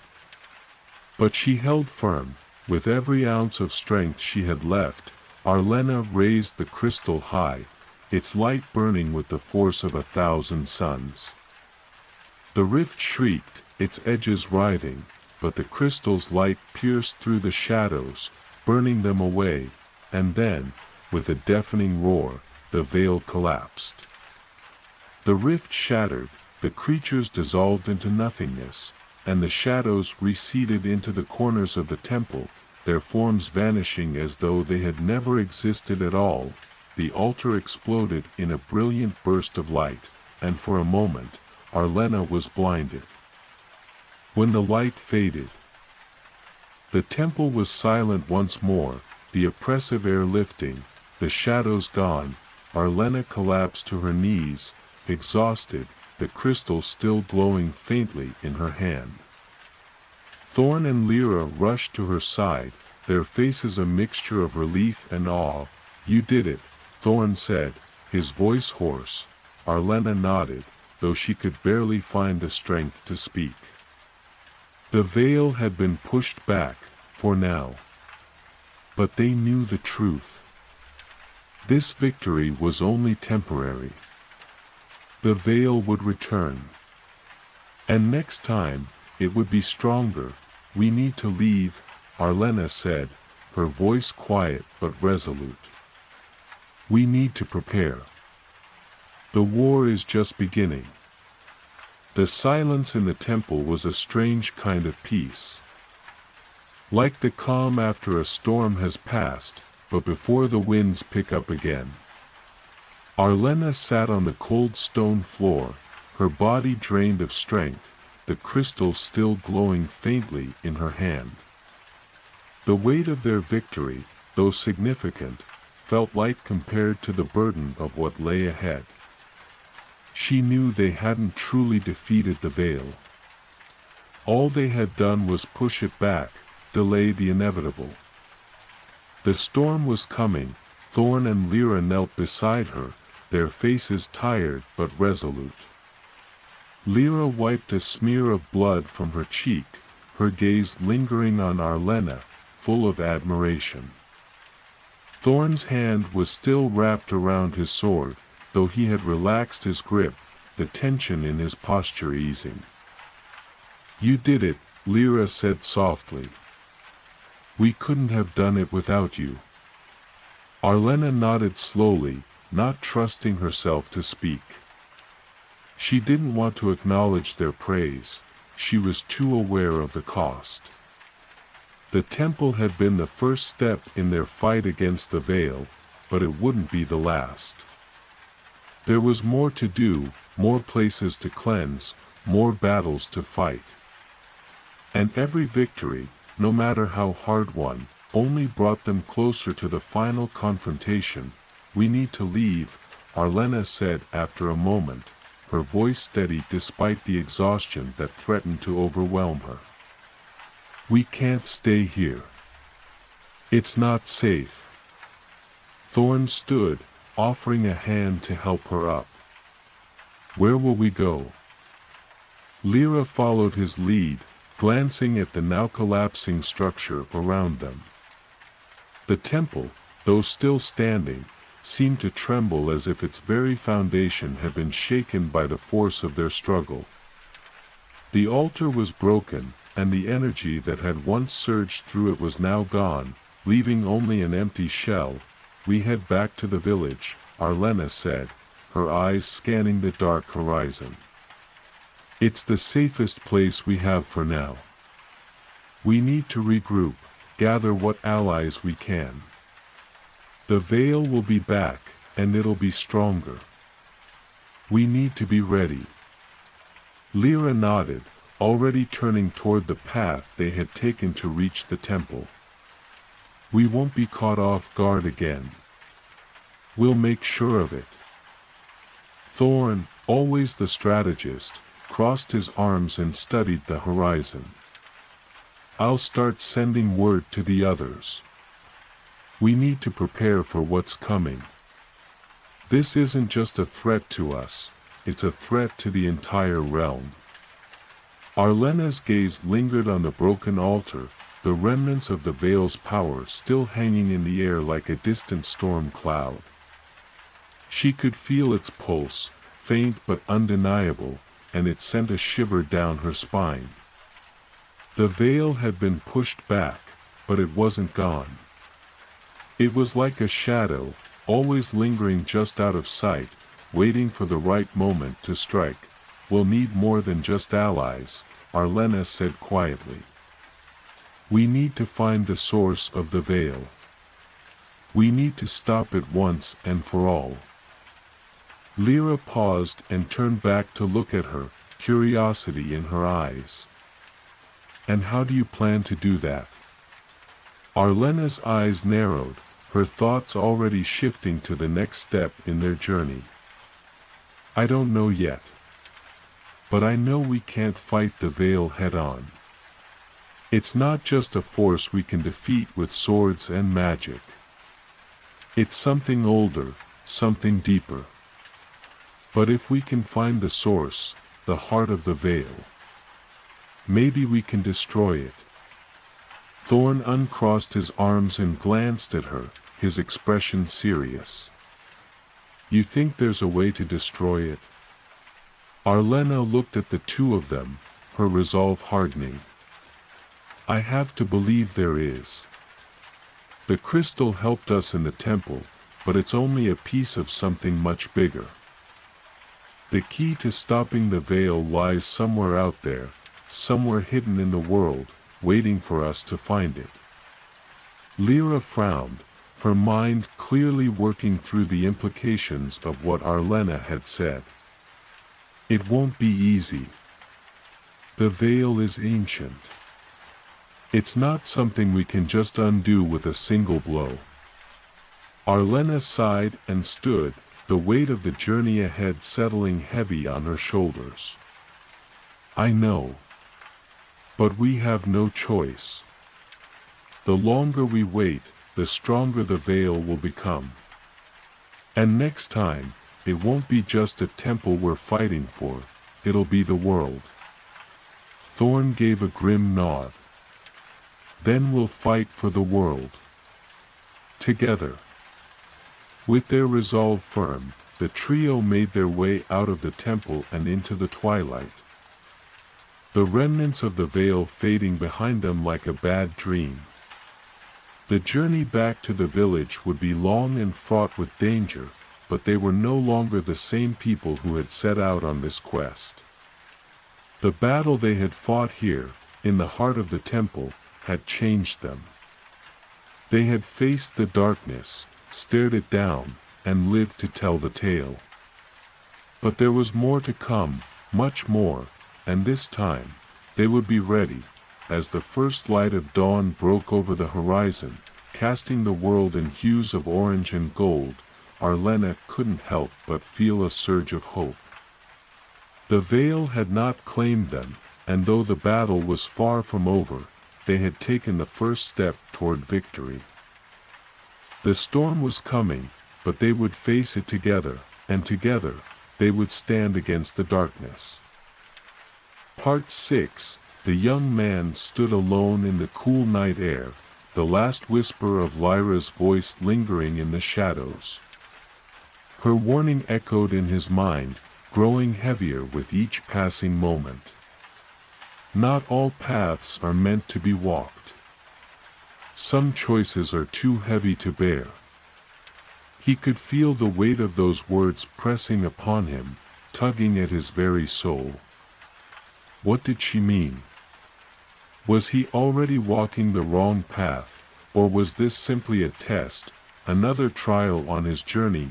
The golden thread in his hand pulsed again, a steady beat that reminded him of his purpose. Verinder. The loom. The fate binders. The journey was far from over. The world was in danger, and he could not afford to falter now. But still, Lyra's words haunted him. How could he know if the road ahead was truly the one he was meant to walk? Shaking his head, he took a deep breath and steeled himself. There was no turning back. He had already chosen. The loom needed to be protected, and Verinder held the answers. He would find his way there, no matter the trials ahead. The silver road wound through the land like a path of light, leading him toward the distant mountains where Verinder waited. Days turned to weeks, and each day seemed to bring a new challenge, a new trial. Some days, the road would grow dark, its shimmer fading into the shadows as if the path itself was testing him. Other times, the air would grow thick with mist. And the world around him would feel eerily silent, as if the very land was holding its breath. But despite the obstacles, the golden thread remained constant in his hand. Its warmth was a comfort, a reminder that he was not alone on this journey. Yet, as he drew closer to the mountains, the thread seemed to hum with a sense of urgency, almost as if warning him that danger was near. One evening, as the sun dipped below the horizon, the young man reached the base of the mountains. The silver road had narrowed into a narrow, winding path that seemed to climb directly into the heart of the peaks. He had heard the stories of Verinder, how it was hidden within the mountains, a city lost to time and shrouded in mystery. It was said that only those who were worthy could find the entrance, and only those with pure intent could enter. But as he gazed up at the towering peaks, doubt crept into his mind. The road ahead seemed impossibly steep, the air thin and cold. Would he be able to reach the city? Was he truly worthy? And if he wasn't, what would become of him? The questions piled upon him like stones, each one heavier than the last. Then, as if in response to his fears, a voice broke through the silence, echoing from the shadows ahead, "You are close." The young man's heart skipped a beat. He whirled around to see a figure emerging from the darkening landscape.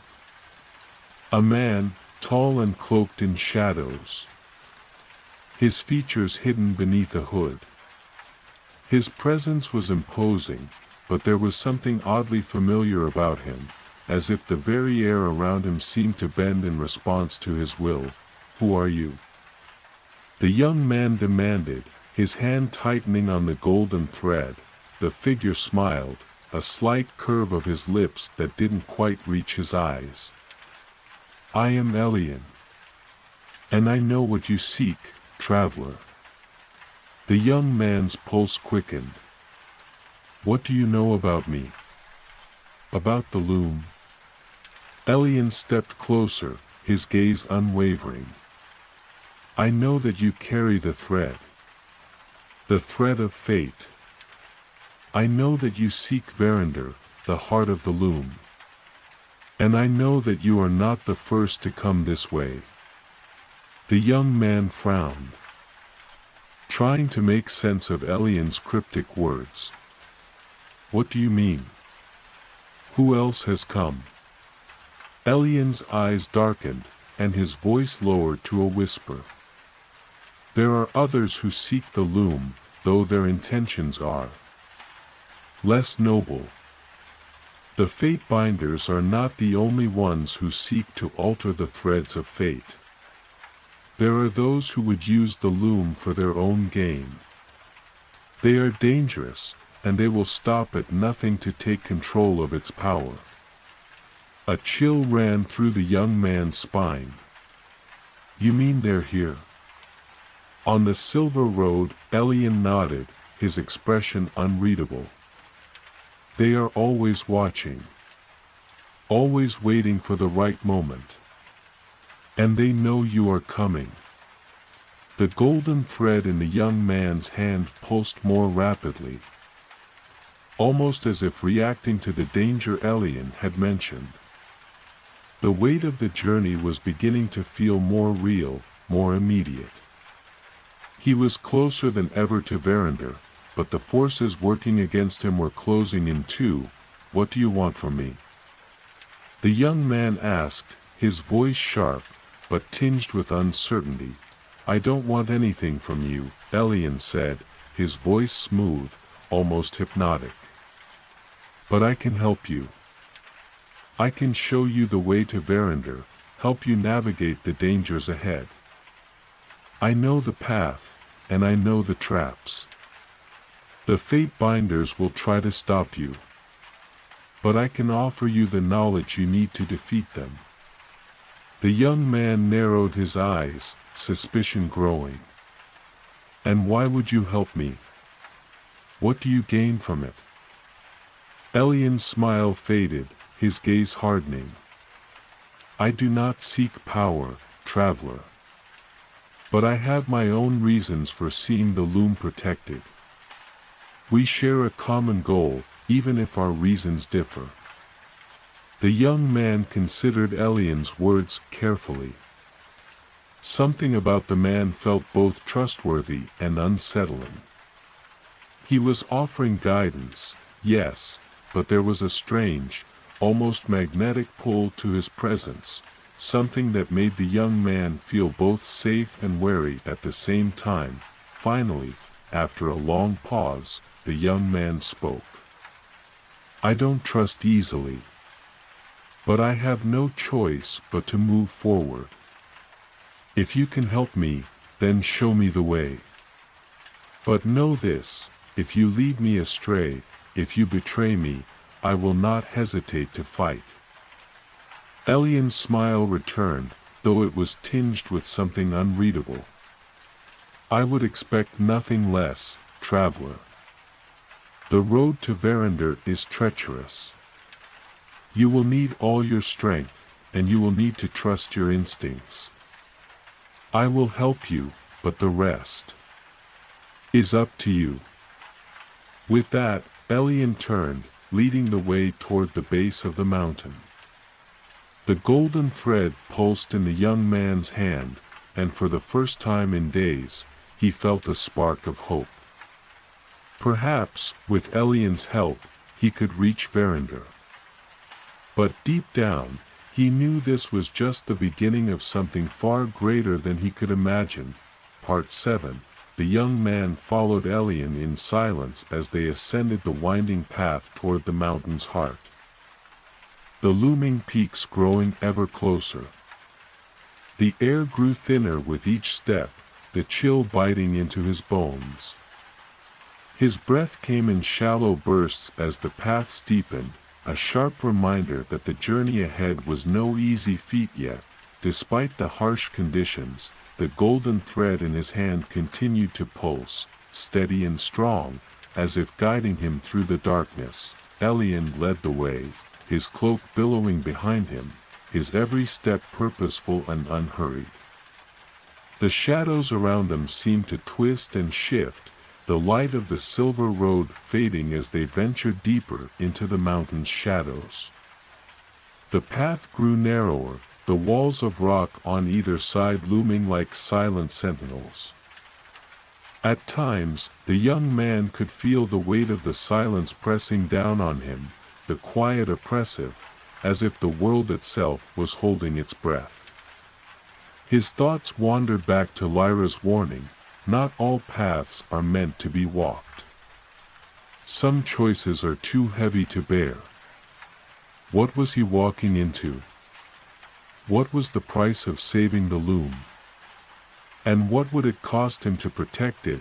You're quiet, Elian's voice broke through his thoughts, his tone not unkind but observant.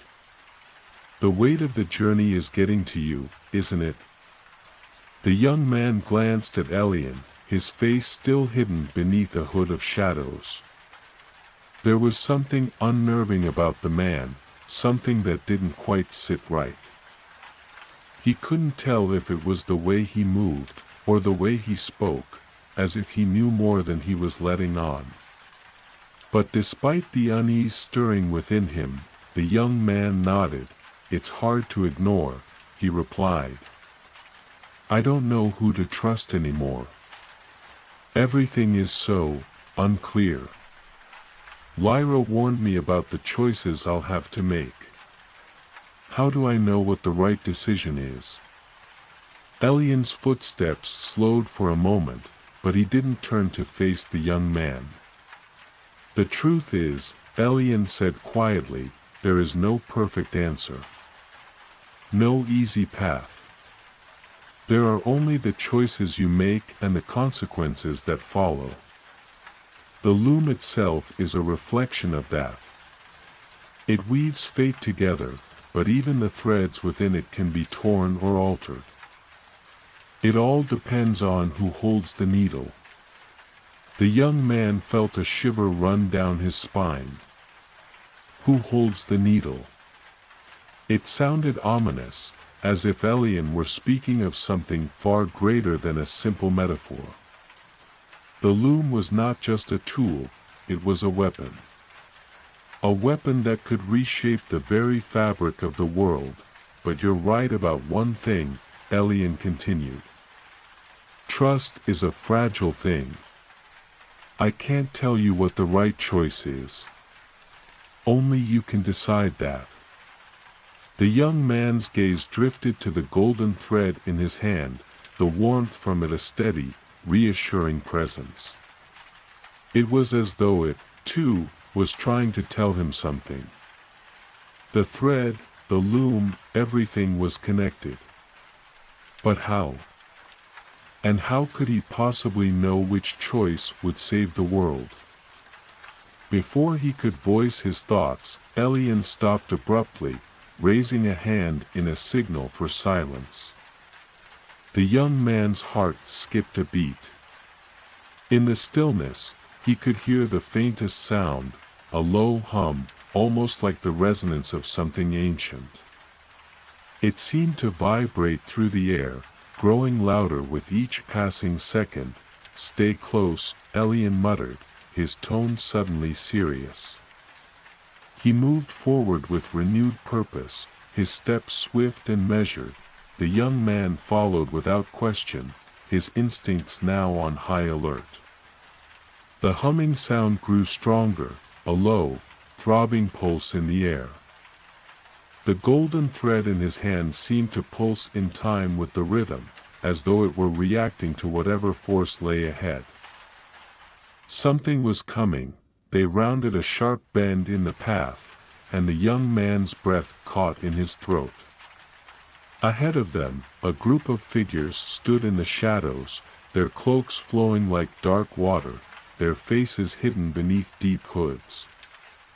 The humming was coming from them, and as they moved, it seemed to grow louder, more discordant, like the sound of 1,000 threads being pulled taut at once. "The fate binders," Elian whispered, his voice tight with something the young man couldn't quite place. "They've found us." The young man's heart raced, and for the first time in a long while, he felt fear grip him. The thread pulsed violently in his hand, its glow intensifying. He had no idea what kind of power the fate binders possessed. But one thing was certain, they would not let him reach Verinder without a fight. The figures began to step forward, their movements deliberate and fluid. One of them, a woman with silvered eyes, took a step into the light. Her gaze locked onto the young man, and for a moment, time seemed to stop. There was something ancient and unsettling in her eyes, something that seemed to see straight through him. "You've come far," she said, her voice soft but filled with an eerie resonance. "But this is where your journey ends." The young man's grip tightened on the golden thread, its warmth pulsing in response to the threat. He knew he had to act, but what could he do against such power? Elian stepped forward, placing himself between the young man and the fate binders. "Not today," he said, his voice firm. "This one has more to offer than you realize." The woman's gaze flickered toward Elian, her expression unreadable. "You speak as if you understand his place in this. But you, too, are merely a pawn in this game." The young man's mind raced. A pawn? Was that what he was? He didn't feel like a pawn. He didn't feel like anyone's tool. He felt like something more. The golden thread in his hand vibrated again, its pulse quickening. He could sense it now, something deep within himself. He had a part to play in this, a role he had yet to understand, without thinking. He stepped forward, the thread glowing brighter with every step. "I am not a pawn," he declared, his voice steady, the fear starting to fade into something stronger, something like determination. "I am the one who will decide my fate." The woman's lips curled into a slight smile, her silver eyes gleaming with interest. "Then prove it." In an instant, the world seemed to shift. The fate binders moved, their forms blurring like shadows in the fading light. The air crackled with energy, and the young man felt the golden thread in his hand resonate with an intensity he had never experienced before. This was it. This was the moment when everything would change. Part 8. The air around the young man crackled with a sudden, oppressive force as the fate binders closed in. Their dark cloaks fluttered in a wind that seemed to come from nowhere, their eyes glinting with dangerous intent. The young man's heart pounded in his chest, and his grip tightened on the golden thread. It pulsed more fiercely now, as if responding to the rising tension. He could feel it, something stirring deep within him, something powerful that had been waiting to be awakened. "I told you," the woman's voice echoed, low and commanding. "This is where your journey ends." But the young man stood tall, his feet planted firmly on the ground. The path he had walked, the choices he had made, had led him to this moment. There was no turning back now. His eyes locked onto the silver-eyed woman, the leader of the fate binders. She was a force, but he had something stronger, the thread, and the power it represented. The loom of fate was within his grasp, and he would not let it slip through his fingers. The woman raised her hand, and the air around them shimmered with dark energy. The threads of fate seemed to twist and writhe, unraveling like fragile silk. "You think the loom is yours to control?" she hissed. "You are nothing but a thread in the weave. Nothing more, nothing less." The young man felt the golden thread in his hand thrum with intensity. It was as if the loom itself was responding, recognizing him, acknowledging his strength. With a surge of resolve, he stepped forward, the thread glowing brighter as he did. "You're wrong," he said, his voice clear and unwavering. "I am not just a thread. I am the one who will decide how the weave unfolds. And I won't let you destroy it." The fate binders seemed to shift, momentarily taken aback by the defiance in his words. The silver-eyed woman's lips curled into a smile, but it was not one of kindness, it was a smile of cold calculation. "So be it," she said. "If you wish to challenge fate, you will have to face us." In an instant, the fate binders moved as one, their forms blurring with unnatural speed. The young man felt the air around him twist and snap as they converged. But just as they reached him, the golden thread in his hand exploded with light, and the world around him seemed to stop. Time slowed, the fate binders frozen in mid-motion. The young man blinked, confused at first, but then he realized, the thread was not just a tool, it was a conduit. It was connecting him to something far greater than himself, something beyond time and space. He was no longer just a traveler on the silver road. He was part of the loom itself, a part of the intricate web that bound all things together. The golden thread pulsed in his hand, and with it, a surge of power flowed through him. He reached out, extending his will, and the loom responded. The fate binders, frozen in their tracks, began to shift, their forms distorting and warping as if they were no longer part of the natural order.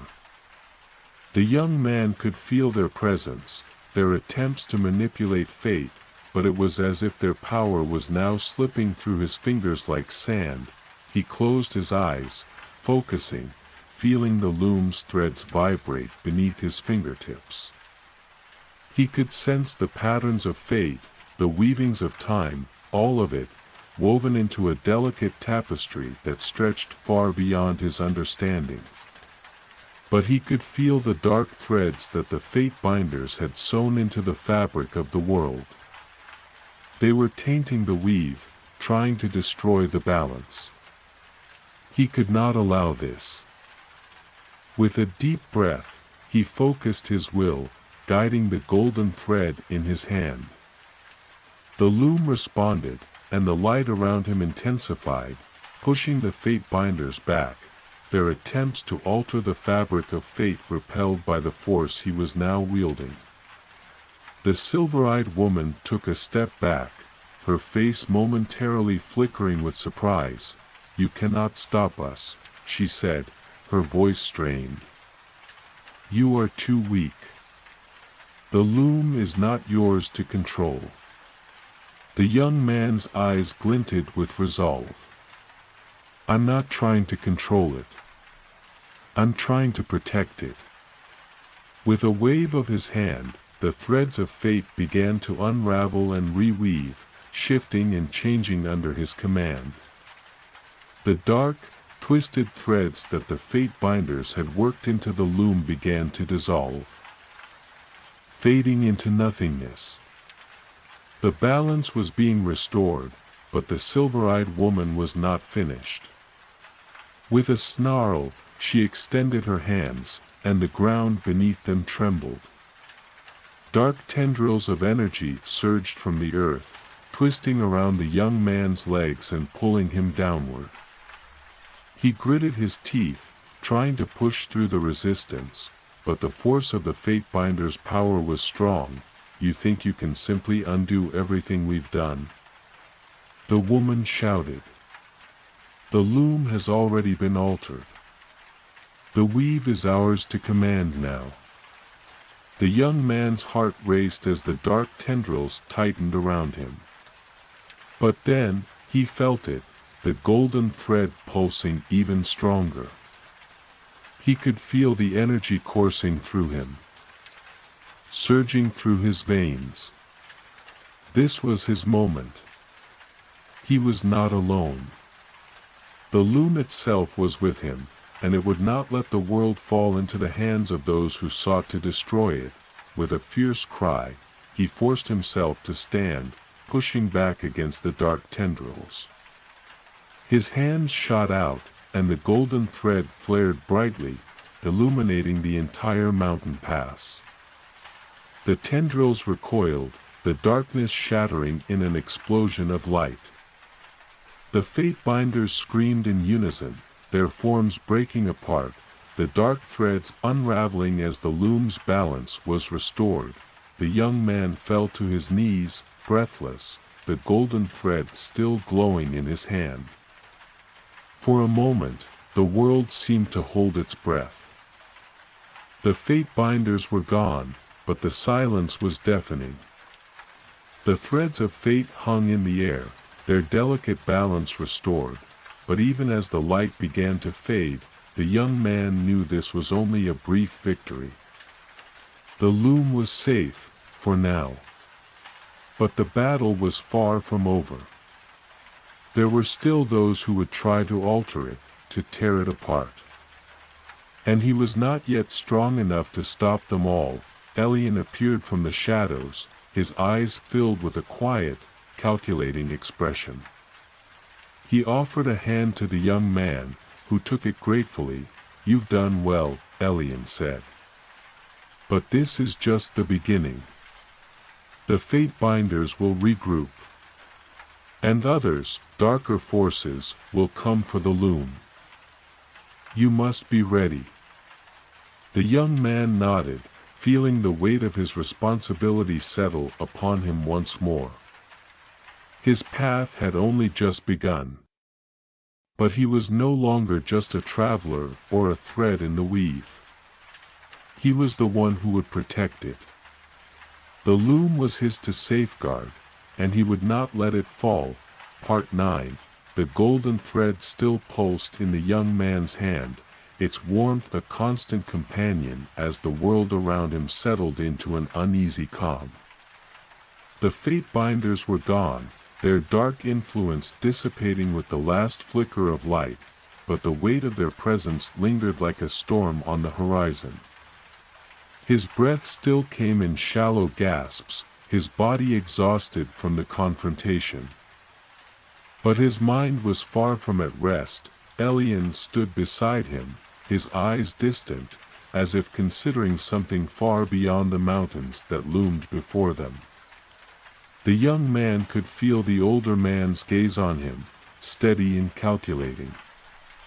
"You've done what few could," Elian said quietly, breaking the silence. "But this isn't over. Not by a long shot." The young man nodded, his eyes scanning the path ahead.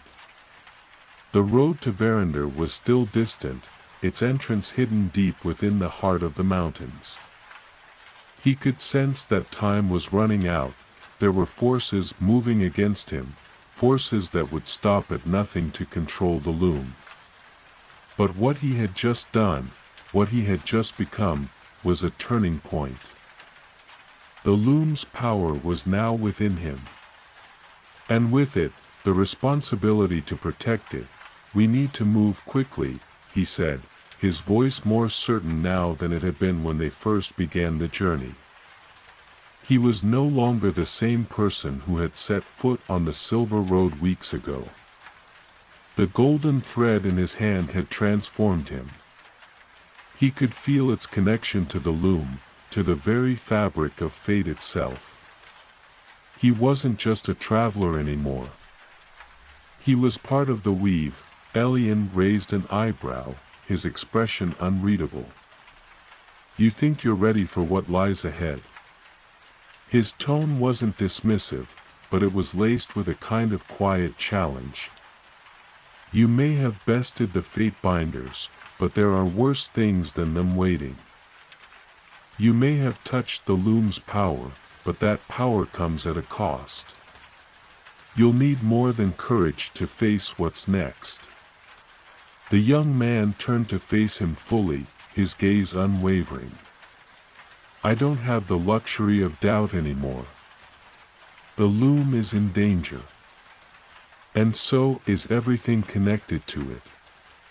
Elian studied him for a moment, then nodded, a flicker of approval in his eyes. "Very well. Then let's move. But know this, you're walking into the heart of darkness. Verinder is not just a city. It is the last bastion of the loom's true power. And those who would seek to control it will come from every corner of the world. They won't stop until they have what they want." The weight of Elian's words hung in the air. But the young man didn't flinch. His path was clear. The loom, Verinder, these were his responsibilities now. Whatever it took, he would see it protected. As they ascended deeper into the mountains, the air grew colder, the wind sharper. The narrow path they followed twisted and turned, sometimes vanishing into dense fog that seemed to spring up out of nowhere. The silence of the high peaks was unnerving, broken only by the occasional screech of an unseen bird or the distant rumble of shifting stone. The golden thread in the young man's hand had grown brighter with each step, its warmth more pronounced, almost as though it were responding to the proximity of the loom. But there was something else. Something subtle in the air, an undercurrent of dread that seemed to hum beneath the silence. He couldn't explain it, but he knew they were being watched. The fate binders had not been the only ones aware of his journey. There were others who would come for the loom. And Elian's warning echoed in his mind, "This is the heart of darkness." As they rounded a bend in the path, a shadow moved across the road ahead of them.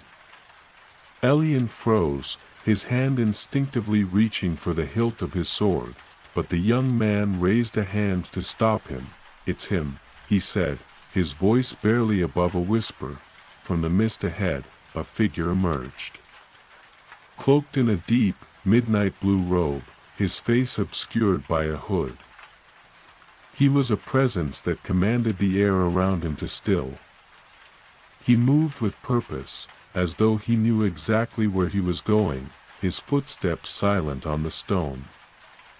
The young man's heart skipped a beat as the figure drew closer. He could feel the power radiating from him, a dark, magnetic pull that seemed to seep into the very marrow of his bones. "You've come far, Weaver," the figure said, his voice like a whisper carried on the wind, though it rang with an undeniable authority. "But you are too late." The young man's eyes narrowed. "Who are you?" he demanded, his hand tightening around the golden thread. The power of the loom flowed through him, but there was something about this figure. Part 6. The young man stood alone in the cool night air, the last whisper of Lyra's voice lingering in the shadows. Her warning echoed in his mind, growing heavier with each passing moment. Not all paths are meant to be walked. Some choices are too heavy to bear. He could feel the weight of those words pressing upon him, tugging at his very soul. What did she mean? Was he already walking the wrong path, or was this simply a test, another trial on his journey? The golden thread in his hand pulsed again, a steady beat that reminded him of his purpose. Verinder. The loom. The fate binders. The journey was far from over. The world was in danger, and he could not afford to falter now. But still, Lyra's words haunted him. How could he know if the road ahead was truly the one he was meant to walk? Shaking his head, he took a deep breath and steeled himself. There was no turning back. He had already chosen. The loom needed to be protected, and Verinder held the answers. He would find his way there, no matter the trials ahead. The silver road wound through the land like a path of light, leading him toward the distant mountains where Verinder waited. Days turned to weeks, and each day seemed to bring a new challenge, a new trial. Some days, the road would grow dark, its shimmer fading into the shadows as if the path itself was testing him. Other times, the air would grow thick with mist. And the world around him would feel eerily silent, as if the very land was holding its breath. But despite the obstacles, the golden thread remained constant in his hand. Its warmth was a comfort, a reminder that he was not alone on this journey. Yet, as he drew closer to the mountains, the thread seemed to hum with a sense of urgency, almost as if warning him that danger was near. One evening, as the sun dipped below the horizon, the young man reached the base of the mountains. The silver road had narrowed into a narrow, winding path that seemed to climb directly into the heart of the peaks. He had heard the stories of Verinder, how it was hidden within the mountains, a city lost to time and shrouded in mystery. It was said that only those who were worthy could find the entrance, and only those with pure intent could enter, but as he gazed up at the towering peaks, doubt crept into his mind. The road ahead seemed impossibly steep, the air thin and cold. Would he be able to reach the city? Was he truly worthy? And if he wasn't, what would become of him? The questions piled upon him like stones, each one heavier than the last. Then, as if in response to his fears, a voice broke through the silence, echoing from the shadows ahead, "You are close." The young man's heart skipped a beat. He whirled around to see a figure emerging from the darkening landscape. A man, tall and cloaked in shadows, his features hidden beneath a hood. His presence was imposing, but there was something oddly familiar about him, as if the very air around him seemed to bend in response to his will. "Who are you?" the young man demanded, his hand tightening on the golden thread. The figure smiled, a slight curve of his lips that didn't quite reach his eyes. "I am Elian. And I know what you seek, traveler." The young man's pulse quickened. "What do you know about me?" "About the loom." Elian stepped closer, his gaze unwavering. "I know that you carry the thread of fate. I know that you seek Verinder, the heart of the loom. And I know that you are not the first to come this way." The young man frowned, trying to make sense of Elian's cryptic words. "What do you mean? Who else has come?" Elian's eyes darkened, and his voice lowered to a whisper. "There are others who seek the loom, though their intentions are less noble. The fate binders are not the only ones who seek to alter the threads of fate. There are those who would use the loom for their own gain. They are dangerous, and they will stop at nothing to take control of its power." A chill ran through the young man's spine. "You mean they're here?" On the silver road, Elian nodded, his expression unreadable. "They are always watching. Always waiting for the right moment. And they know you are coming." The golden thread in the young man's hand pulsed more rapidly, almost as if reacting to the danger Elian had mentioned. The weight of the journey was beginning to feel more real, more immediate. He was closer than ever to Verinder, but the forces working against him were closing in too. "What do you want from me?" the young man asked, his voice sharp, but tinged with uncertainty. "I don't want anything from you," Elian said, his voice smooth, almost hypnotic. "But I can help you. I can show you the way to Verinder, help you navigate the dangers ahead. I know the path, and I know the traps. The fate binders will try to stop you. But I can offer you the knowledge you need to defeat them." The young man narrowed his eyes, suspicion growing. "And why would you help me? What do you gain from it?" Elian's smile faded, his gaze hardening. "I do not seek power, traveler. But I have my own reasons for seeing the loom protected.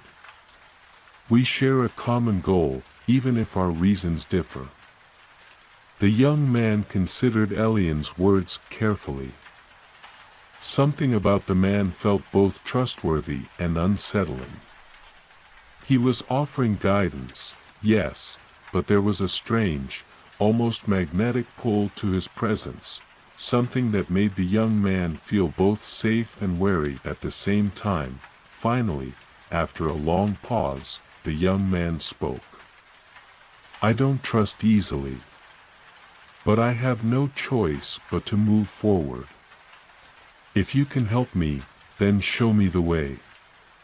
But know this, if you lead me astray, if you betray me, I will not hesitate to fight."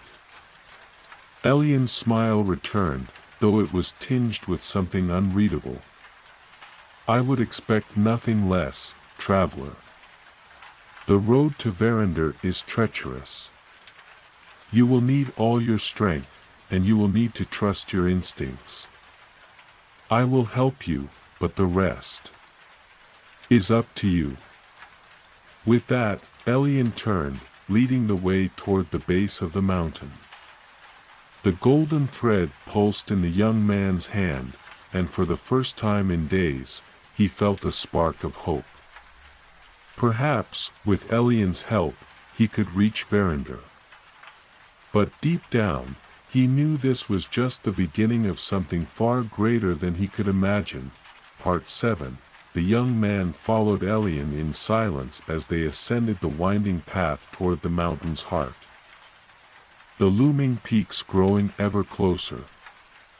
The air grew thinner with each step, the chill biting into his bones. His breath came in shallow bursts as the path steepened, a sharp reminder that the journey ahead was no easy feat yet. Despite the harsh conditions, the golden thread in his hand continued to pulse, steady and strong, as if guiding him through the darkness. Elian led the way, his cloak billowing behind him, his every step purposeful and unhurried. The shadows around them seemed to twist and shift, the light of the silver road fading as they ventured deeper into the mountain's shadows. The path grew narrower, the walls of rock on either side looming like silent sentinels. At times, the young man could feel the weight of the silence pressing down on him, the quiet oppressive, as if the world itself was holding its breath. His thoughts wandered back to Lyra's warning, not all paths are meant to be walked. Some choices are too heavy to bear. What was he walking into? What was the price of saving the loom? And what would it cost him to protect it? "You're quiet," Elian's voice broke through his thoughts, his tone not unkind but observant. "The weight of the journey is getting to you, isn't it?" The young man glanced at Elian, his face still hidden beneath a hood of shadows. There was something unnerving about the man, something that didn't quite sit right.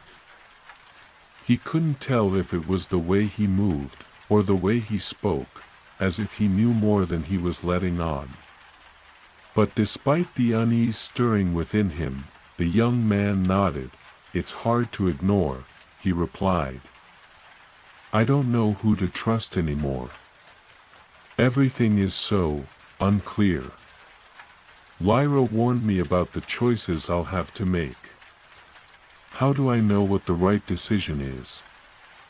Elian's footsteps slowed for a moment, but he didn't turn to face the young man. "The truth is," Elian said quietly, "there is no perfect answer. No easy path. There are only the choices you make and the consequences that follow. The loom itself is a reflection of that.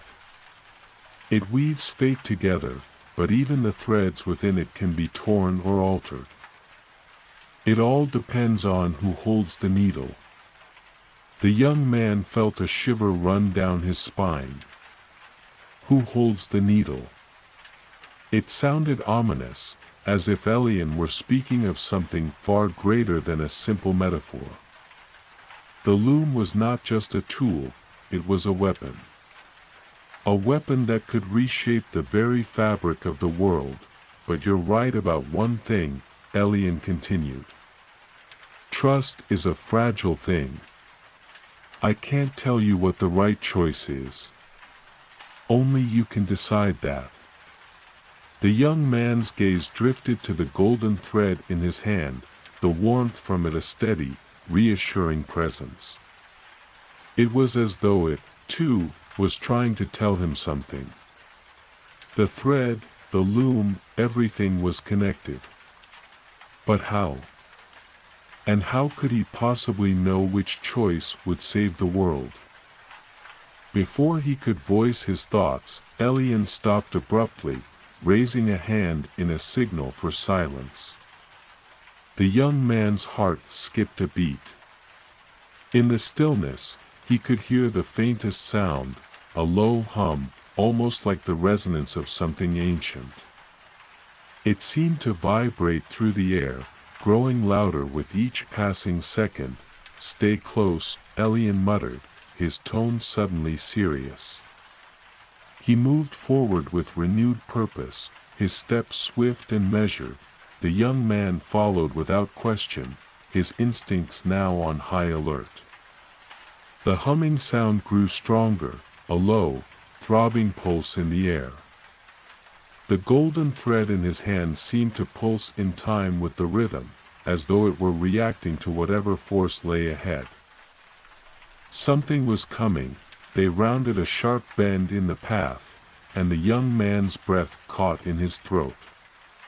Ahead of them, a group of figures stood in the shadows, their cloaks flowing like dark water, their faces hidden beneath deep hoods. The humming was coming from them, and as they moved, it seemed to grow louder, more discordant, like the sound of 1,000 threads being pulled taut at once. "The fate binders," Elian whispered, his voice tight with something the young man couldn't quite place. "They've found us." The young man's heart raced, and for the first time in a long while, he felt fear grip him.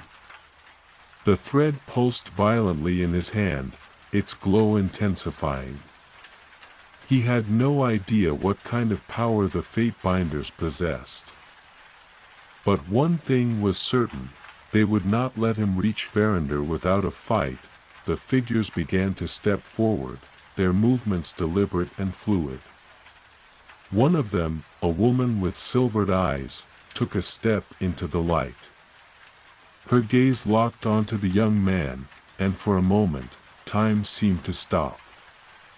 There was something ancient and unsettling in her eyes, something that seemed to see straight through him. "You've come far," she said, her voice soft but filled with an eerie resonance. "But this is where your journey ends." The young man's grip tightened on the golden thread, its warmth pulsing in response to the threat. He knew he had to act, but what could he do against such power? Elian stepped forward, placing himself between the young man and the fate binders. "Not today," he said, his voice firm. "This one has more to offer than you realize." The woman's gaze flickered toward Elian, her expression unreadable. "You speak as if you understand his place in this. But you, too, are merely a pawn in this game."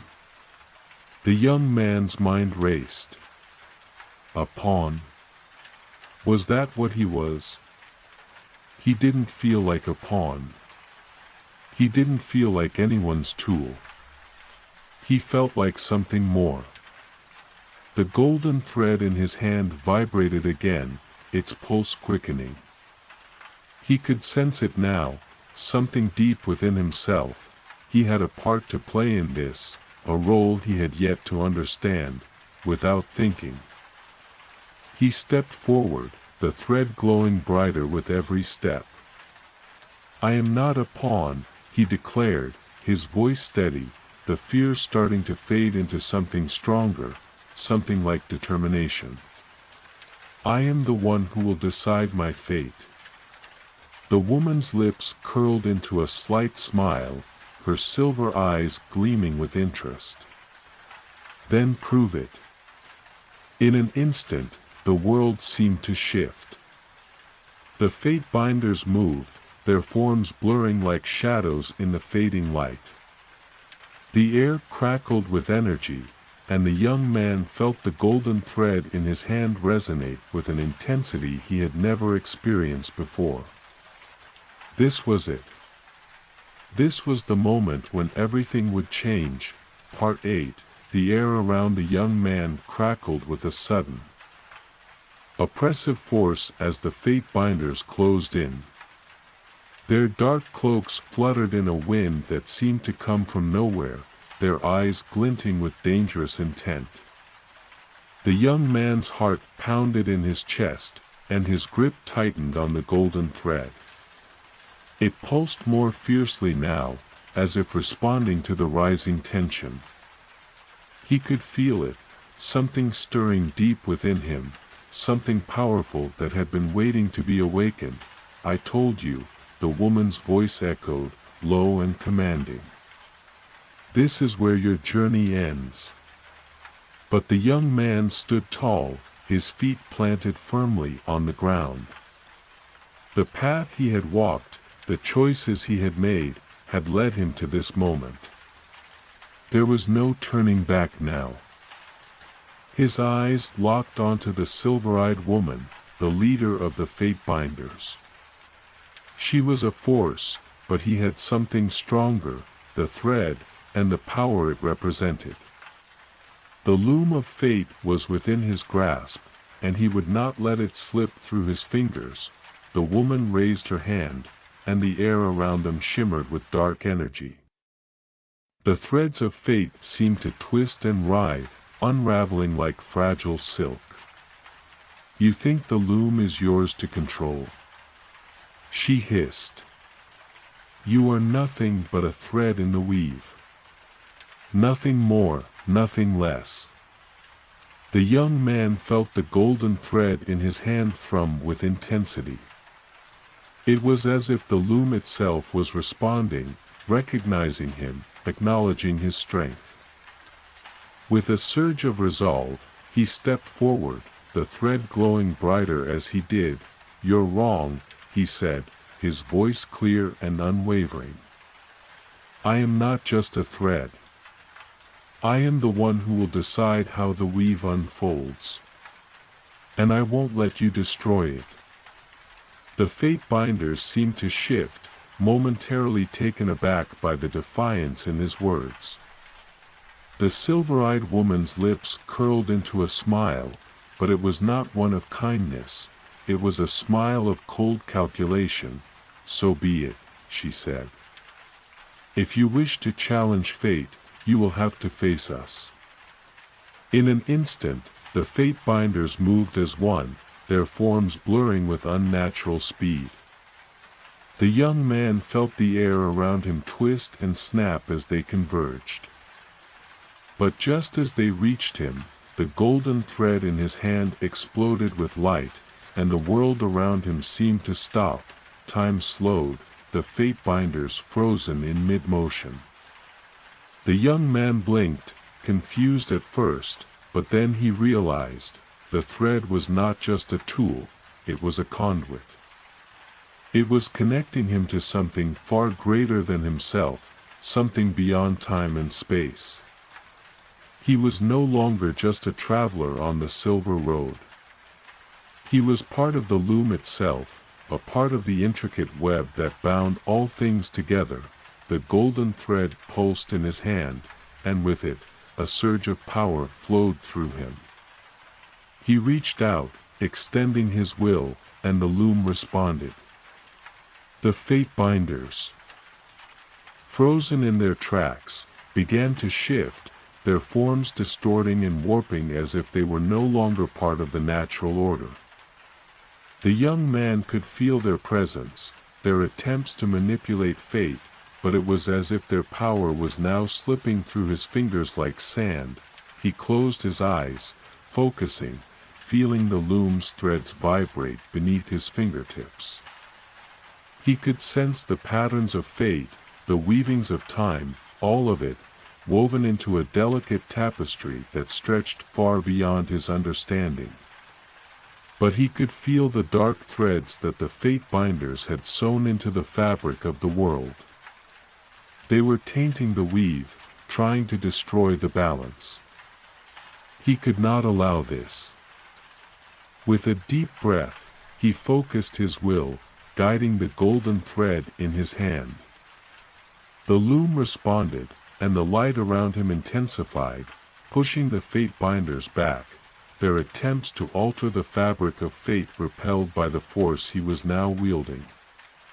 The silver-eyed woman took a step back, her face momentarily flickering with surprise.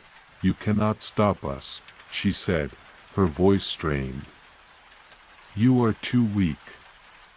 The loom is not yours to control." The young man's eyes glinted with resolve. "I'm not trying to control it. I'm trying to protect it."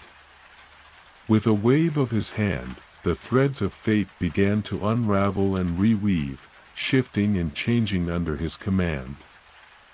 The dark, twisted threads that the fate binders had worked into the loom began to dissolve, fading into nothingness.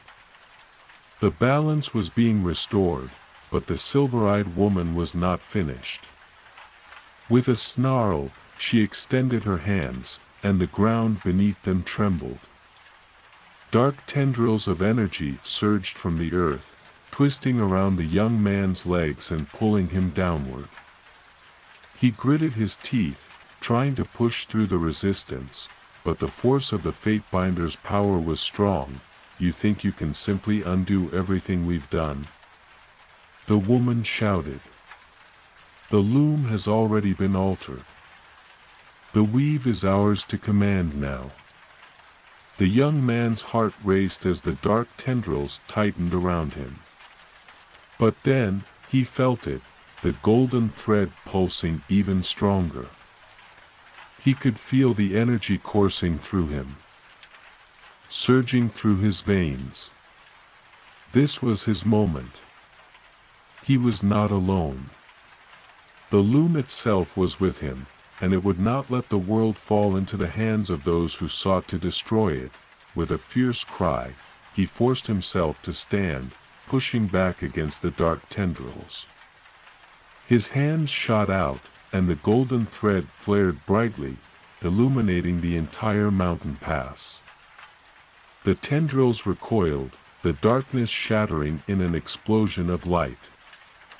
The fate binders screamed in unison, their forms breaking apart, the dark threads unraveling as the loom's balance was restored.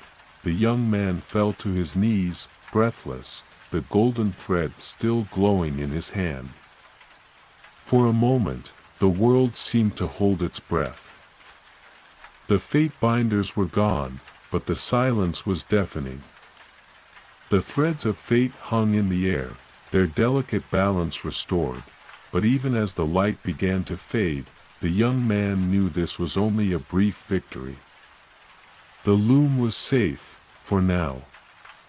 But the battle was far from over. There were still those who would try to alter it, to tear it apart.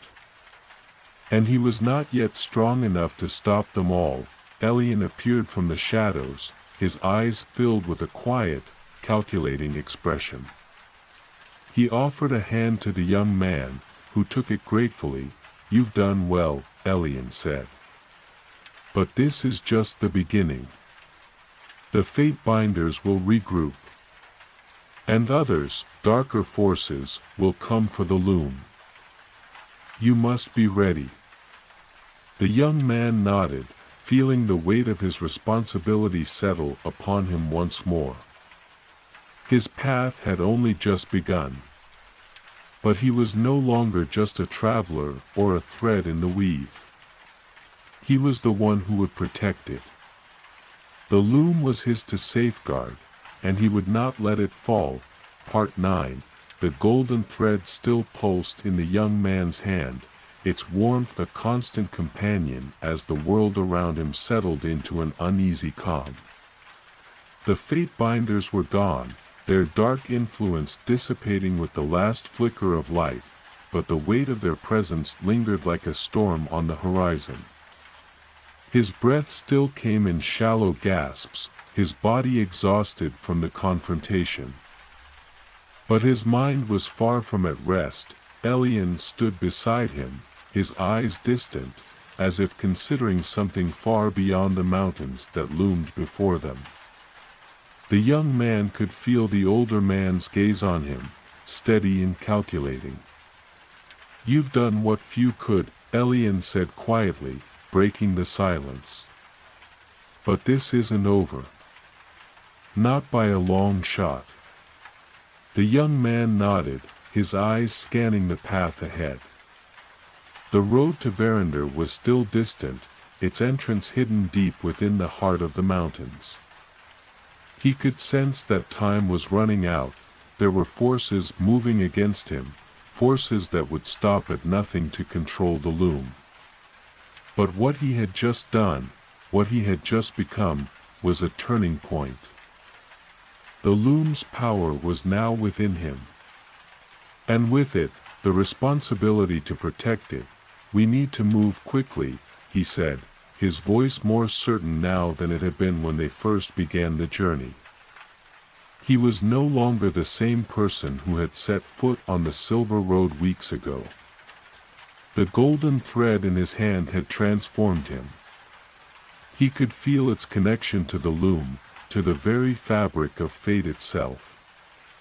He wasn't just a traveler anymore. He was part of the weave. Elian raised an eyebrow, his expression unreadable. "You think you're ready for what lies ahead?" His tone wasn't dismissive, but it was laced with a kind of quiet challenge. "You may have bested the fate binders, but there are worse things than them waiting. You may have touched the loom's power, but that power comes at a cost. You'll need more than courage to face what's next." The young man turned to face him fully, his gaze unwavering. "I don't have the luxury of doubt anymore. The loom is in danger. And so is everything connected to it." Elian studied him for a moment, then nodded, a flicker of approval in his eyes. "Very well. Then let's move. But know this, you're walking into the heart of darkness. Verinder is not just a city. It is the last bastion of the loom's true power. And those who would seek to control it will come from every corner of the world. They won't stop until they have what they want." The weight of Elian's words hung in the air. But the young man didn't flinch. His path was clear. The loom, Verinder, these were his responsibilities now. Whatever it took, he would see it protected. As they ascended deeper into the mountains, the air grew colder, the winds sharper. The narrow path they followed twisted and turned, sometimes vanishing into dense fog that seemed to spring up out of nowhere. The silence of the high peaks was unnerving, broken only by the occasional screech of an unseen bird or the distant rumble of shifting stone. The golden thread in the young man's hand had grown brighter with each step, its warmth more pronounced, almost as though it were responding to the proximity of the loom. But there was something else. Something subtle in the air, an undercurrent of dread that seemed to hum beneath the silence. He couldn't explain it, but he knew they were being watched. The fate binders had not been the only ones aware of his journey. There were others who would come for the loom. And Elian's warning echoed in his mind, "This is the heart of darkness." As they rounded a bend in the path, a shadow moved across the road ahead of them. Elian froze, his hand instinctively reaching for the hilt of his sword, but the young man raised a hand to stop him. "It's him," he said, his voice barely above a whisper. From the mist ahead, a figure emerged. Cloaked in a deep, midnight blue robe, his face obscured by a hood. He was a presence that commanded the air around him to still. He moved with purpose, as though he knew exactly where he was going, his footsteps silent on the stone. The young man's heart skipped a beat as the figure drew closer. He could feel the power radiating from him, a dark, magnetic pull that seemed to seep into the very marrow of his bones. "You've come far, Weaver," the figure said, his voice like a whisper carried on the wind, though it rang with an undeniable authority. "But you are too late." The young man's eyes narrowed. "Who are you?" he demanded, his hand tightening around the golden thread. The power of the loom flowed through him, but there was something about this figure. Part 11. The path ahead stretched out into the unknown, a winding trail through the heart of the mountains that led to Verinder, the city at the center of fate, the place where the loom's true power lay hidden. But as the young man walked, a cold sense of urgency gnawed at him. Illyrian had been only the first of many who would come for the loom, and with every step, he could feel the weight of his responsibility growing heavier. The loom was not just a power to be protected, it was a force to be reckoned with, and those who sought to control it would stop at nothing to claim it for themselves. Elian walked beside him, his expression contemplative.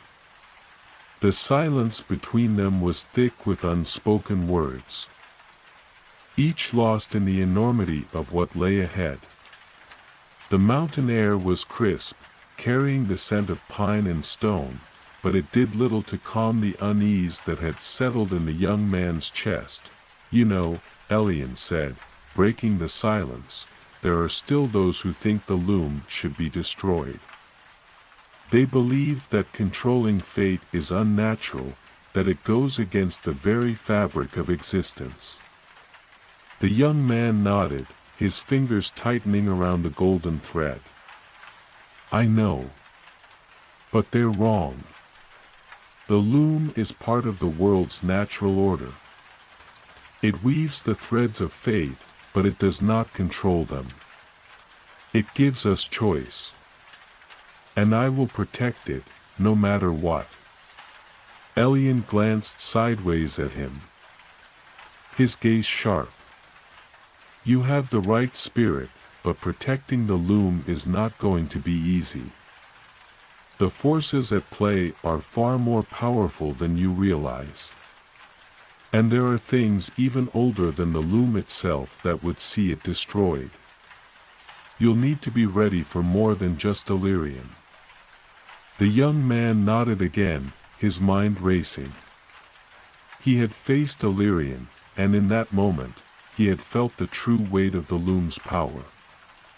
But that battle had only been a glimpse, a taste of the darkness that sought to unravel everything.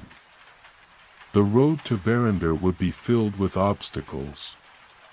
And if the loom was to remain safe, he would need to be more than just a keeper of the threads. He would need to understand them, control them, and perhaps even become them. Suddenly, the sound of hooves echoed from behind them. The young man and Elian stopped, turning toward the noise.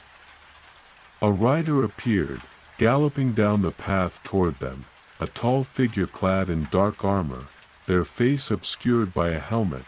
The rider slowed as they approached, pulling the reins of their horse and dismounting with a fluid motion. The young man's heart skipped a beat as the figure removed their helmet, revealing a face he did not recognize, but one that seemed oddly familiar, like a shadow from the past. "I was wondering when you would arrive," the rider said, their voice smooth and measured, carrying a weight of authority. "I thought you might be a bit further along by now." Elian stepped forward, his hand instinctively going to the hilt of his sword. "Who are you?" The rider smiled, a smile that was both welcoming and unsettling. "Ah, forgive me. I tend to forget that not everyone knows me by face.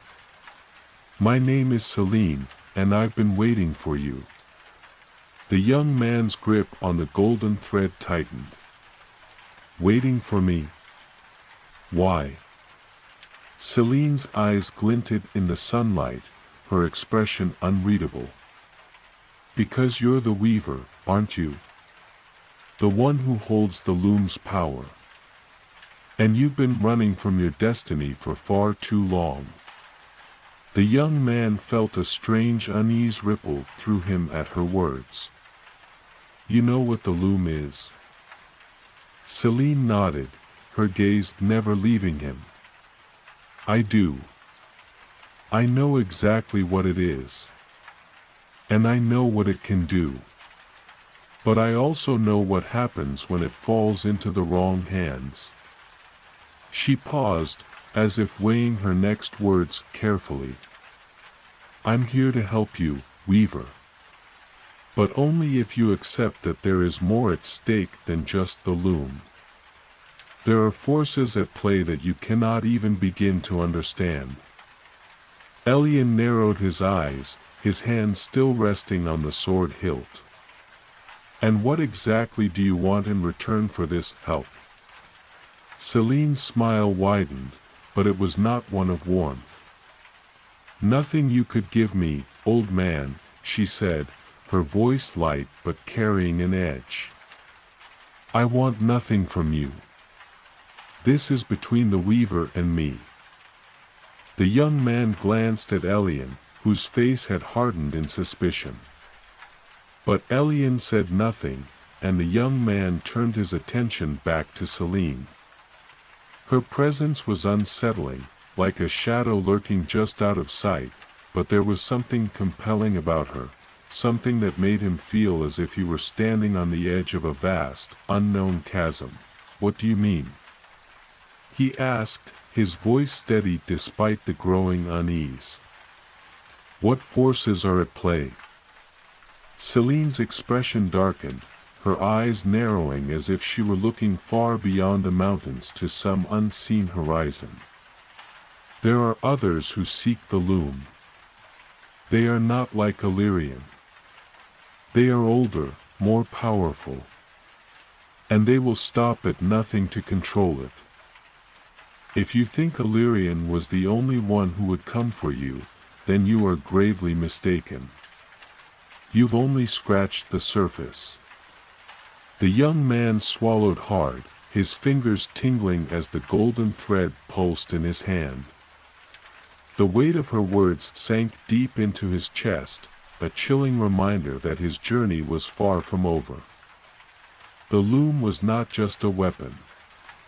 It was the key to something much larger, a force that could reshape the very world itself. Celine seemed to sense his hesitation.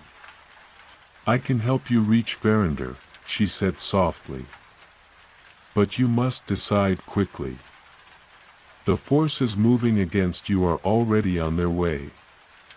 And the longer you wait, the harder it will be to protect the loom. You cannot afford to waste time." The young man looked at Elian, who was still watching Celine with suspicion, then back at Celine. The choice lay before him: accept her help, or refuse it and continue on his own. But every instinct in him told him that the road ahead was too dangerous to travel alone. "I'll accept your help," the young man said, his voice firm. "But I will not be controlled. The loom is mine to protect, and I will decide its fate, not you." Celine nodded, her smile returning, though it was tinged with something darker. "Good," she said. "Then let us move forward. We have much to do, and little time to do it." As she turned and began walking, the young man felt the weight of the golden thread in his hand once more. He didn't trust Celine, not entirely, but there was no time for hesitation. He had no choice but to trust her for now, even as his heart whispered that there was more to her than she let on, and so, with Celine leading the way, the young man and Elian continued on their journey. But with every step, the young man could feel the loom's power drawing him deeper into a web of mysteries, dangers, and choices that would shape not only his fate, but the fate of the entire world. Part 12. The journey grew darker with each passing day. The mountain path that wound toward Verinder seemed to stretch endlessly before them, the air growing colder, the sky more oppressive, as if the world itself were holding its breath. The young man had not spoken much since their encounter with Celine, though her words lingered in his mind like a shadow, darkening the edges of his thoughts. He had agreed to accept her help, but something about her unsettled him. There was a coldness in her eyes, a sharpness in her tone that hinted at something more than she was letting on. She had spoken of forces older than Illyrian, forces that would come for the loom. But who were they? What were they after? And could they truly stop them? Elian, ever the skeptic, had kept his distance from Celine, his sharp eyes never straying far from her, as if expecting her to reveal some hidden agenda. The young man understood his wariness. Trust was not something easily given, especially in a world where everyone seemed to have their own reasons for seeking the loom's power. But there was no time to question her motives, not now. Not when the loom was so close, when the very fate of everything hung in the balance. "We'll reach the city soon," Celine said one evening as they camped by a flickering fire, the shadows of the mountain stretching long into the night. Her voice was soft, almost distant, but there was an intensity behind it that made the young man pause. "But reaching it is only the beginning." Elian shot her a sharp look, but she continued as if he hadn't spoken. "You've heard of the Order of the Tapestry, I presume?" she asked, her eyes flicking to the young man. The name struck a chord deep in his memory, though it had been little more than a whisper among those who spoke of the loom. The Order of the Tapestry was an ancient group, one shrouded in secrecy, rumored to have been the original guardians of the loom. They were said to have woven the fates of kingdoms, of kings and queens, of entire nations. But they had disappeared long ago, their influence fading into myth. "I've heard of them," the young man replied cautiously. "But they disappeared centuries ago. What does the Order have to do with any of this?" Celine's gaze turned cold, her lips pressing into a thin line. The Order did not disappear. They were forced into hiding. The loom's power has always attracted those who would seek to control it, and the Order was no different. They were betrayed by their own, torn apart by factions that sought to use the loom's power for their own gain. The young man frowned, his fingers absently tracing the golden thread in his hand. "You said there are older forces at play. Are they part of the Order?" Celine's eyes darkened. "Yes. But they are not the only ones. There are those who seek to resurrect the Order, to harness the loom's power for themselves. And they are closer than you think." The crackling fire seemed to grow louder as the weight of her words sank in. The young man felt a surge of anxiety in his chest. Resurrect the Order. What did that mean for him, and for the loom? Elian, ever the pragmatist, broke the silence. "And what do you want from us, Celine? What's your role in all of this?" Celine turned her eyes to Elian, her expression unreadable. "My role is simple. I am a guide. I was once part of the Order, but I've long since distanced myself from their politics. I see the loom's power for what it is, not a weapon, but a force. and I will ensure that it remains in the hands of those who understand it." The young man's heart skipped a beat at her words. She had been part of the order. Had she been one of them, weaving the fates of the world as they once had? What was her true goal? And how much could he really trust her? But Celine's gaze softened as she turned back to the fire, her voice quieter now. "But there is a price. The loom is not a thing that can be contained, not forever. It must be guarded, yes. But it also must be understood. It is not just about protection, it is about balance. The balance of fate itself." The young man felt a shiver run down his spine at her words. The loom was never just a tool. It was a balance of life and death, of choices made and paths not taken. It was an eternal weave, and to understand it was to understand the very nature of existence itself. He glanced at Elian, who was still watching Celine, his expression wary. The firelight flickered across his face, casting sharp shadows in the deepening night. "What exactly are you saying, Celine?" the young man asked, his voice steady despite the turmoil swirling within him. "What price must we pay?" Celine didn't immediately answer. Instead, she stared into the fire, her fingers gently tracing the surface of the flames as though lost in thought. After a long pause, she spoke again, her voice low and almost reverent. "The loom's power is not something that can be controlled without consequence. Those who have tried before have paid the price in blood, in madness, in the unraveling of the very fabric of their own souls. And when the loom is disrupted, when it is used in ways that are not in harmony with its design, it brings destruction. Chaos. Entire worlds can be torn apart." Her words hung heavy in the air, and the young man felt a deep unease settle in his chest. The loom was not just a tool, it was a living, breathing force, tied to the very essence of creation and destruction. And to wield it carelessly was to risk unraveling everything.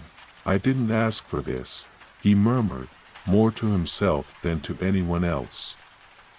"I didn't ask for this power." Celine turned her gaze to him then, her eyes softening, though there was an edge of something else in them. "None of us ask for this kind of power," she said quietly. "But fate chooses. And those who are chosen must learn to wield it, or be consumed by it." The young man swallowed, his thoughts swirling. He had felt the loom's power deep within him, its golden thread pulsing with an energy that seemed to course through his veins, alive and unyielding. He had faced Illyrian, but was that the real test?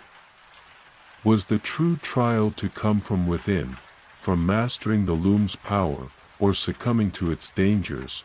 "What do I need to do?"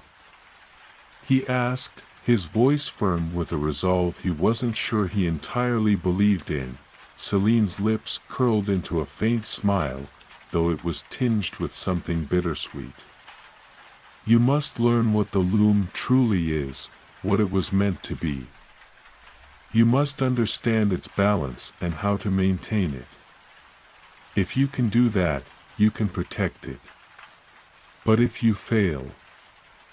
She trailed off, and the young man didn't need her to finish the sentence. The consequences would be catastrophic. There was no turning back now. The loom had chosen him, and with it came a responsibility that weighed heavier than anything he had ever known. The road to Verinder might be closer, but the real challenge was just beginning. He had to understand the loom, not just its power, but its purpose. The young man closed his eyes, taking a deep breath. The path ahead was unclear, filled with dangers he couldn't yet comprehend. But he would walk it. No matter what came next, he would protect the loom. Part 13, the journey to Verinder stretched on, each step growing heavier. The weight of Celine's words pressing on the young man's mind. The loom was not merely a tool, it was a force, a delicate balance of creation and destruction, and only those who truly understood it could wield its power without succumbing to its dangers. But how could he, someone who had never sought such a responsibility, ever hope to master it? The mountains loomed around them like silent guardians, the air sharp with the scent of snow and pine. The trail they followed grew narrower, winding deeper into the heart of the range, the peaks towering above like ancient sentinels. Each night, they camped beneath the cold, star-filled sky, and each morning they rose to face another day of uncertainty. Celine had been quieter in recent days, her sharp eyes always watching the horizon, as if she sensed something approaching. Elian, too, had grown more tense, his hand always near the hilt of his sword, his brow furrowed in concentration. The young man knew that the time was drawing near. The city of Verinder was not far now, but the forces Celine spoke of were already on the move, closing in from all sides. "I've been thinking," the young man said one evening as they sat around the fire, the glow casting long shadows across their faces. "What exactly are these forces you spoke of? The ones who would come for the loom?" Celine's eyes flickered to him, her expression unreadable. She took a long breath, as if considering her words carefully before speaking. "They are the remnants of the ancient factions, the ones who once sought to control the loom. Some are part of the old order, those who survived its destruction, and others are darker, more dangerous. They are not concerned with protecting fate, they want to control it, twist it to their own desires." The young man's heart clenched at the thought. He had never imagined that anyone would want to use the loom's power for such purposes. But then again, he hadn't truly understood the depths of its power either. If it could alter the course of fate, if it could shape destinies, then it was no surprise that there were those who would stop at nothing to claim it. "Who are they?" Elian asked, his voice low but sharp. "What do they want with the loom?" Celine met his gaze, her eyes hardening. "They are led by those who call themselves the children of the thread. They are fanatical, obsessed with the idea of reshaping the world according to their will. They believe that fate is not something to be accepted, but something to be bent and twisted until it serves their every whim." The name sent a chill through the young man. The children of the thread. It sounded like something from a nightmare, a group that saw themselves as the masters of fate, bending its very nature to their desires. He shuddered at the thought of what they could do with the loom's power. "They sound like monsters," he said quietly. "They are," Celine replied. "But they are not the only ones. There are others who would use the loom for their own ends, people who want to undo the past, who want to create a future of their own design. And they will stop at nothing to find it." The young man's mind raced. He had thought that Illyrian was the only threat he had to face. But now he knew that he was only a small part of a much larger and more dangerous game. The loom was the prize, and the world would burn to get it, so what do we do? Elian asked, his voice tense with the weight of their circumstances. Celine's eyes softened, but only slightly. "We keep moving. We reach Verinder." And we take the loom to the one place where it can be protected, where its power can be understood. But we cannot let it fall into the wrong hands. If the children of the thread find it first. She trailed off, and the meaning hung heavy in the air. We cannot let that happen. The young man nodded, his fingers tightening around the golden thread that hung from his neck. He had no idea what awaited him in Verinder, but one thing was clear: if the loom was to remain safe, he would have to face whatever came. There was no turning back. The following days were a blur of cold winds, endless mountain paths, and unspoken fears. They had grown closer to Verinder, but it was a strange, unsettling closeness, like standing on the edge of a precipice, knowing that one wrong step could send everything spiraling into darkness. And yet, no matter how much he tried to prepare himself, the young man knew he could not anticipate what would happen next. The loom had chosen him, but did that mean he was ready to face what came with it? It was late one afternoon when they reached the base of the mountain range, the city of Verinder visible in the distance, nestled in the valley below. The city shimmered like a jewel beneath the setting sun, its spires stretching toward the sky, its towers gleaming with the promise of ancient knowledge. But even from this distance, the young man could sense something was wrong. The air felt thicker here, charged with an unsettling energy, as if the city itself were holding its breath. "We're close," Celine said, her voice low. She had been silent for most of the day, but now she spoke with an edge to her tone, her eyes scanning the horizon. "And they are already here." The young man's heart skipped a beat. "Who?" "The children of the thread," she said, her voice grim. "They know we're coming. And they will not let the loom go without a fight." The young man felt a chill run through him. They had been hunted from the very moment they set out. The loom was not just a weapon, it was the key to a battle that would shape the world. And now, it seemed, the battle was about to begin. "We can't stop now," Elian said, his hand tightening around his sword. "We have to move forward, no matter what." Celine nodded. "We must reach Verinder. Once there, we will seek out the guardians, the last remaining protectors of the loom. But be warned," she added, her gaze darkening. "The city is not what it seems. There are those within it who will betray us." The young man's breath caught in his throat. Betrayal? There was no time to process her words. The path ahead was clear. He had to reach Verinder, and he had to do it now. With the city in sight, they began their descent, the wind biting at their faces as they moved with purpose, the weight of their task pressing down on them. The loom was closer than it had ever been, but with it came a storm that would change everything. Part 14. The sun dipped below the horizon as they descended into the valley that held Verinder, its golden light casting long, eerie shadows across the land.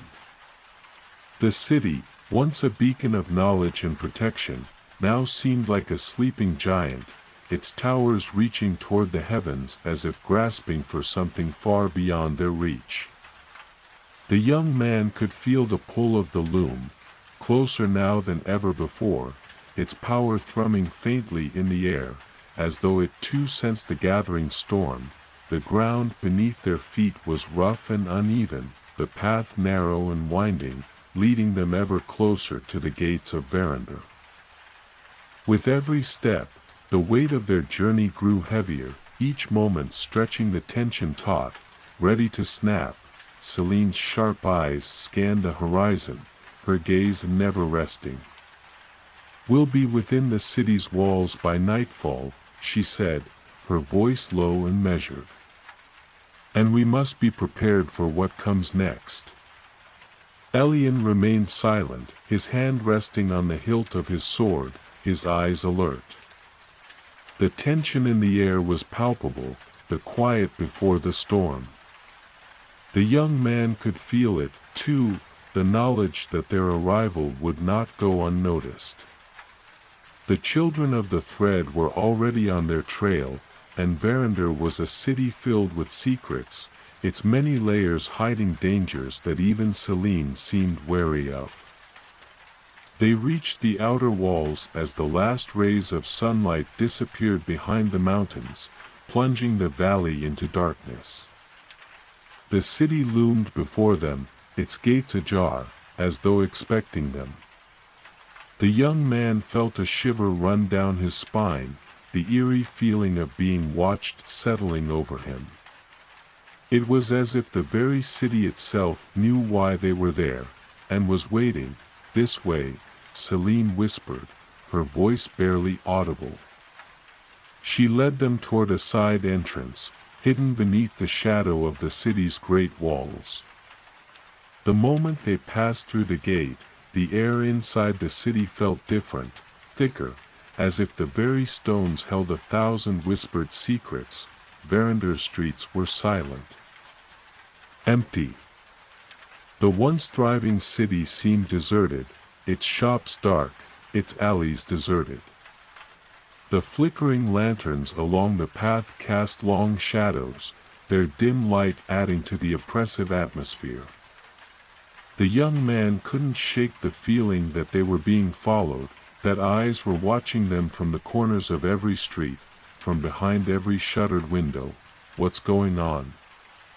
the young man asked, his voice quiet, almost afraid to break the eerie stillness.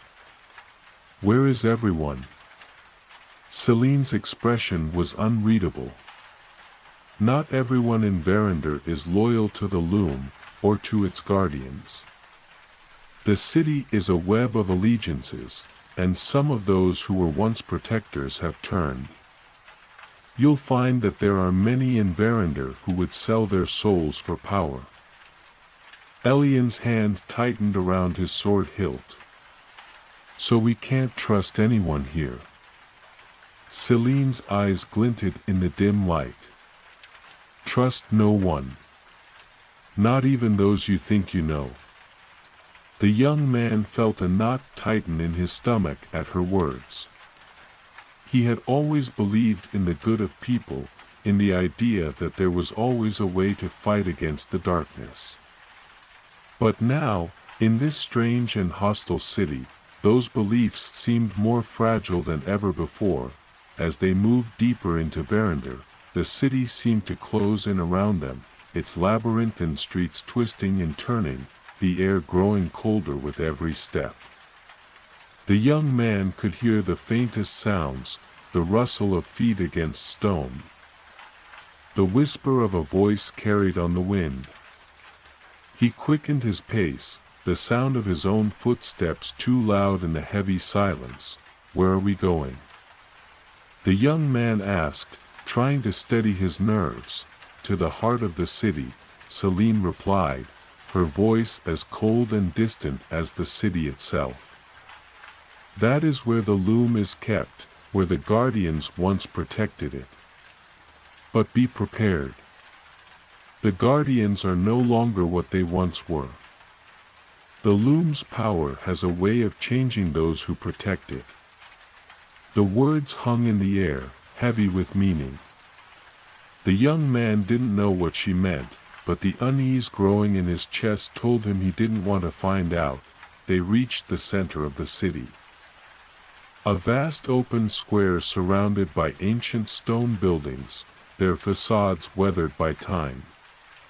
In the middle of the square stood a tall, black tower, its shape jagged and foreboding against the night sky. The tower seemed to pulse with a dark energy, a faint glow emanating from within, like the heartbeat of the city itself. "That's it," Celine said, her voice barely a whisper. The heart of the city. The loom is inside, protected by those who still serve its purpose. The young man's heart raced. This was it. They had come so far, fought so much to reach this point. And yet, standing before the tower, he felt a sense of dread that threatened to overtake him. He could feel the loom's presence. Its power drawing him in, whispering promises of both salvation and destruction. As they moved toward the tower, the sound of footsteps echoed behind them.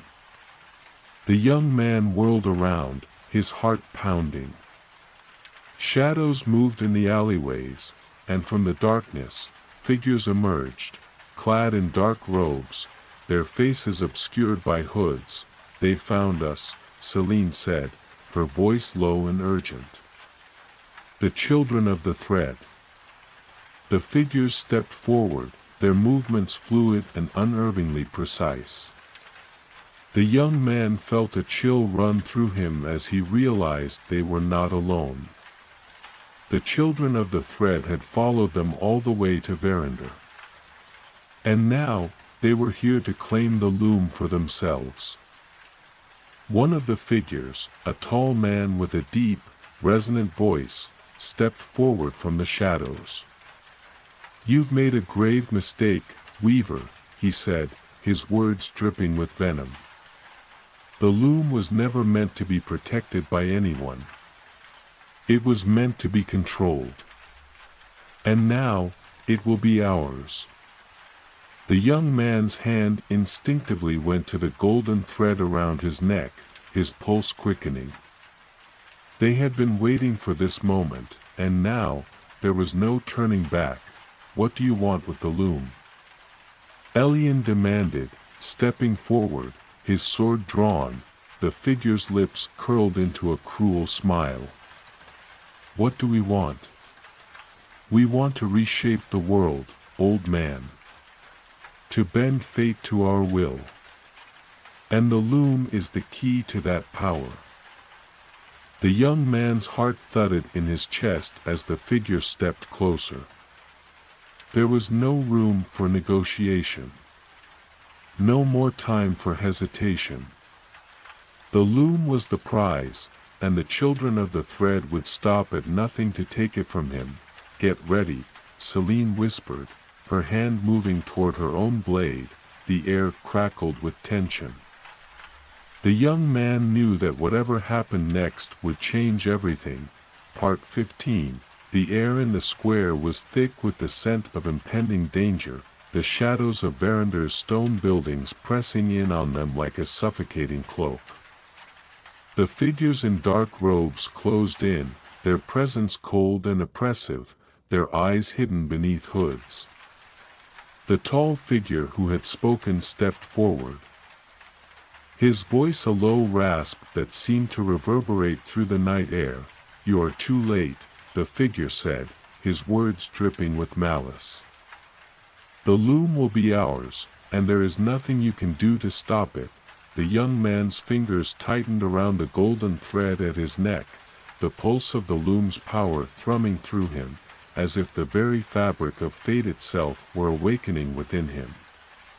He could feel its call, like a whisper in his mind, but also a weight, a burden that pressed down on him with each passing moment. "Elian," he muttered, his voice low, "get ready." The older man nodded, his hand firm on the hilt of his sword, his eyes never leaving the hooded figures. Celine stood beside them. Her gaze cold and calculating, her hand resting on the hilt of a slender blade that gleamed in the pale light. She was poised, ready for whatever might come. "You misunderstand," the young man said, his voice gaining strength. "The loom was never meant to be controlled. It's not a tool for your whims, not for anyone's to twist to their own desires." The figure chuckled darkly, his hands moving beneath his cloak. "You are naive, Weaver.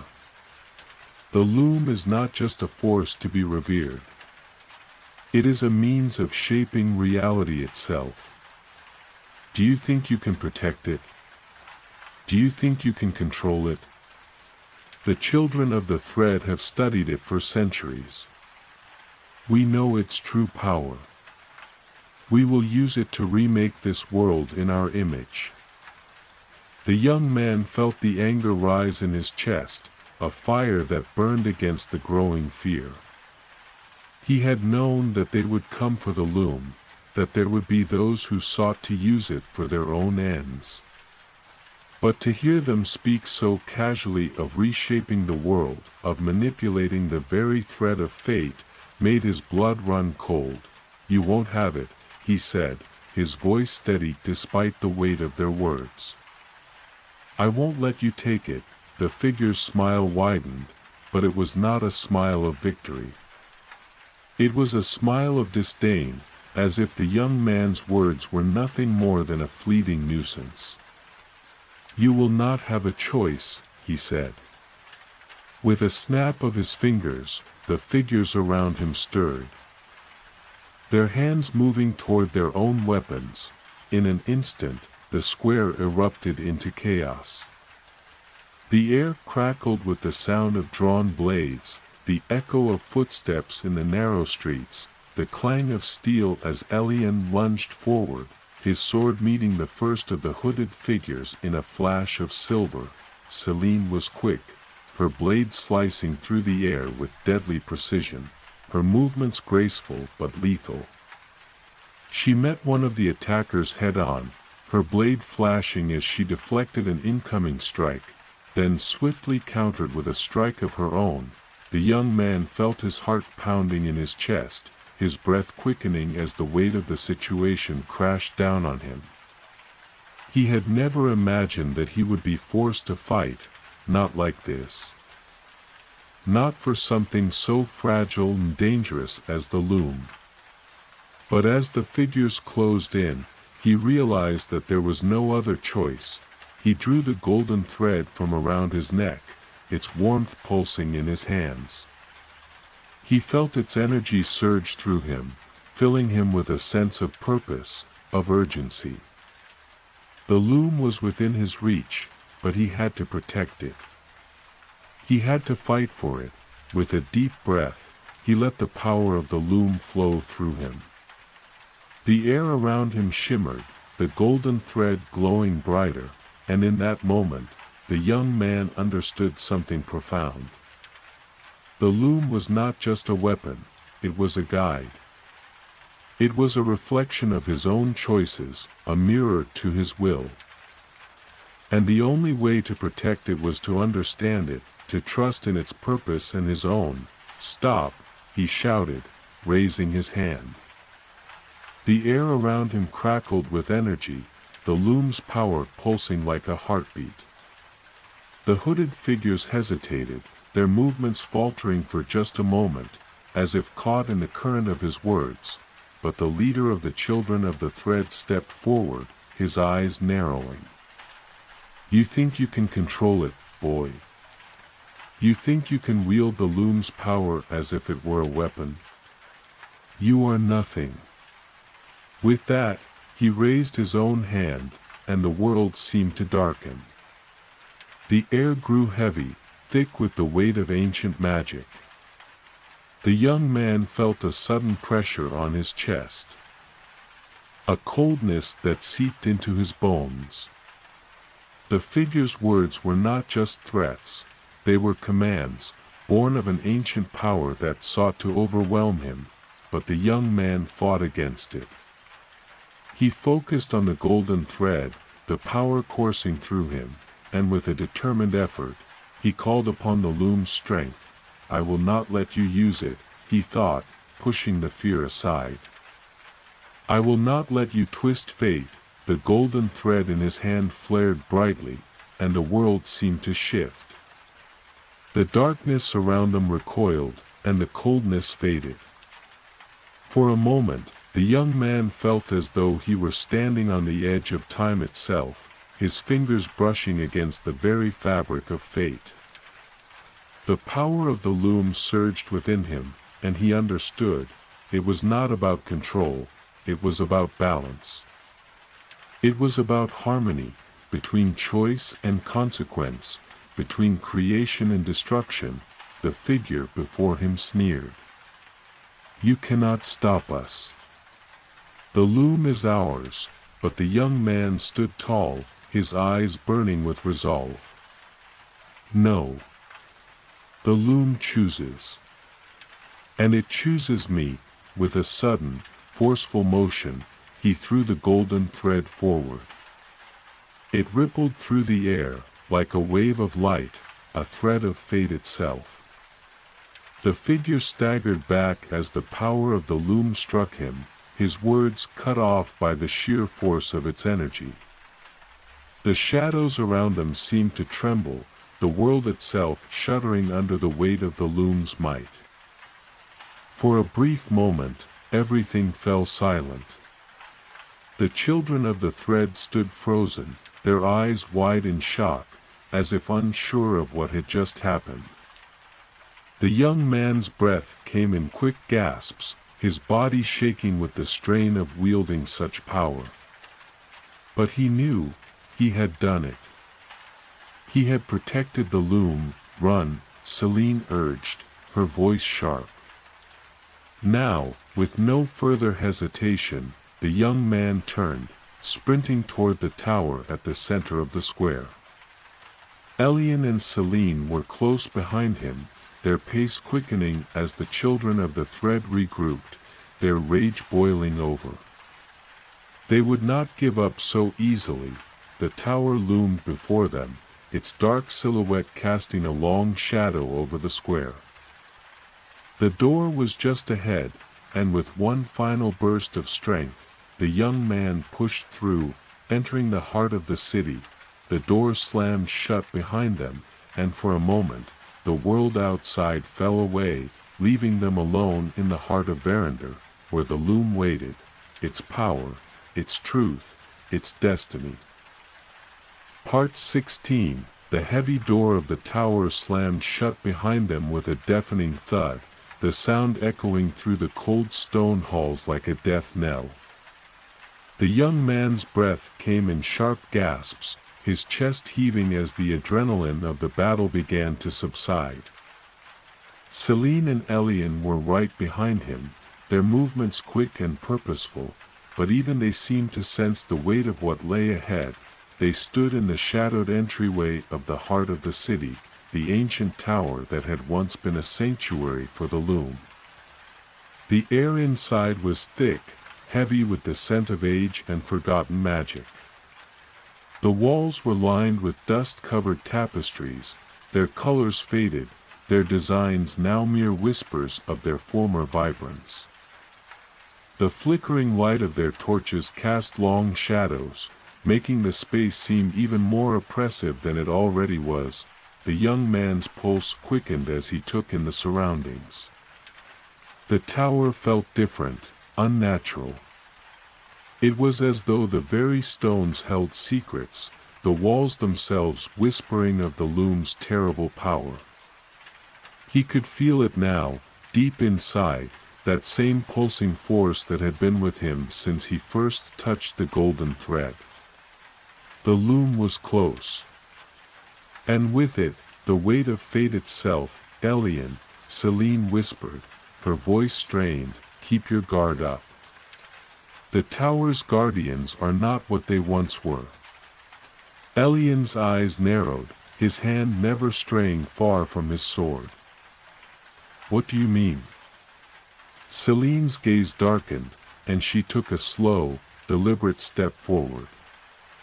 The guardians who protected the loom in the past, they were once noble protectors.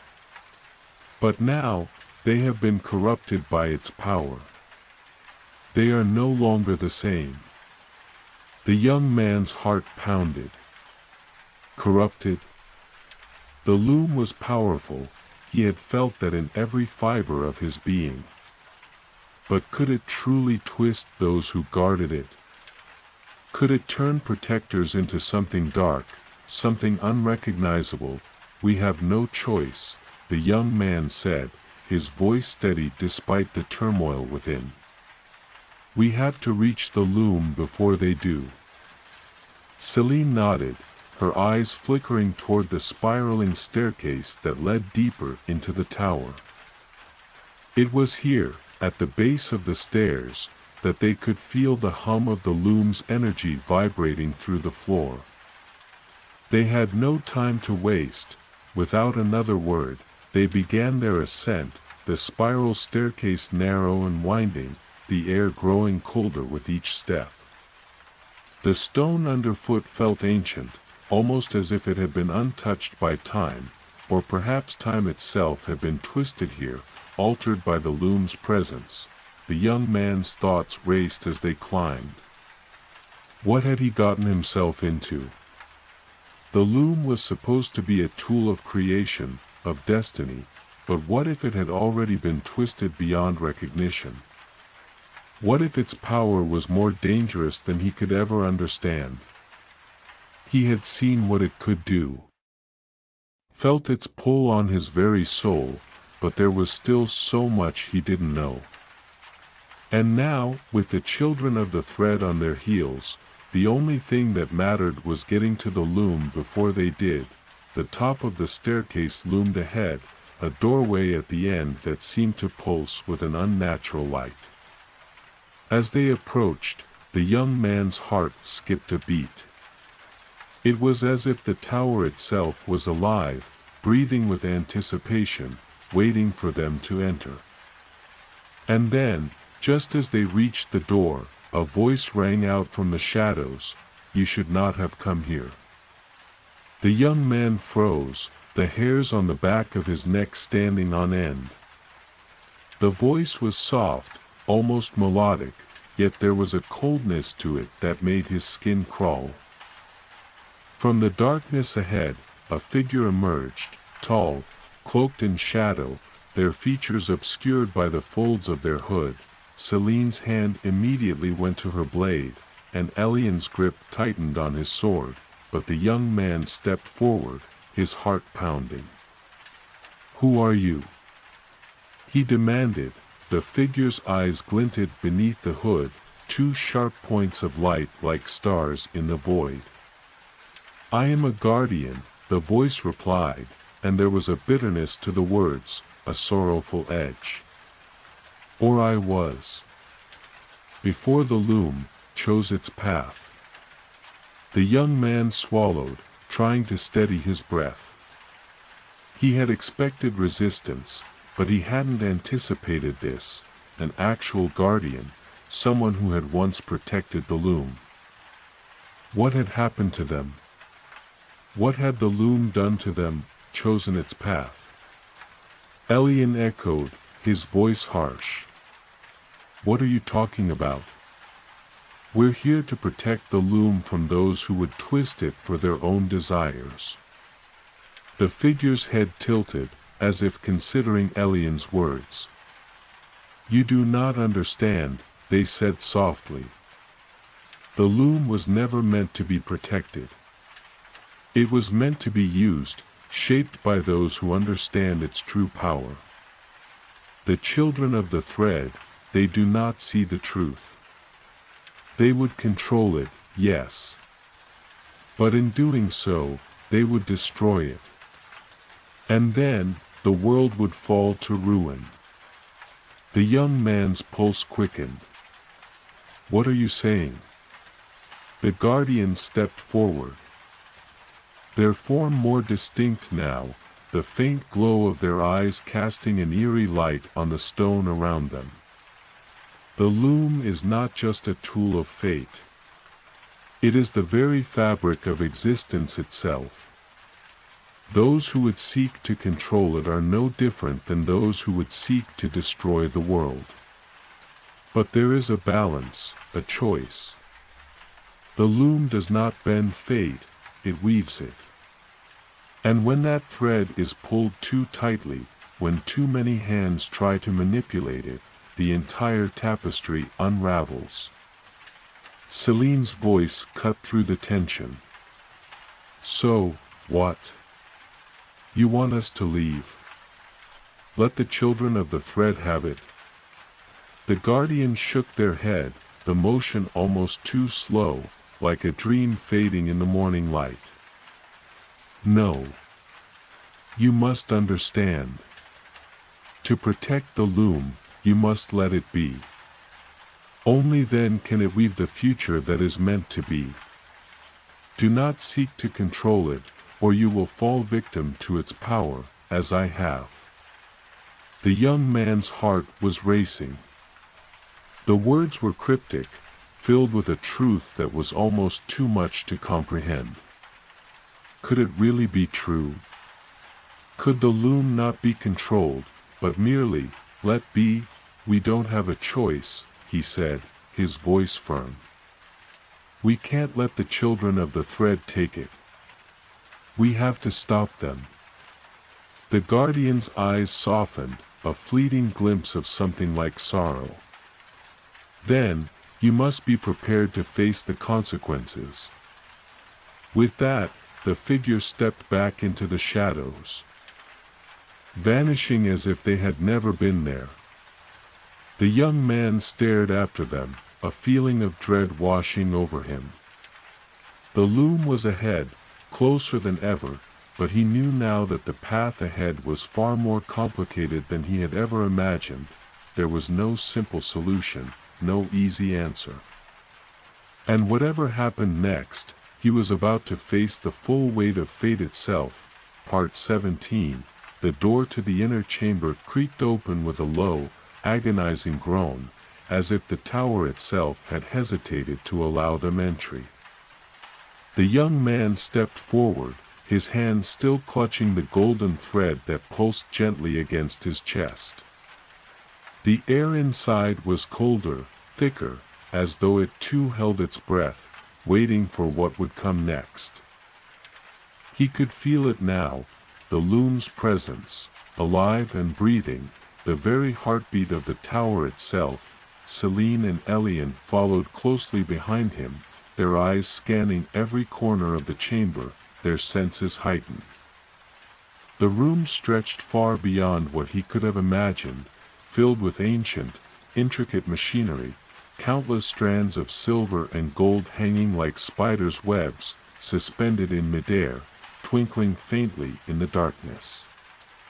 But at the center of it all was the loom, immense, its frame towering like an altar to something both sacred and dangerous.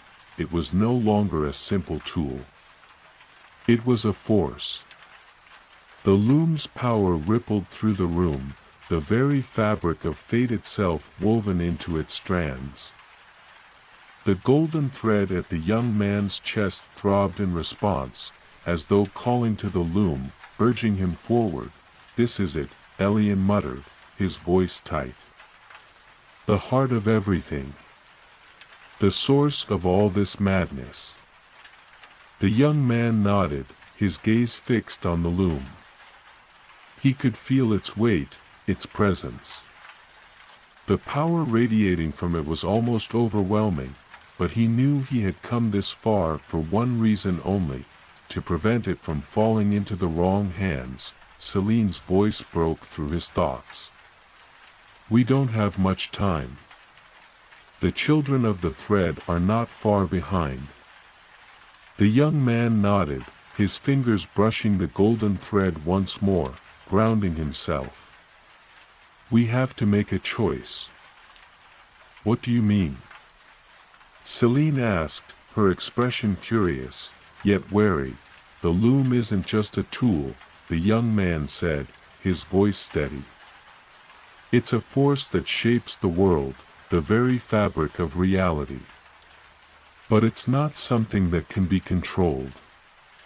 Not like the children of the thread think.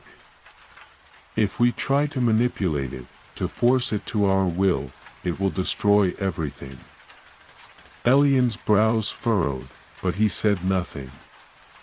He simply watched the young man, waiting. "I understand now," the young man continued, his words feeling heavy in the air.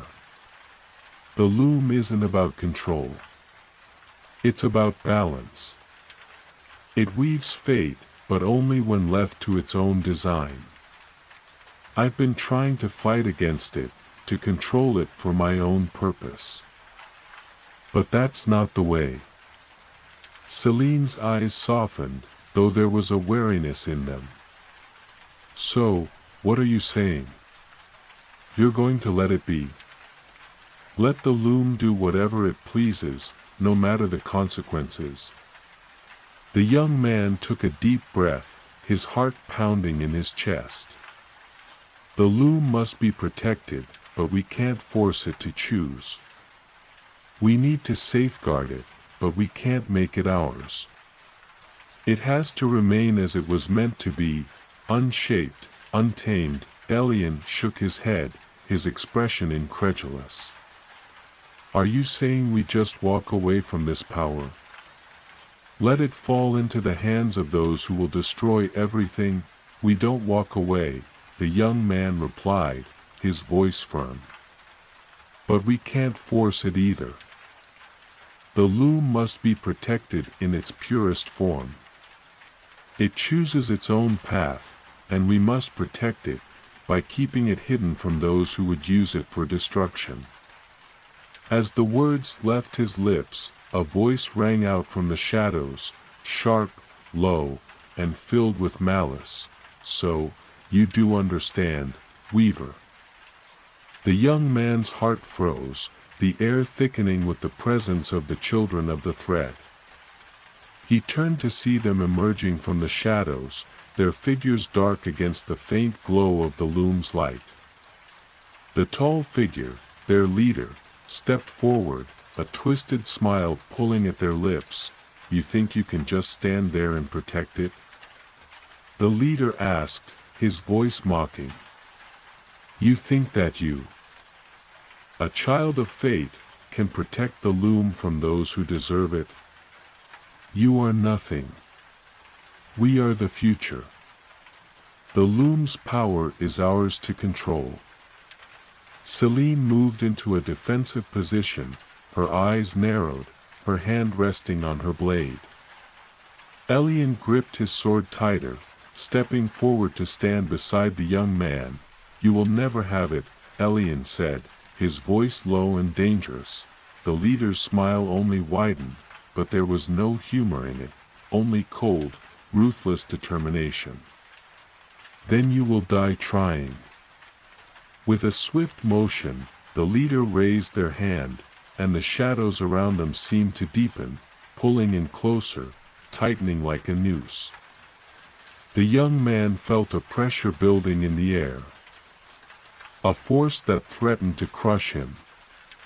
The loom's energy surged in response, its light flickering wildly, as if caught in the struggle between them. The young man knew that if the children of the thread were allowed to control it, there would be no hope. The loom would be twisted, and fate itself would be rewritten to serve their dark purposes, but the guardian's words echoed in his mind. You cannot control it. You must let it be. No, the young man whispered, his voice trembling with the weight of his decision. He stepped forward, holding the golden thread tightly in his hand, feeling its pulse like a heartbeat. He focused on the loom, reaching out with his mind, connecting with its power. The children of the thread watched, their eyes narrowing as they saw what he was doing. What are you doing? The leader demanded, their voice filled with fury. You can't, but the young man ignored them. Instead, he focused all his energy, all his intent, on the loom, letting the golden thread flow through him, connecting his will to its power. I will not control you, he thought, his heart and mind clear. I will protect you, the loom responded, its power surging, bright threads of gold and silver weaving in the air, twisting and turning like a storm.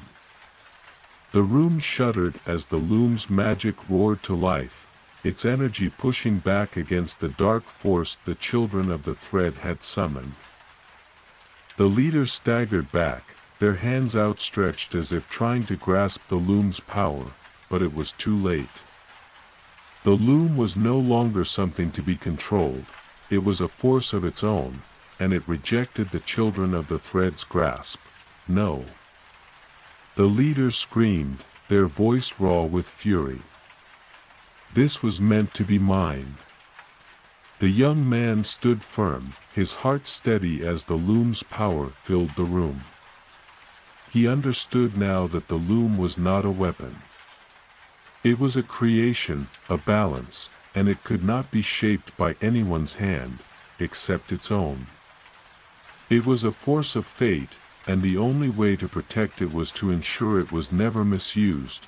With one final pulse, the loom's energy surged, pushing the children of the thread back into the shadows, their forms dissolving into the dark, their attempts at control undone. As the light of the loom faded back into a gentle glow, the young man felt the tension in his body release. He had done it.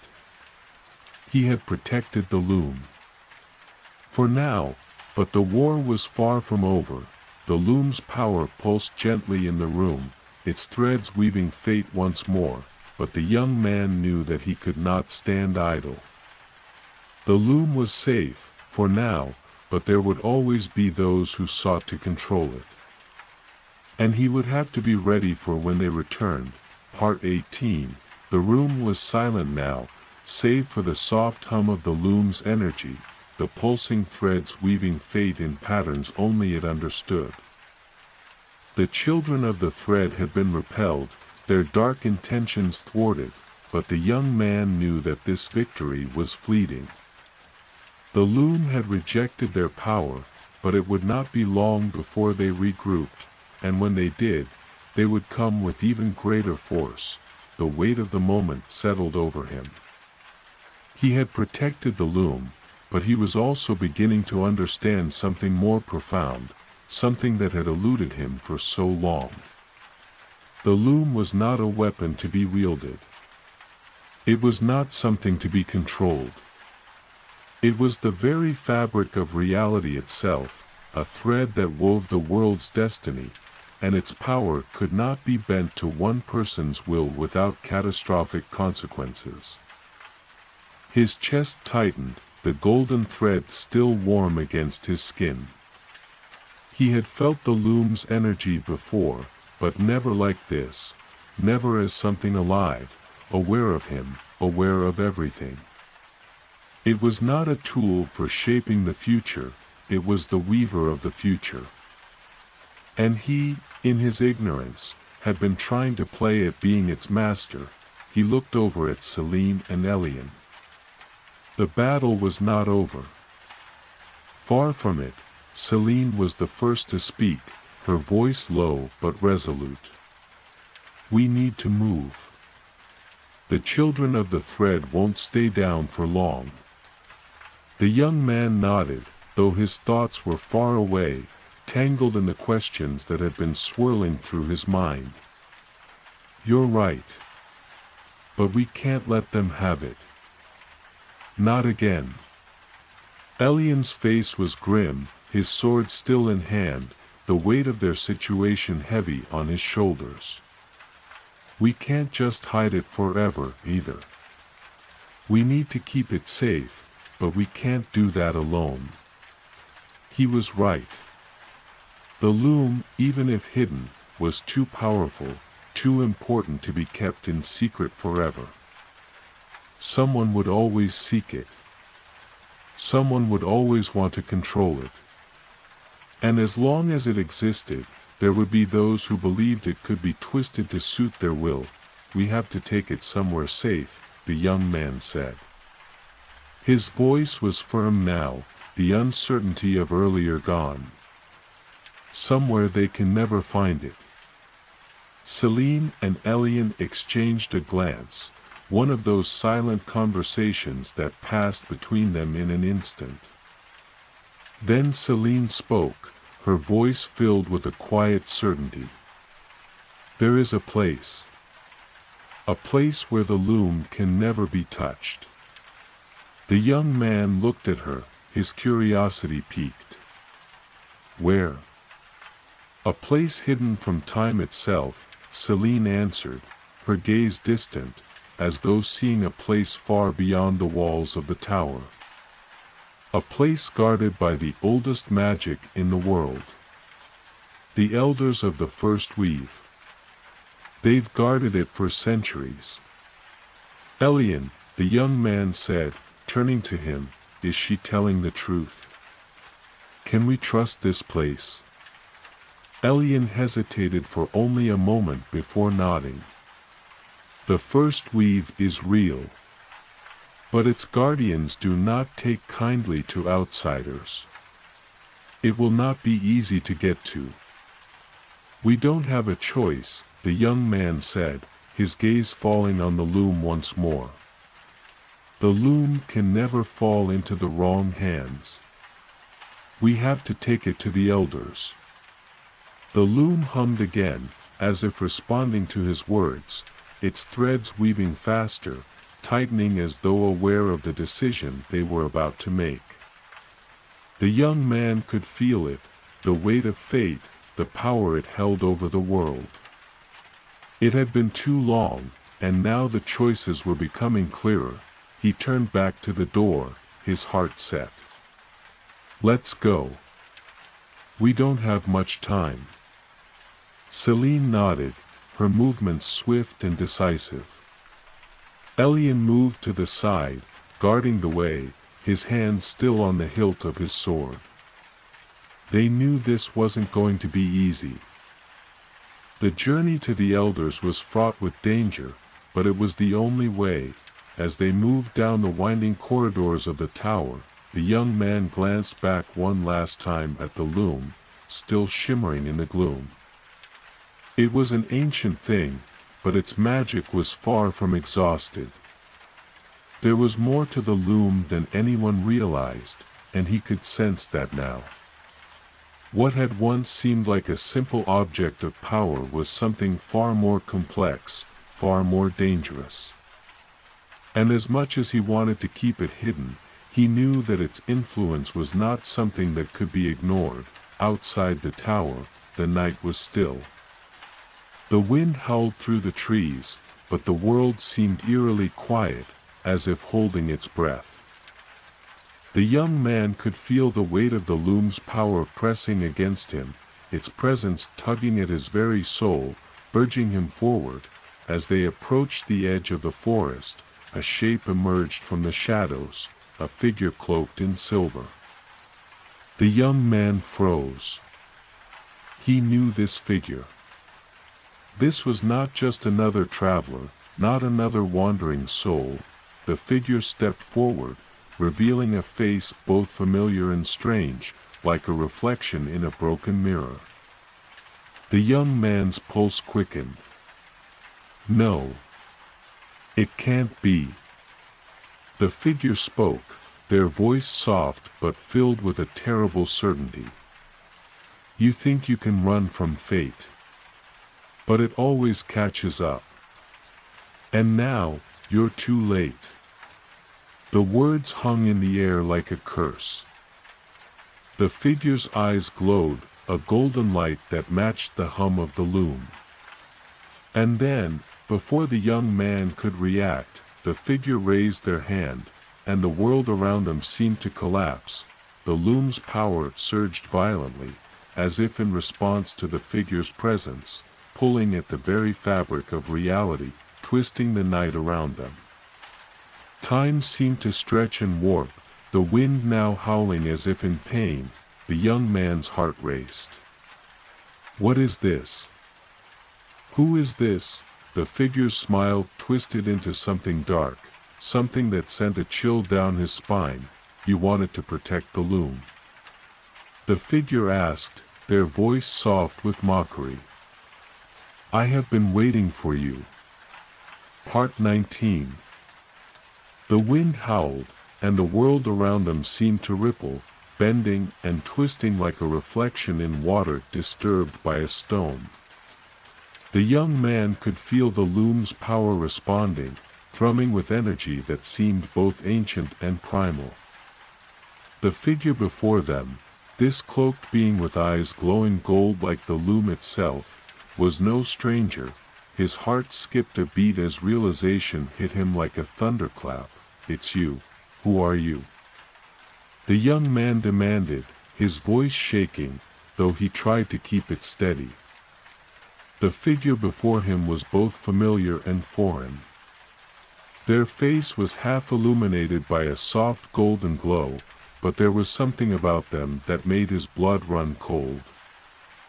Something wrong, something twisted in their very presence. The figure smiled, a cold, knowing smile that made the young man's skin crawl. Ah, so you remember me. The cloak shifted, and in the faint light, the figure's features became clearer, sharp angles and high cheekbones, eyes the color of amber, glowing faintly with an otherworldly light. It was a face he had seen before, a face that haunted his dreams, but not in the way he had expected. You're one of the elders of the first weave, the young man breathed, his voice a mixture of disbelief and fear. The figure nodded, their smile never faltering. I am no mere elder, child of fate.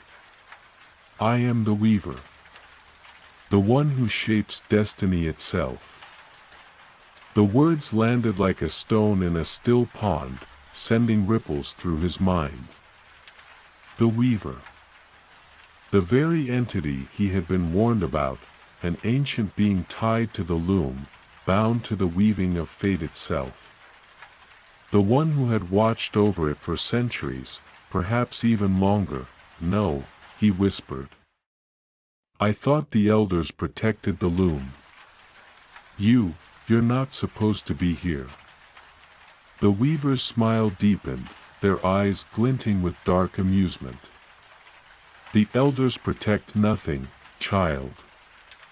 They are guardians of a thread that was never meant to be guarded. The loom. It is mine. It was always mine. The young man's breath caught in his throat, panic seeping through him. No. You're lying. The loom cannot belong to anyone. The weaver chuckled softly, the sound like the rustling of old, brittle leaves. Ah, you still don't understand. That's the difference between you and me, child. I understand the loom's true power. I've watched its threads for eons, weaving fate in ways you could never fathom. You think you control it. But it is I who has always controlled it. The young man's pulse quickened as the weaver's words sank in, their meaning unraveling before him. The loom, the golden thread, it wasn't just an object. It was a force, and the weaver had always been its true master. But why had they allowed him to come this far? Why had they let him believe that he could protect it? If they were always in control, you let me come here, the young man said, his voice thick with the weight of revelation. You wanted me to think I was doing something. You wanted me to wake up to all of this. The weaver's smile was filled with something like pity, but it was twisted, like a predator toying with its prey. You were always meant to come here, child. The loom needed you. It called to you, and you followed. But now that you understand, it is too late. Before he could react, the weaver raised a hand, and the world around them seemed to warp further, the edges of reality fraying like a torn fabric. The wind screamed, the air thickening with the loom's power. No! The young man shouted, stepping forward, his hand instinctively reaching for the golden thread at his chest. You won't control it. Not while I'm here. The weaver's eyes gleamed with amusement. Control. I am not here to control it, child. I am the loom. I am its pulse, its rhythm. I am the one who has guided it for millennia. A sharp, deafening crack split the air, and a blinding flash of light erupted from the loom itself. The young man instinctively shielded his eyes, feeling the loom's power surge like a wave crashing over him. He could feel it, its energy coursing through him, its golden threads pulling at his very soul, but it wasn't just him. He could feel the others too. Celine and Elian, though they were standing at a distance, still hidden behind the veil of the collapsing world, were affected by the loom's power, caught in its wake. Do you understand now? The weaver's voice rang out, calm but filled with an unsettling certainty. It is inevitable. The loom will always call to those who are connected to fate. It is not a tool. It is a force. And you, child, are its next thread. The young man felt his knees buckle, the pressure of the loom's power too much to withstand. His hand still clutched the golden thread at his chest, but it was as if the loom itself was resisting him now. It was a force greater than his will, and it was pulling him deeper, dragging him closer to the edge of something he could not see. No, he gasped, fighting to hold on to his senses. I am not your tool. I will not be a part of this. The weaver's eyes narrowed, and with a flick of their hand, the world seemed to shift once more. The edges of the reality around them seemed to break apart, revealing a vast emptiness, an infinite expanse of thread stretching in every direction. A void that was the loom itself, the boundless tapestry that wove the fate of every living being. You misunderstand, child, the weaver said softly. You are already a part of it. You always have been. Suddenly, the young man felt it, the loom's threads, interwoven with his very being. He could feel every moment of his life, every choice, every step, every twist of fate that had led him to this moment. The loom was not just an object, it was him, and he was it. He was part of the great weave, as much a part of it as any of the threads that stretched infinitely across the void. No. He screamed, the word torn from his throat. I am not yours. But the weaver only smiled, stepping closer. You are fated to become part of this.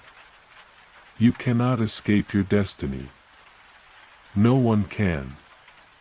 The young man's mind raced.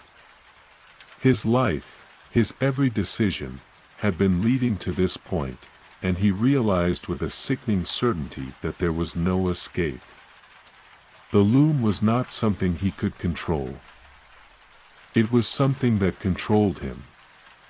The loom was fate itself, and he was woven into its threads, bound to it, but as the weaver advanced, a sudden surge of determination sparked within him. The loom could bind him, but it did not own him. Fate could twist and turn, but it could never take away his will. He could still choose. He would choose. With one final, desperate cry, he pulled the golden thread from his chest, unraveling it, letting the power surge through him as he defied the loom's grasp. And in that moment, the world seemed to stop. The loom was a force of destiny, yes. But he was more than just a thread, he was a weaver too. Part 20. Time hung in the balance, suspended in the heavy silence that followed his cry. The young man's breath came in shallow gasps, his heart pounding as the golden thread, still warm in his hand, throbbed with a rhythm that seemed to echo throughout the very fabric of reality. The loom, the force that had shaped his life, seemed to pause in that instant, as though even it were waiting for the next movement. The weaver stood before him, their smile unfaltering, their eyes still gleaming with that terrible knowing. "You think you can escape," the weaver murmured, their voice a soft, dangerous melody. "But you cannot. You are the loom's creation, child. And no matter what you do, you will always return to it." The young man's fingers tightened around the golden thread, the pulse of power flowing through him in waves. But there was something different now, something new. He had always been a part of the loom, yes, but he had never realized that the loom, for all its power, could not force him into a role. It could not define him, and in that moment, he understood what he had to do. The loom was not the master of fate. It was a mirror, a reflection of all the choices made, all the threads intertwined in the tapestry of life. And he, too, was a weaver. His choices, his will, were just as much a part of the design as the loom's threads. "No," he said again, more firmly this time, the words stronger as he stared the weaver down. "I am not your puppet. I will not be bound." The weaver's gaze faltered, just for a moment, and it was then that the young man knew. The weaver, for all their ancient power, had never been in control of the loom. They had believed themselves to be, but they, too, were just a thread, woven into the tapestry of fate. He took a step forward, his eyes fixed on the loom in the distance. It pulsed with power, 1,000 golden strands stretching out into the infinite, each one representing a life, a decision, a destiny. He could feel them all, and he understood that they were not fixed. The loom was not the force that determined the future, it was the choices of those who lived, those who acted, who truly shaped it. With the golden thread in his hand, the young man moved closer to the loom. The weaver watched, their expression unreadable, though there was a flicker of something like doubt in their eyes. "Do you think you can change fate?" The weaver asked, a note of disbelief in their voice. "Do you think you can rewrite it?" The young man's voice was steady, his resolve unshakable. "No. But I can choose to live it. I can choose who I become. I will not be a prisoner to fate any longer." The loom's power surged in response, as if it were testing him, pushing against his will. The air around him crackled with energy, and the threads of destiny wrapped tighter around him, pulling, tugging at his very essence. The weight of it threatened to crush him, but he stood firm. The golden thread burned in his hand, its light growing brighter, more intense. He closed his eyes, focusing on the rhythm of the loom, the pulse of its threads. In that moment, he felt it. He could feel the weave of fate, the vast network of choices, of lives interwoven with his own. It was more than just power, it was life itself, a vast and complex web that no one,